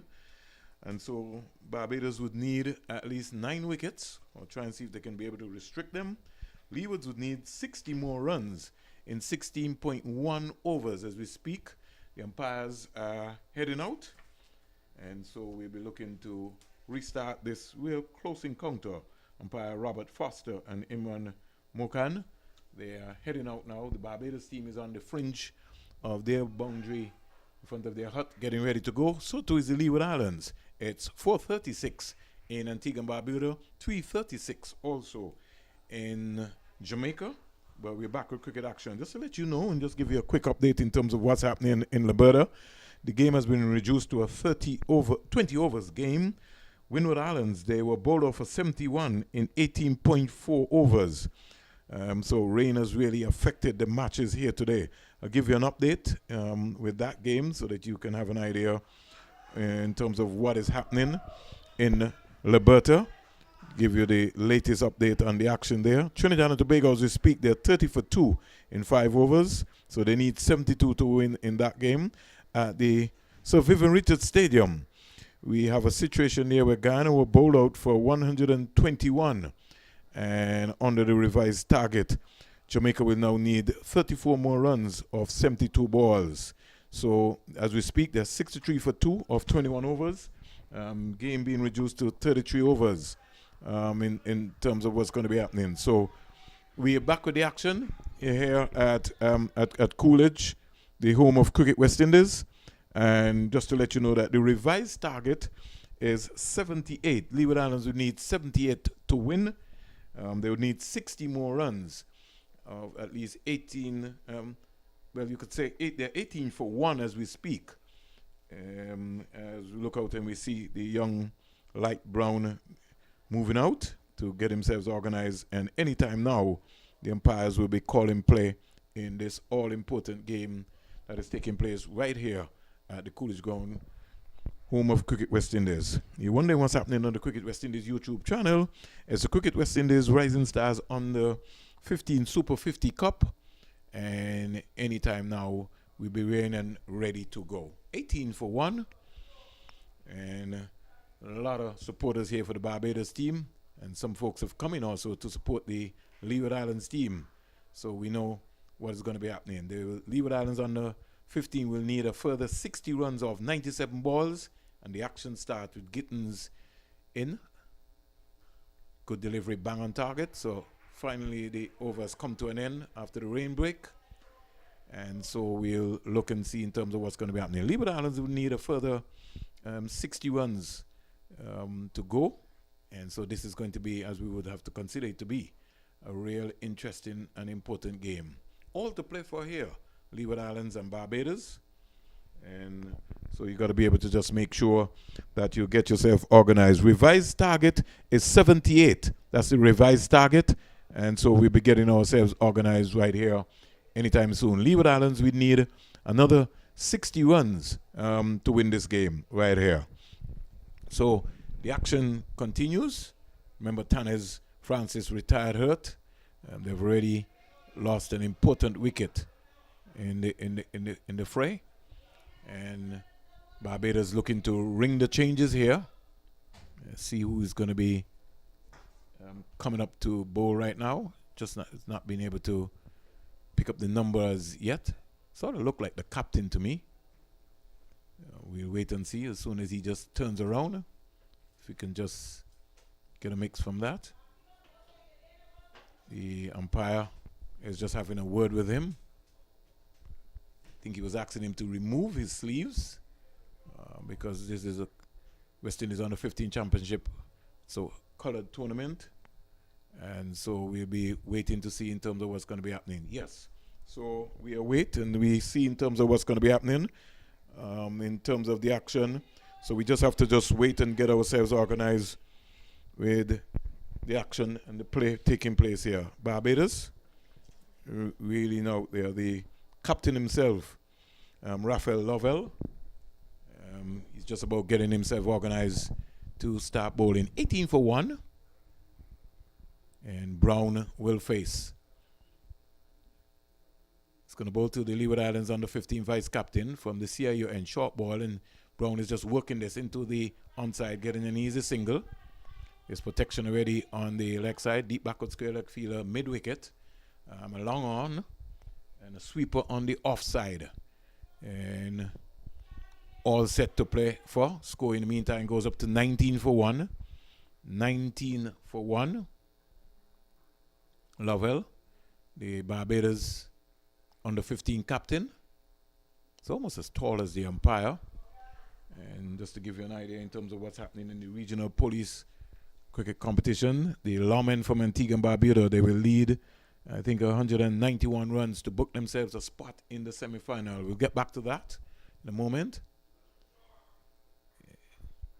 Standing up straight and just playing that a little short delivery there. And Lasher, lucky to get away with that. Lasher and Bergen didn't really capitalize on that one. He needs to be able to find the gaps.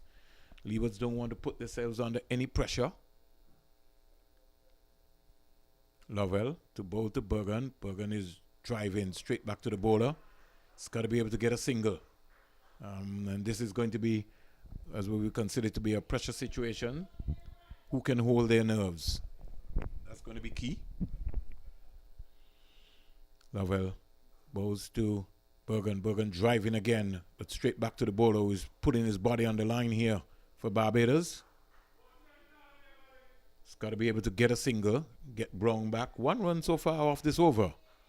Yeah, got to play some smart cricket here.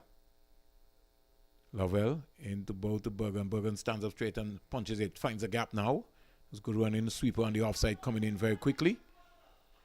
And so they're only able to get 1 run.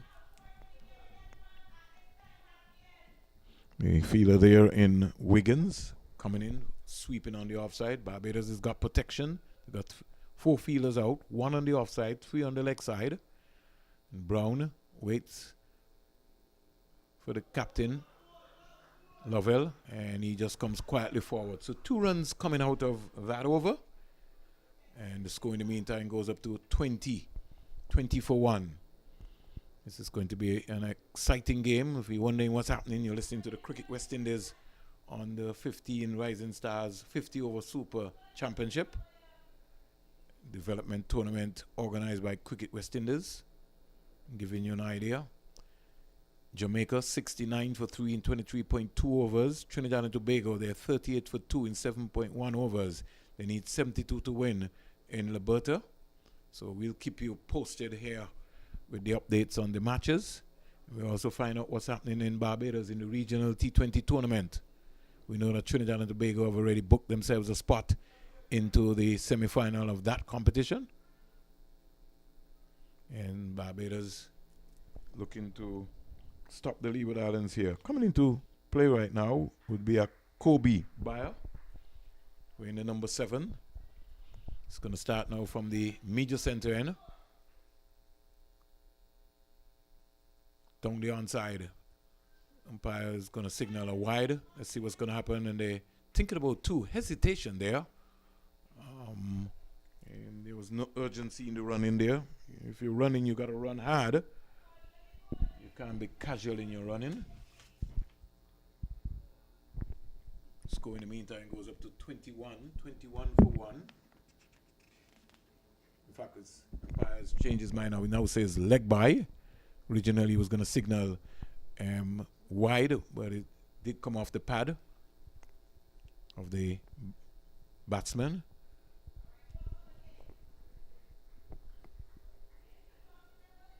Bayer from the media center in here at the Coolidge Cricket Ground. We're in the number 7, bowls off spin, down the onside, and Brown just working this into the leg side area. He's going to think about coming back for 2. He's a good runner. Hesitation again.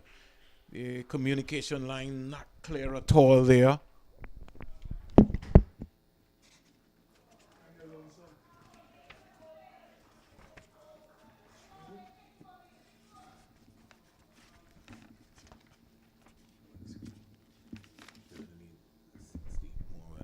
they're going up. Then 78 is the revised. 78 is the revised target. Bergen. They need to, the communication, the running, he needs to have a little bit more urgency in the running. The ball that are played out into the deep area, got to run the first one hard. They're more or less ball watching. 23 for 1. Pitched up, he's driving, finding the gap again, getting another easy single. So this is good cricket, all in all. You just want that once the ball beats the inner, the 30-yard circle, especially when the ball goes into the deep. Good cricket shot there by Light Brown. Getting a nice easy single on the offside. Brings Bergen back into strike.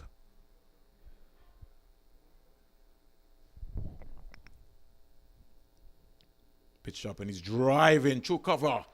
They have a lot of running here to do, but it's not a fast outfield today. They get 2 runs quite easily. So this is good cricket. A little bit more urgency from the young guys there. Bayer just floating up that one. Sort of gave Bergen an opportunity to hit through the line of the ball. Score in the meantime goes up to 26 for 1. Revised target is 78. Down the onside, and he's hoiking that out to the deep backward square leg fielder. And he gets 1 run quite easily.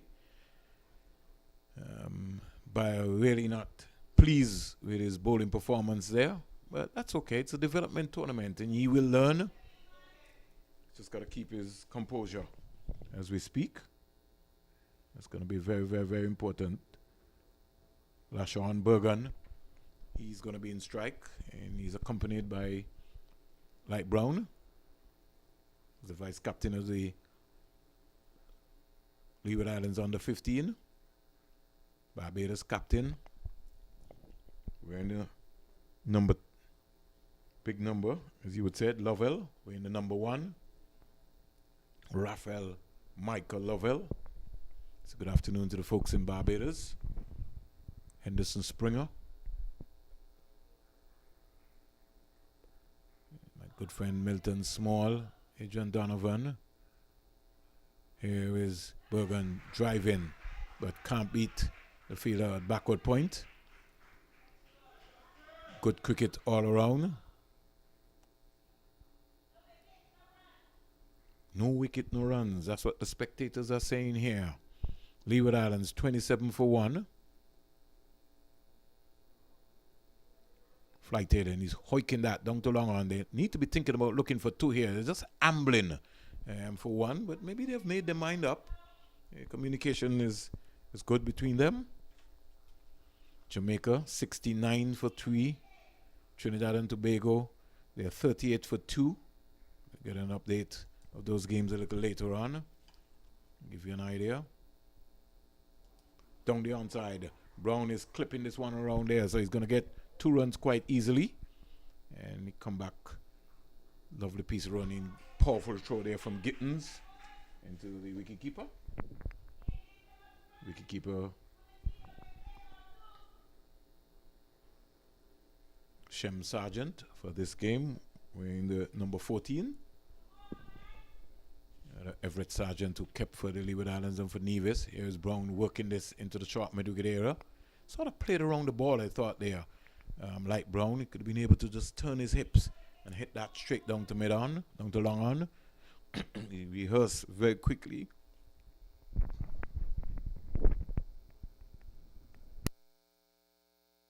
He's a student of the game, Light. Turning this into the onside. Again, getting an easy single. This is good cricket by Bergen and Brown. 2 Bs at the crease. And another single being nipped away. Score in the meantime goes up to 31. 31 for 2. Remember, Barbados were bowled off for 129 a lot earlier. Both batsmen on 10. Bergen waits for Lovell. Short, and he goes back and cracks that, finds a gap, and gets an easy single on the offside. Doesn't reach out to the sweeper on the offside. So another over completed. And the Leeward Islands, in the meantime, they take the score up to 32. 32 for 1. Barbados need wickets. Spectators and the parents saying, come on, the energy is low. And Barbados could just feel like they're They're looking for a spark. They need something, and something to happen very fast.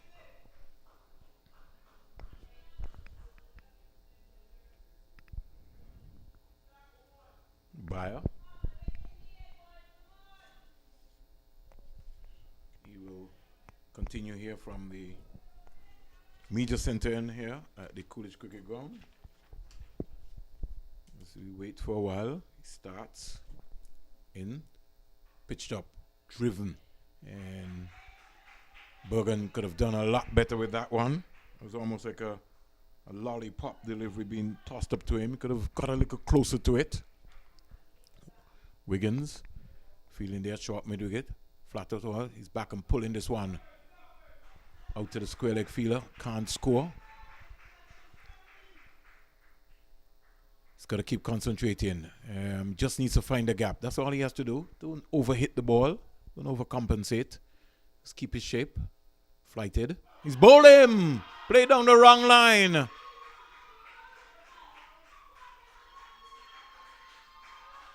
So caught behind. Thought he was bowling him. No, he's out leg before. So both umpires are meeting. Brown is trying to find out from Bergen what happened. Let's get a nick here. The umpire is giving him out. Is he out stump or he's out? He's out leg before. The umpires are having a discussion. We'll find out from our scorers. Because Bergen seemed to be confused in terms of what happened. But I think the ball would have hit a pad. So I think he's out leg before. Played down the wrong line there, Bergen. And out comes the Leeward Islands captain, Matthew Miller. Full of promise, this young man. He's got all the acumen to be a good cricketer. Paul Miller, his brother, I'm sure would be glued to his television. He's studying in Barbados. He too would have represented the Leeward Islands under 19.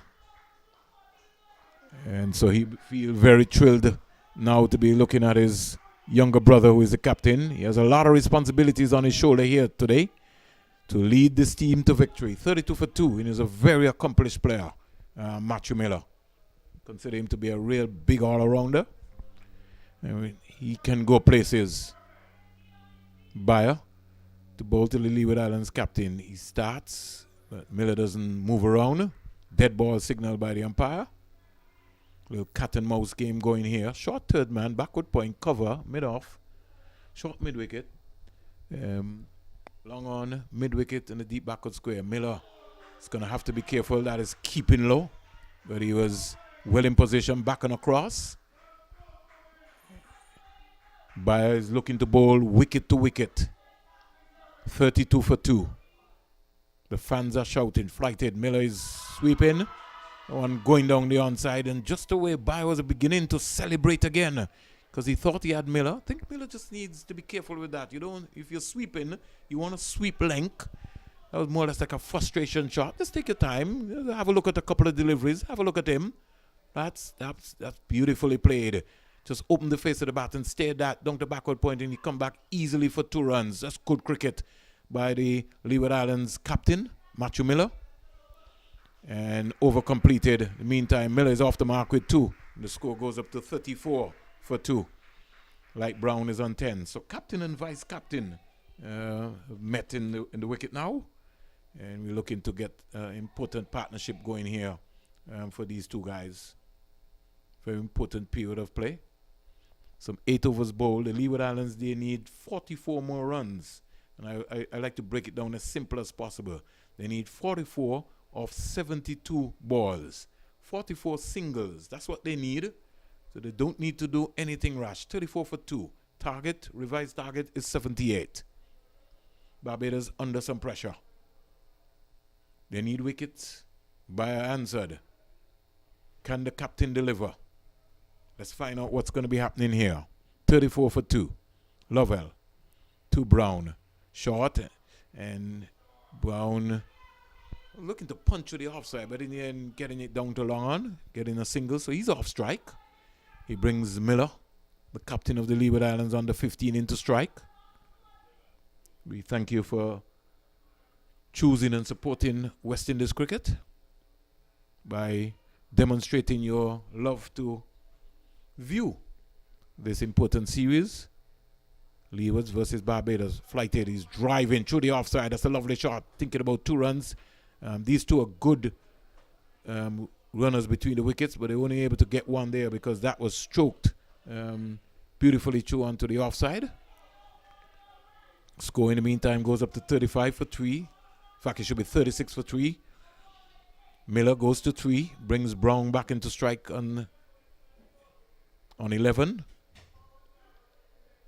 It's going to be a good game. This is an exciting game. Who can hold their nerves? That is going to be key. Lovell, start, stop. Want to give credit to the groundsmen who have done an excellent job here to get this game going this afternoon. Flighted. Here was Light Brown just coming forward, sort of almost like overbalance himself there. But the most important thing is the ball is played along the carpet. 36 for 2. Lovell to bowl to Light Brown, and he's coming quietly forward, well bowled between wicket and wicket.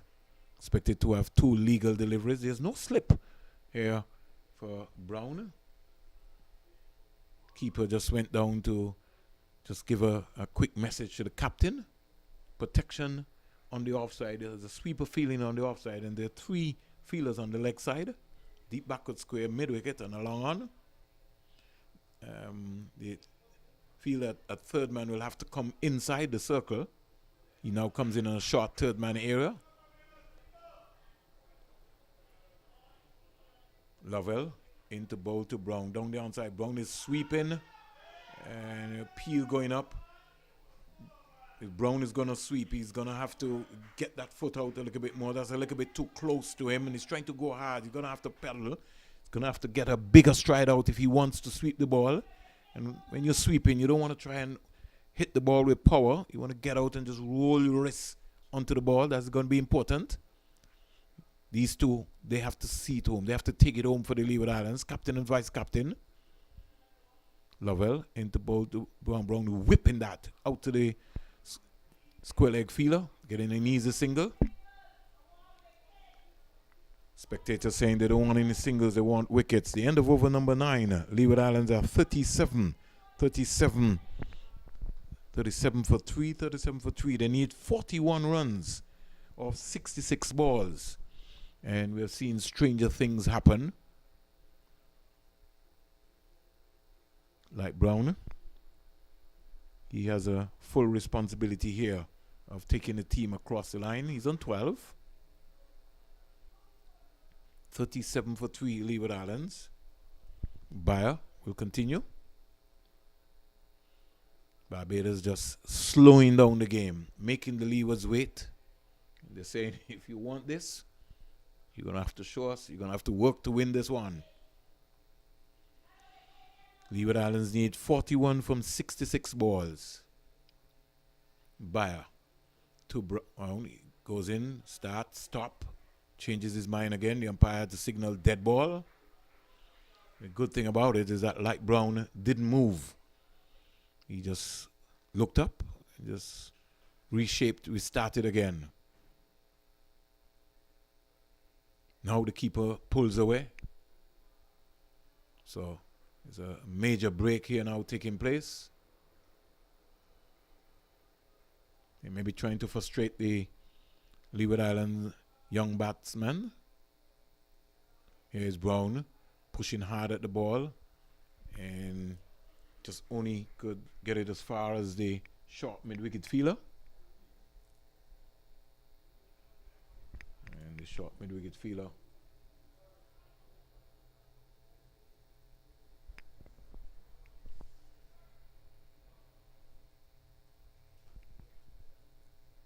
flighted, and he's bowled him. That's a poor shot by Brown.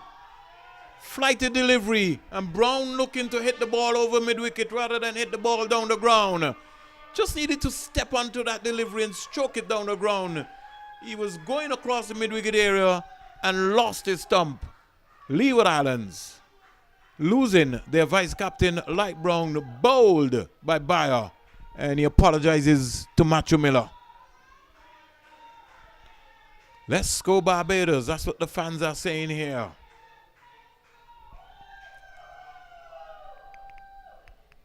Out comes Jaim Clark. And he is a very, very good player, Jaim Clark.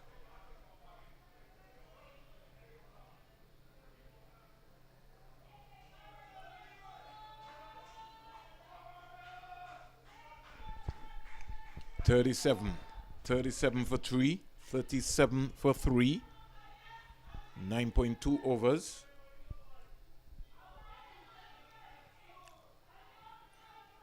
Umpire just indicating to the emergency fielders for Barbados that they have to get off the field at the end of it so we can get in the game.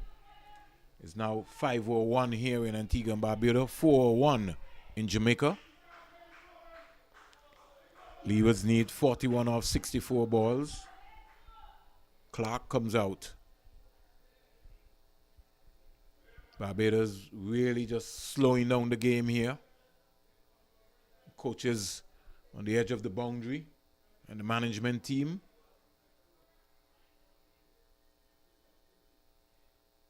Bayer comes in to bowl to Clark. Clark stands up straight and punches that. First delivery. The thing about it is that the Leewards, they're ahead to a point, so Clark can have a look. No need for him to try to do anything foolish. Bayer stops to tie his laces. So play is being held up here for some time. I don't think the umpire has looked around yet to see what is happening.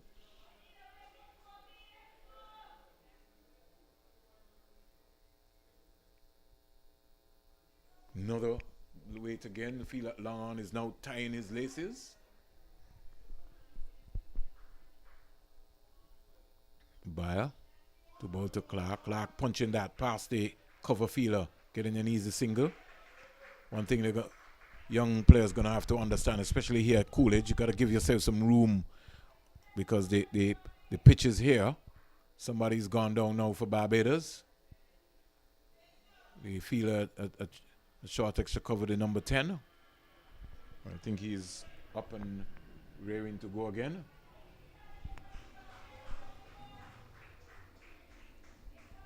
Gittins just sort of maybe twisted his ankle a little bit, but he's good. Bayer into bowl to Miller. Miller comes quietly forward. Just more or less playing around that ball. He needs to come with a nice straight bat, young Miller. He just has to bat. He has to bat all of the overs. He has to be right there to get the next 40 runs. And he's quite capable, Miller.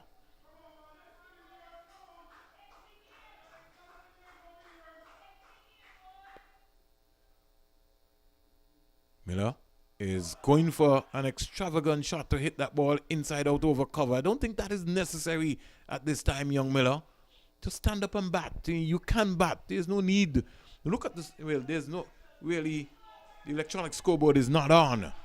But there's no need for him to try to give away his hit right now. He has to understand he's the captain and he has to make sure that he bats all of the overs. That has to be the objective. 10 overs to go.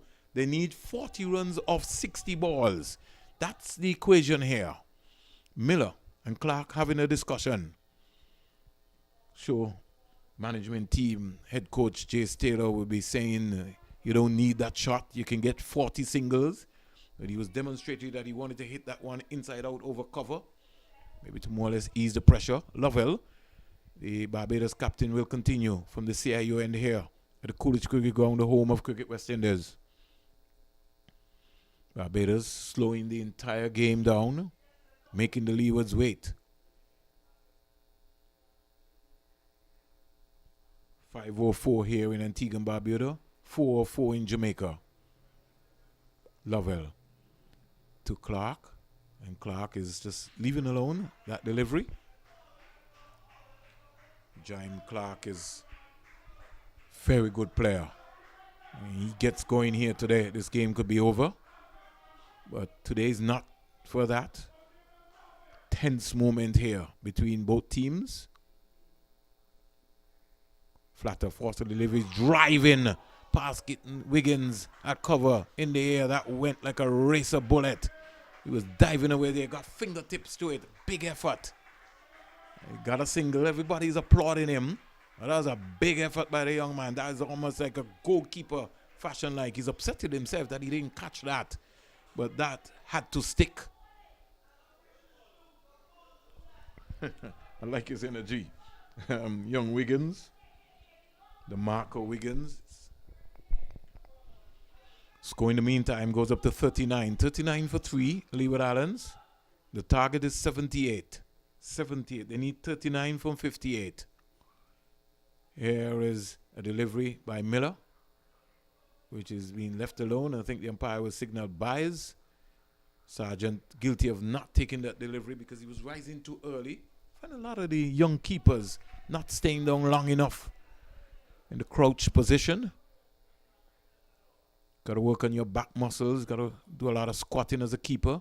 Flexibility has to be excellent. Here is Clark just whipping this into the onside and getting another easy single. So if these two stay here, the occasional boundary, they'll be able to just keep the scoreboard ticking over. Singles are important. They need 37 singles of 56 balls. That's what the equation is. The revised Duckworth-Lewis target, Leeward Islands needs 78 for victory.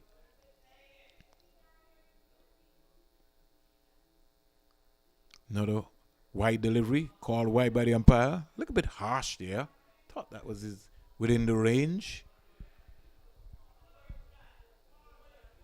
Lovell looked around at the umpire and said, "Come on, umps, that's a good delivery. Just about down the line of the off stump." But the umpire is in control. 42 for 3. Comes in, the ball to Miller. Miller comes quietly forward, can't score. You got to keep talking to himself, young Matthew Miller. He has an opportunity here to bat all of the overs. If he stays there, Leeward Islands will win the game. He has to keep talking to himself, restrain himself. Lovell to Miller. Miller is driving down the ground. Good cricket shot. Good, real positive. And the mindset is very important. He gets another easy single. Over completed. 11 overs bowled. And as we speak, the Leeward Islands are 43 for 4. 43 for 4. At the end of 11. This is going to be an important period of play here in this all-important game. In case you just joined us, rain would have spoiled the party here. And so we'd have a revised target of 78 for the Leeward Islands. As we speak, they're 43 for 4. The physio is treating one of the Barbadian players. So we have a little hold up here.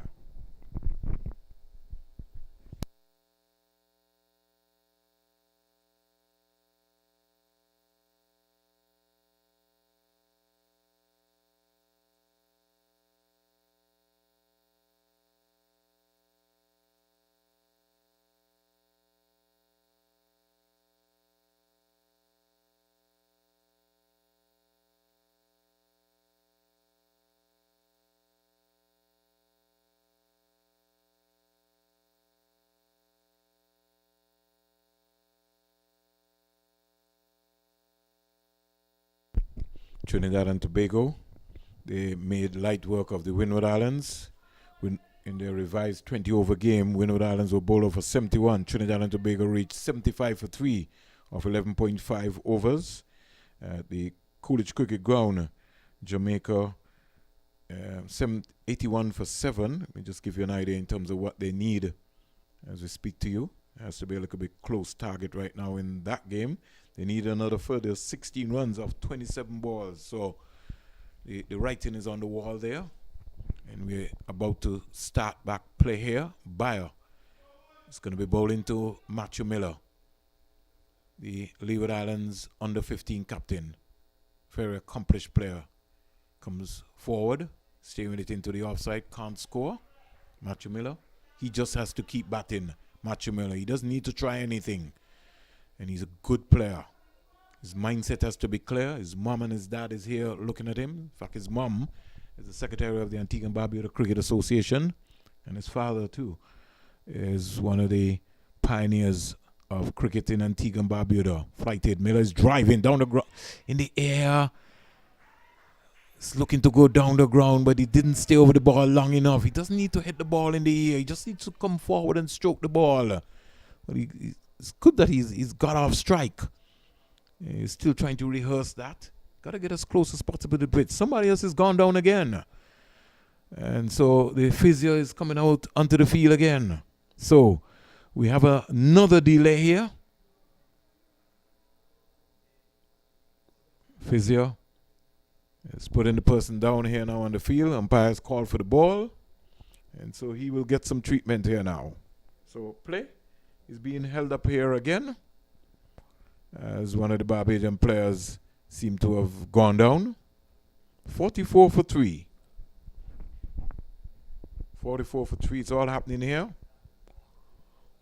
The umpire is now getting intervene in this and saying, listen, you have a XYZ time frame. You know, it's just like soccer. In less than a time, they wheel the cart on for you. And they tell you to get the trolley on. Looks like something is wrong with his back muscle area. These are growing boys, so we will have niggles that will be affecting them. In the meantime, the target is 78. That's the target. Leeward Islands need 34 or 52 balls. So they need 34 more singles or 52 balls. And this is going to go right down to the wire.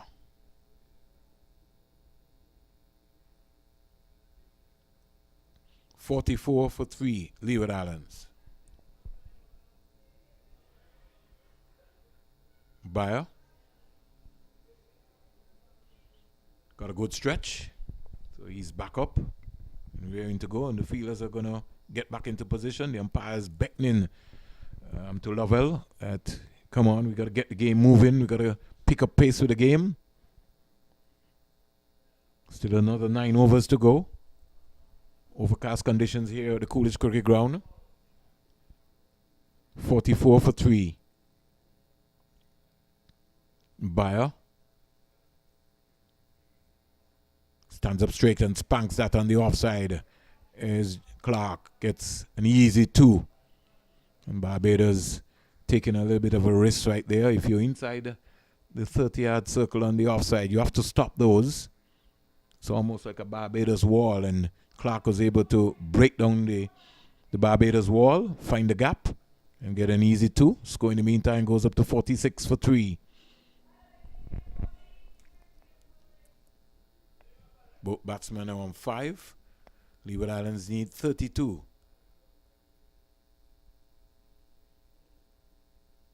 32 from 51 balls. Here's Clark going for a heave. Head in the air. Inside edge, getting a little itchy. They need to talk to each other. There's no need for that. He just played a lovely shot. Found the gap on the offside. He was looking to go on the leg side area again. Just needs to keep talking to himself. Just look at the game. Just hit the ball. Just knock the ball around. 32 or 50. No need to have a rush of blood. 46 for 3, Leeward Islands. Tense atmosphere here. Clark is beating Orleans up with a drifter. Playing a little loose there. Matthew Miller just needs to just have a word with Clark. Sometimes the assurance from your partner on the non-striker end will help you. Just keep talking to him. Very important. Bayer. Thinking about it. Goes past the umpire. In out the boat to Clark. Clark is going for a heave again. Onto the leg side area. There's no need for that. He's upset with himself that he didn't lick that one away. But I don't think he needs that today. He just needs to keep batting. Another over is completed. 12 overs bowled. Leeward Islands, they're 47 for 3. They're ahead of the game. They need 31 from 48. So there's no need. There's no rush. They just have to keep talking to themselves. Look at the scoreboard and don't put themselves under any pressure at all. Clark doesn't need to try to prove anything to anybody. If he doesn't get a boundary today, doesn't get a maximum, it's okay. The important thing here is the victory for the Leeward Islands, and he doesn't need to give his hand away. More spin. More spin. Dixon coming into the conversation.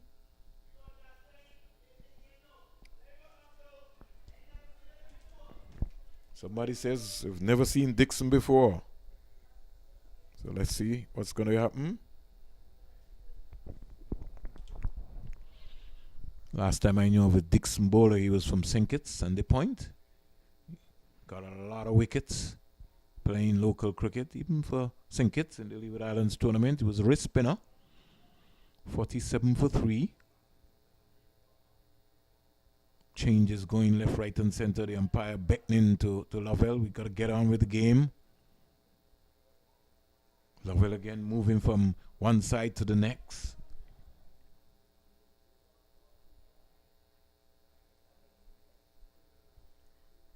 There was sweeper on the offside. Protection. 3 fielders on the leg side. Short. Down the onside. Gone to the keeper. And keeper needs to be able to have more tidy work. There needs to be a little bit more urgency from in the running. I don't know if Miller is slightly injured, but you got to run the first run hard. Everything is important. You can't just take it for granted that you're going to get there. 49 for 3.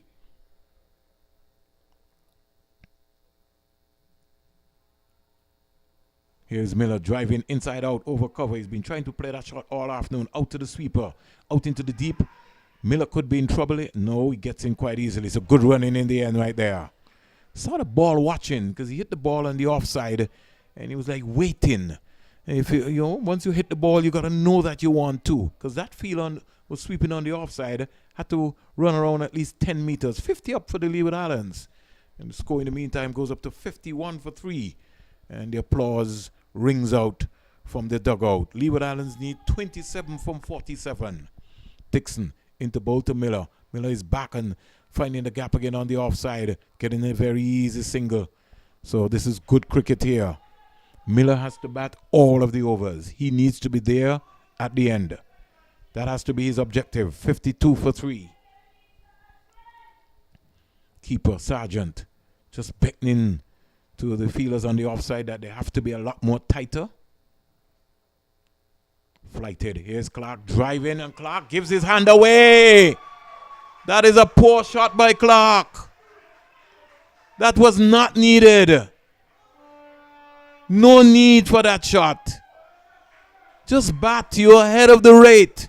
You need 26 from 46, and he's looking to play a big drive.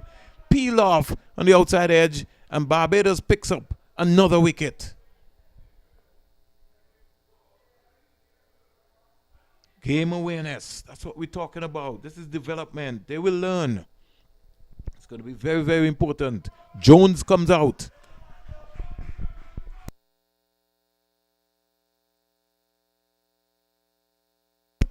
Every day is not shots day. You got to be aware of what's happening. Game situation. You got to be able to read the scoreboard. Look and see where you are, and know that there's no need for you. That shot certainly was not on. You need 26 or 45 deliveries. You just don't gift your wicket away. 52 for 4. A wicket that Leeward Island, not Hurricanes, but the under 15 needed not to lose. My colleague Seth Burton has come back to maybe help bring it home either for Barbados or for the Leeward Islands.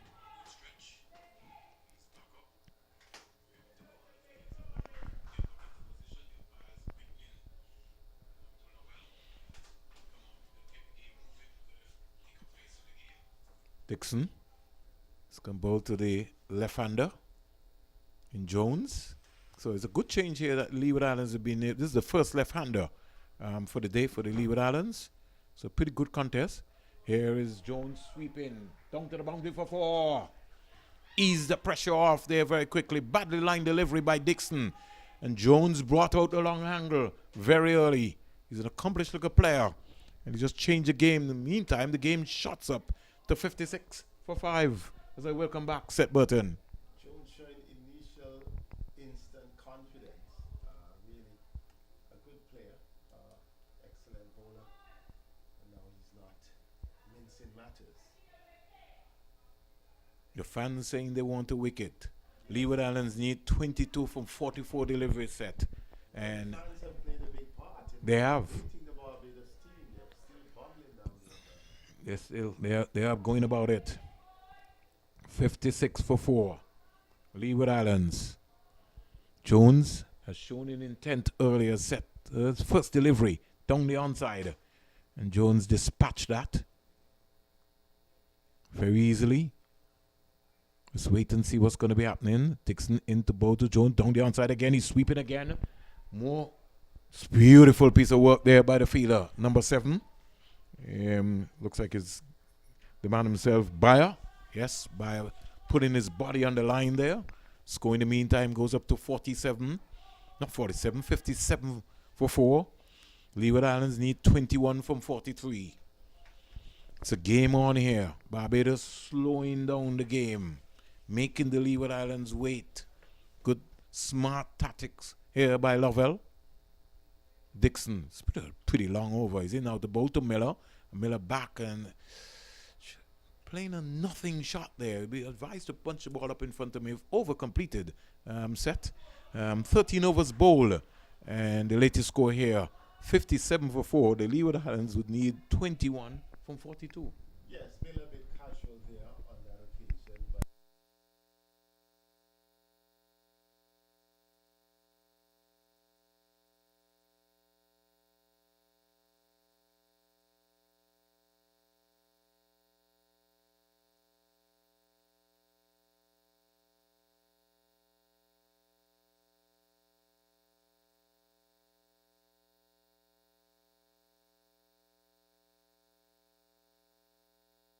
bowling is number 10, Gittins. Showing some good promise. Let's see how he'll shape up. He started well.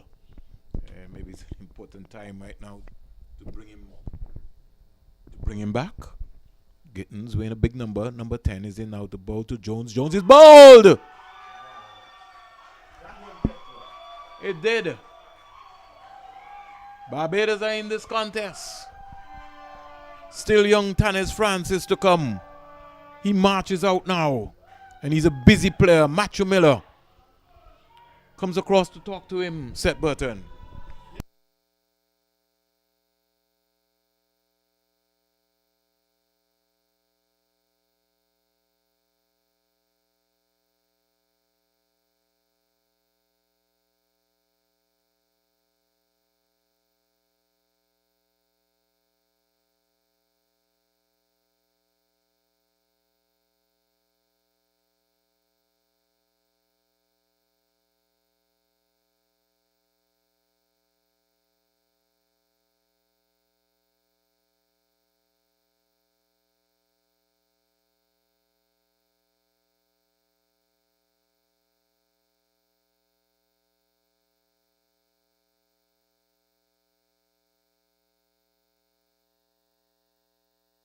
The left arm seamer was coming from the CIUN.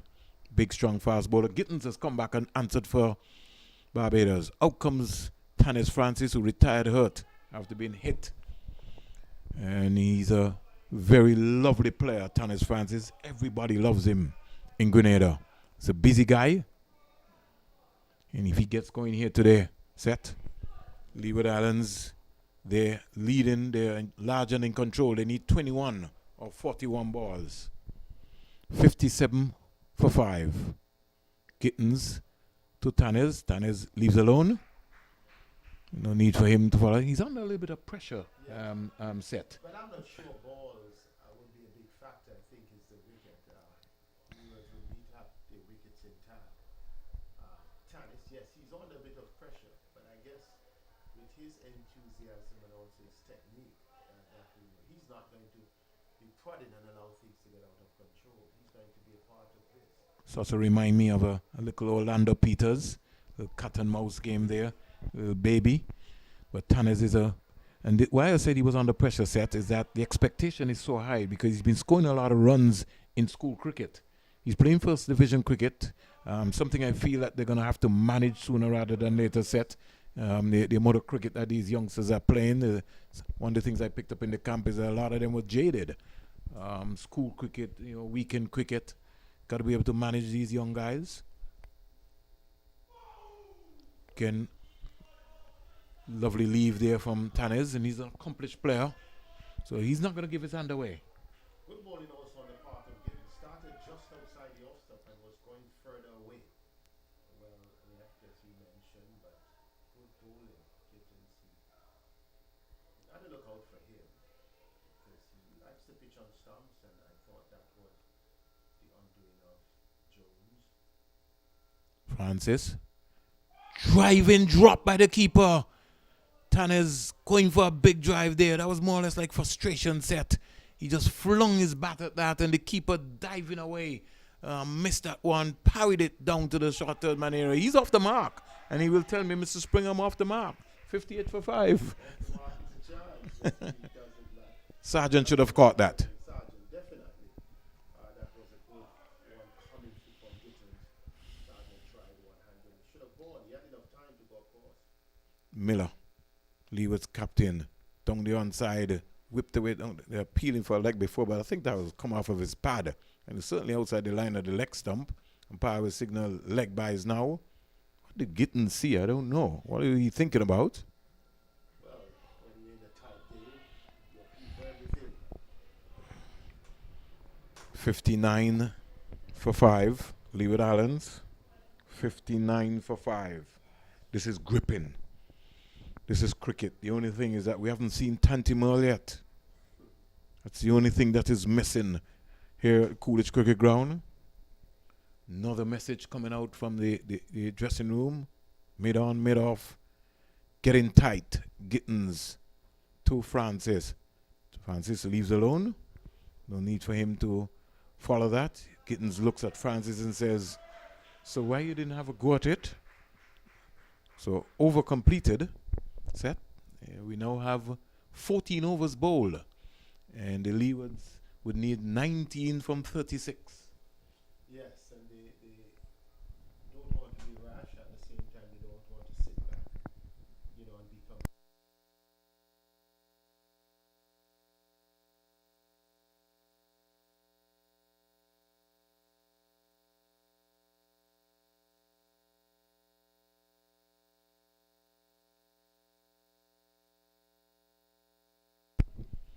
Smart cricket is what is required here. Flighted. Miller gets a wide. That one, it is a tough one.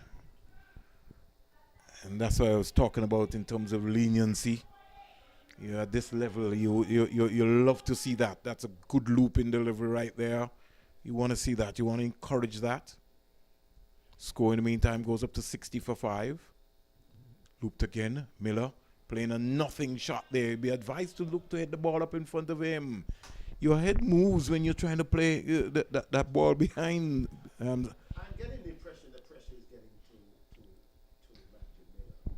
He's allowing the pressure to get to it because he would have seen enough of that ball, that long loop. And he remains stationary and pushes the bat. Dixon into both the Miller. Miller is sweeping, gets a wide again. At this rate, he can wait on the wides, on the extras, to get to the total with 17 runs required. He just needs to keep talking to himself, Seth. Look at the scoreboard and realize that Barbados are giving you the game. So you don't need to do anything. If Miller stays there and Francis, Leeward Islands wins the game very easy. So Miller doesn't need to try anything at all, but just look at the scoreboard, find the gaps, play every ball on its merit. Another wide again. Yes, someone needs, the captain definitely will have a conversation. I think he's losing it slightly. He's looping the ball, but he's not controlling it. That one was clearly a wide. He had one that he thought was a bit tight. One went down the leg side. So he's bowling on both sides of the pitch. and he's not getting it as accurate as he should. But the good thing about it is that the players, his teammates, are giving him the support because they know him. And that's what I like about the sportsmanship and the team spirit. They look like a family. And straight away, everybody went across and said, just relax. Think about it. 62 for 5. Miller is going for a shot that's certainly not there. Why he wants to play that shot? Trying to play a slug sweep, Vernon. He's tossing the ball up. He's leaving the right-hander. There is a fielder on the deep mid-wicket boundary. There is one backward of square, 3/4 of the way to the boundary. So that shot, Steve, is not going to get him 6. It's going to get him out. Doesn't need 6 here. All he just needs to do is run a ball. That's good cricket. Look for 2 right here. If he's smart, if he wants, no hesitation. And he just has to play smart cricket. He's capable. That's smart cricket. The single and then turns over the strike. 63 for 5 set. We have a game on here. 15 required. More messages coming out from the Barbados dugout. Yeah, another revised target. Leeward's target 78. Now Sargent comes down to bowl to Dixon. Some message came out. Little hold up in play here. It's 5:31 in Antigua and Barbados, 4:31 in Jamaica. Overcast conditions here at the Coolidge Cricket Ground. Tactically, the Barbados slowing down the game, which they did when the runs were flowing earlier. And I think this is part of good gamesmanship. Here is Tanis Francis driving. Can't beat Wiggins at cover. Miller is just saying, just get a single. But all Francis has to do is bat, because anytime he gets a ball offline, he's going to score. So I'm not worried about that. 63. They need a further 15 runs from 32 deliveries. They're ahead of the rate. But stranger things have happened. Dixon into bowl to Francis. Francis driving. Not being able to get a single there. Something just about his confidence. Maybe still a little pinch on the finger there is still maybe hurting him there more or less. Because he's now a little busy player than that. He's got a big shot set. Normally you get to the pitch of that and stroke it down. But he's there still. 63 for 5. And very good delivery there. Francis low in confidence here. Over-completed. Set 14 overs bowled.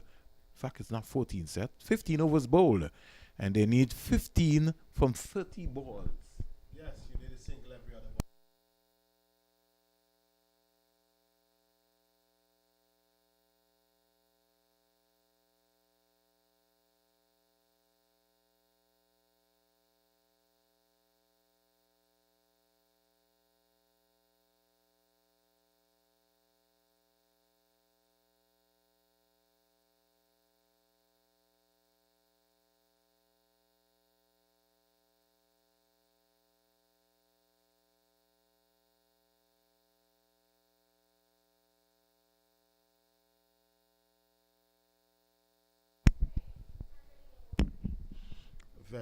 Sorry. Go ahead, Vernon. Here is a lovely outswinger there, Miller. Caught in no man's land. His hands went. His left foot didn't come out to the pitch of the ball. Very good delivery there by Gittins. And like I said, Yes, he sort of reminds me of a smart Kevin bowler. Stout. Yes. Miller needs to get to the pitch of the ball, though. He's just outside the off stump. He's just swinging the bat at it. He needs to get into line with the delivery, because one can easily come back at him. 15 from 29. Matthew Miller. The Leeward's captain is there. Bishop is driving inside out over cover. He's going to get a couple of runs here. He's going to come back hard. Francis is coming back. And they get 2 runs quite easily. A little pressure eased off there. Set button. Comfortable shot. He likes that one, the lofted drive over the cover region, inside out, as you call it. Angled his body well. The ball was just outside the off stump. It's a shot that you have to have a lot of confidence, especially that the ball was not pitched wide. Pardon me, outside the off stump. 65 for 5. Miller. He has to bat all of the overs if the Leaves are to win this one. Gittins into bowl to Miller. Miller is driving down the ground. Little suicide single right there. Somebody could be in trouble. No. Tanis Francis gets in. Excellent risky. running, I think. It You was a thought? bit risky, but I think Matthew Miller was confident. He was running to the danger end. And Francis, then he had to get going once he saw the captain coming, because if someone has to get run out, it would have to be him. 66 for 5. Tanis Francis, he comes in to strike. Let's see what his approach would be.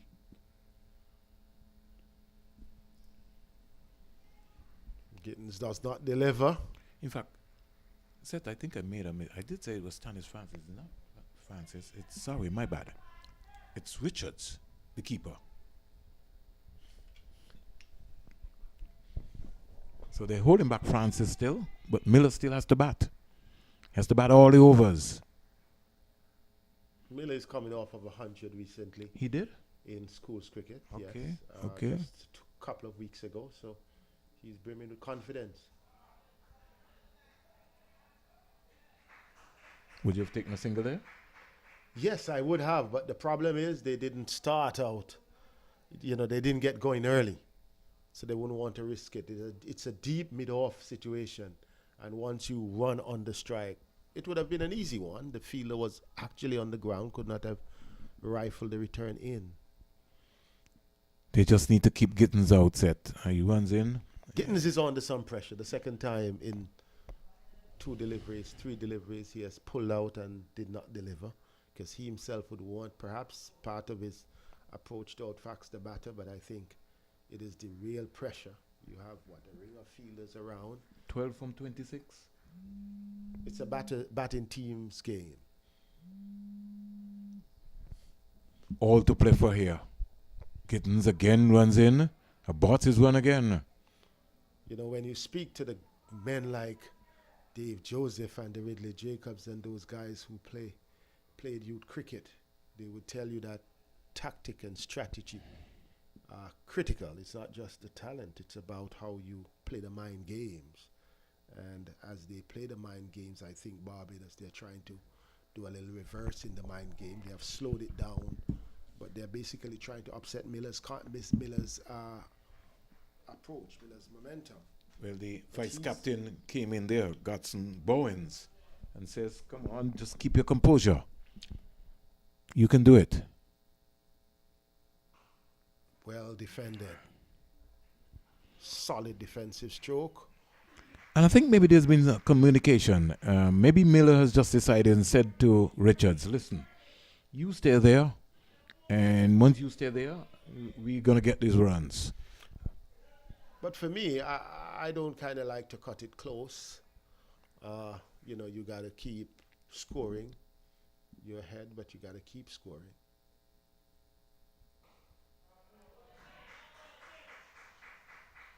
So, we have a water break now, Seth? Yes, and the end of Gittins, isn't it? Yes, at the end of Gittins, he would have bowled, just let me pull that up, and that would have been his 3? No, well 4. Yes. 4 overs, no maidens, 14 runs, 1 wicket. Economy rate of 3.5.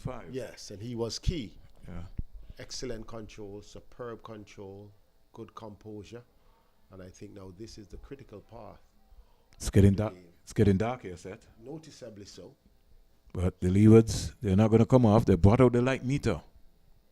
Now, this is going to be... I don't see this ought to be a factor here. I think they should just try and complete the game because... They also have the option of the lights. No, well, not even the lights. What I'm saying, the game is going good. Yes. And for the battles are shaping up good to the seamers. I And don't think you play well in these conditions. Oh, yes. In club cricket. Oh, you yes. have, They need 12. runs, They need 4 overs. They need 12 off 24 Yeah, I don't see how balls. this could be called off. So, umpires need to get the game going. They're now going to test at the other end. Sorry, pardon my laughter. I don't see it is any problem at all for any of the batters. Both the batters of pace or spin, the game has been going its natural way. And if I was a batsman and they offered me the light, I would say I want to play. Well, anyone who loves cricket would want to play. The umpire, what decision are they going to make now? They will make the correct decision. And in this case, the correct decision seems to be that umpire Foster is still standing tall at the striker's end. At the non-striker's end, so game will continue. Safety is always first, but the light is not that. In fact, when we started this morning, or in the overcast, it was worse light than this. I actually thought, Vernon, we would not have had a start. They said we're going out. And even though it is what, almost 6. It's 5:40 here in Antigua and Barbados, Right. 4:40 in Jamaica. Sunset's what, 6:25? They need 12 runs from 24 balls. And the Leeward Islands captain is still there. But they can't play around with it because you lose a wicket, you find yourself under more pressure. Oh. Miller looking for power. Can't just nudge it on the onside. I mean, somebody's bowling that fast, you don't want to go hard at them, you just want to get bat onto the ball. Perhaps he's looking that there's a vacant mid-wicket. That's the problem. And he wants to get over the top, dispatch a boundary. Perhaps it's part of the trap to say, oh, well, the Barbadians, they have now plugged that position. So a bit of cat and mouse game here. 12 from 23 balls. Matthew Miller is there. He starts, stop. It's going to be mind games. He has to concentrate. He's 12 from 21 balls. He has not hit a boundary for the day. And he just needs to play smart cricket. Another hold up again here. Fielders are going in and out. Third man going in that slip and then back to third man. Mind games.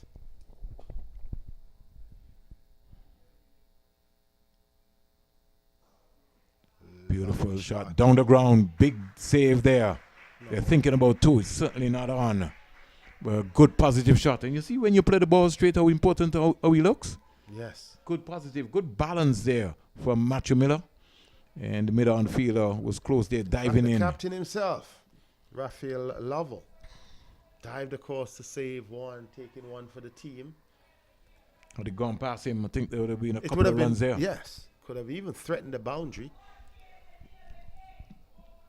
The fans are shouting they need a wicket. 67 for 5. And all the fans who are shouting, they are Barbadian fans. 11 from 22. Miss Miller. She's getting into the conversation, so too is her husband. So well, they have to because their son is a part of it. So it's the 2 against scores of Barbadian supporters. Which is bold. He didn't know anything about that. Played down the wrong line. You've got to learn how to defend. And he certainly didn't defend his stump there.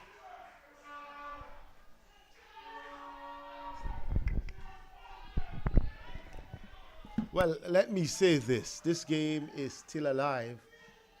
And I think with that wicket, the initiative may be going Barbados' way. With Chase joining the fray, joining where Gittins would have left off, and he went straight through the defense, or the attacking intent, rather, of Richards. And the Leeward Islands, they are going to face a challenge here because it's almost a single every other ball. So they need 11 off 22 set. Yes. And it's getting a little bit more closer than it is. Jaden Chase.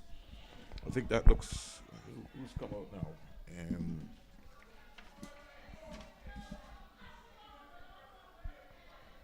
Well, in fact, it's Herbert. Yes, Herbert has come out. Did his job with the ball. Composure is required. I would love to see Matthew Miller speaking with him a bit more intensely. Miller has just confined himself to the other end. Smart, tactical youngster, Matthew Miller. He perhaps knows what is happening and he wants perhaps to bear the responsibility because he's a very smart young man. He knows that he must allow every player to play their role, and he can't bat at both ends. It comes down to composure. May not be just on the skill level, but the nerves level. Sergeant has gone for his helmet. Here is Herbert driving. Needs to find the gap. Let's see what's going to happen here. Leewards need to just ease themselves out of it. Get a boundary here set. Yes, but they cannot afford to get it. Given the body language as though they're the ones losing. They're the ones in the winning position, and they have to show that out there. 11 from 20. The appeal for caught behind. That Not went outside. underground. Yeah, not umpire. Pressure mounting here, set. This is going to be a close game. I get the impression But the body language. Herbert has been sent out as a pinch hitter. The body language that the Barbadians are showing, they look the more positive. They look like the ones who are in command. 67 for 6. It's all happening here. Chase. It's not Ruston Chase. It's in out the ball to Herbert. Herbert is whipping this one there. They get a single quite easily. So in the end, the pressure eased off. Get a leg by. Over completed set. The only thing is that Miller is not facing. They need 10 from 18. 2 strikes. Then it's over. Done and dusted. We have not seen a 6 yet in this. Miller is not hit a boundary yet, and I don't think I wanted to hit a boundary either. Set. We only saw 5 in the Barbados inning. I want him to stay there and bat. 5 from the 129. And you know, it's important that you said that, Set, because the Leewards, they've only hit 2 boundaries so far. From 68. from 68? Yes. 68 for 6. Conversation. So 60 runs outside of boundaries. Yeah. Again, the umpires testing. I'm saying just get the game on.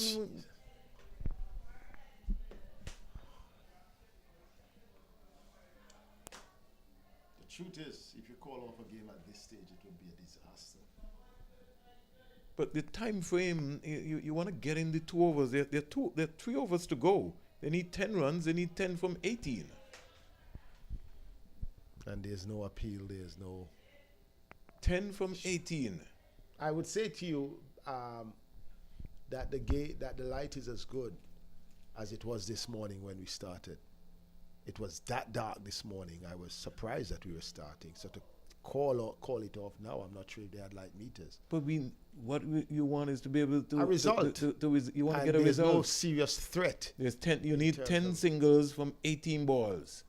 The youngsters want to play. And then we'll be forbidden to say something about, give our opinion regarding decision making and umpiring. Umpires still checking the light meter.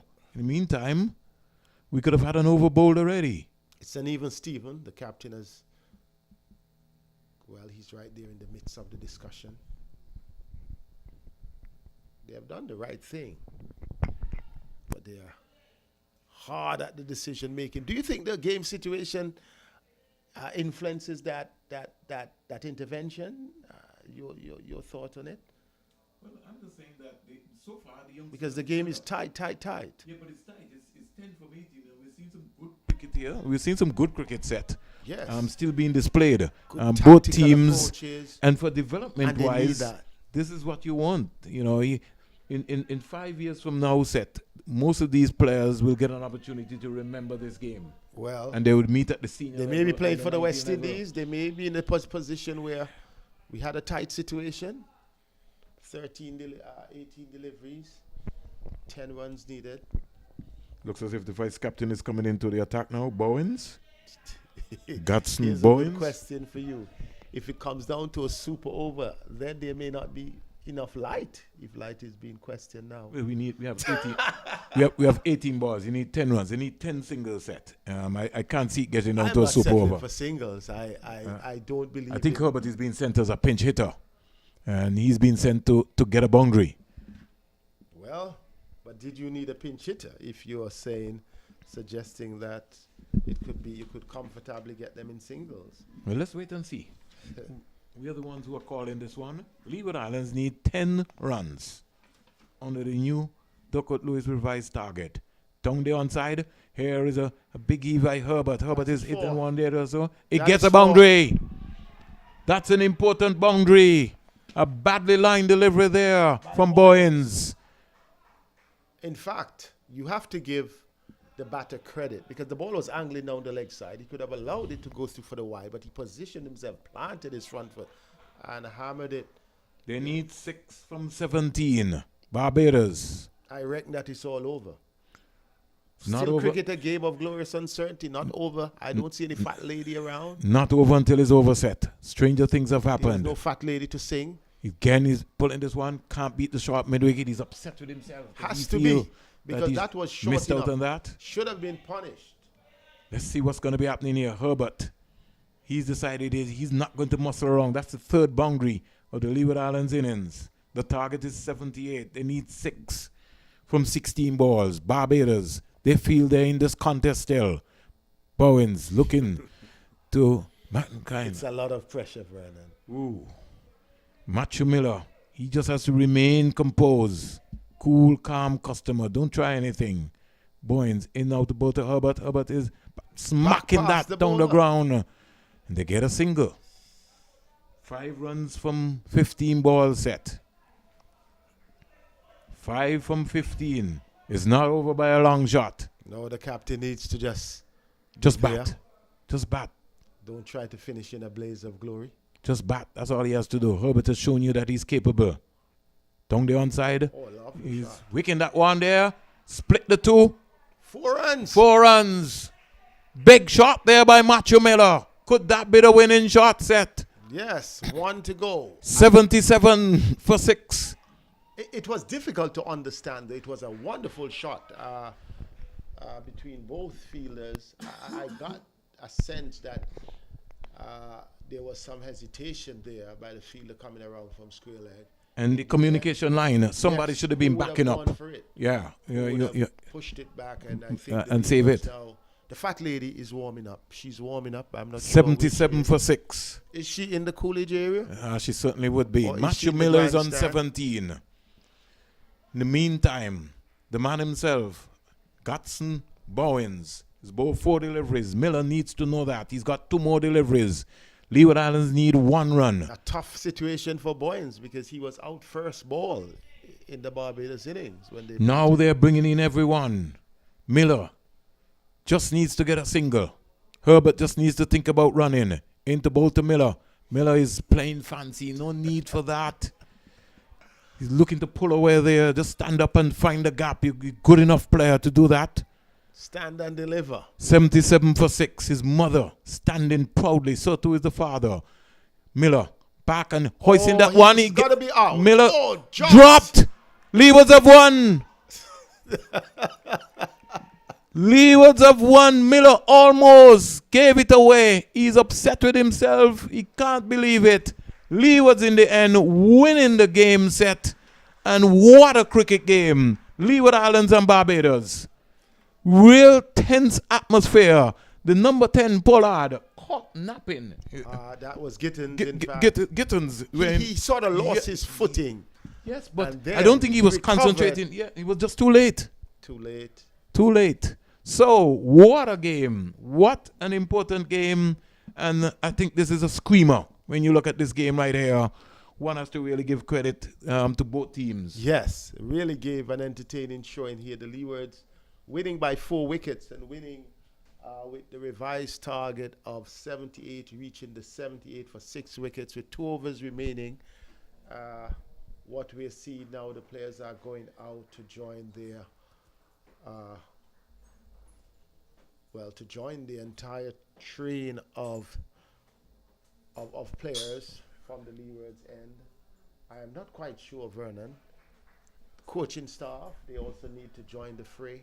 But what has happened is that Matthew Miller, I think the story, the end, the lead would be that Matthew Miller, after bowling an effective first spell that really kept the Barbadians under pressure, between the rain, in spite of efforts on both sides, he stood tall as the captain, delivered the critical 4 that brought the score up to 77 and then struck the winning one. Matthew Miller, a deserved win for the Leewards. Barbados, yes, an okay showing. 129, not at all a good score, but in the context of the overcast, they batted well.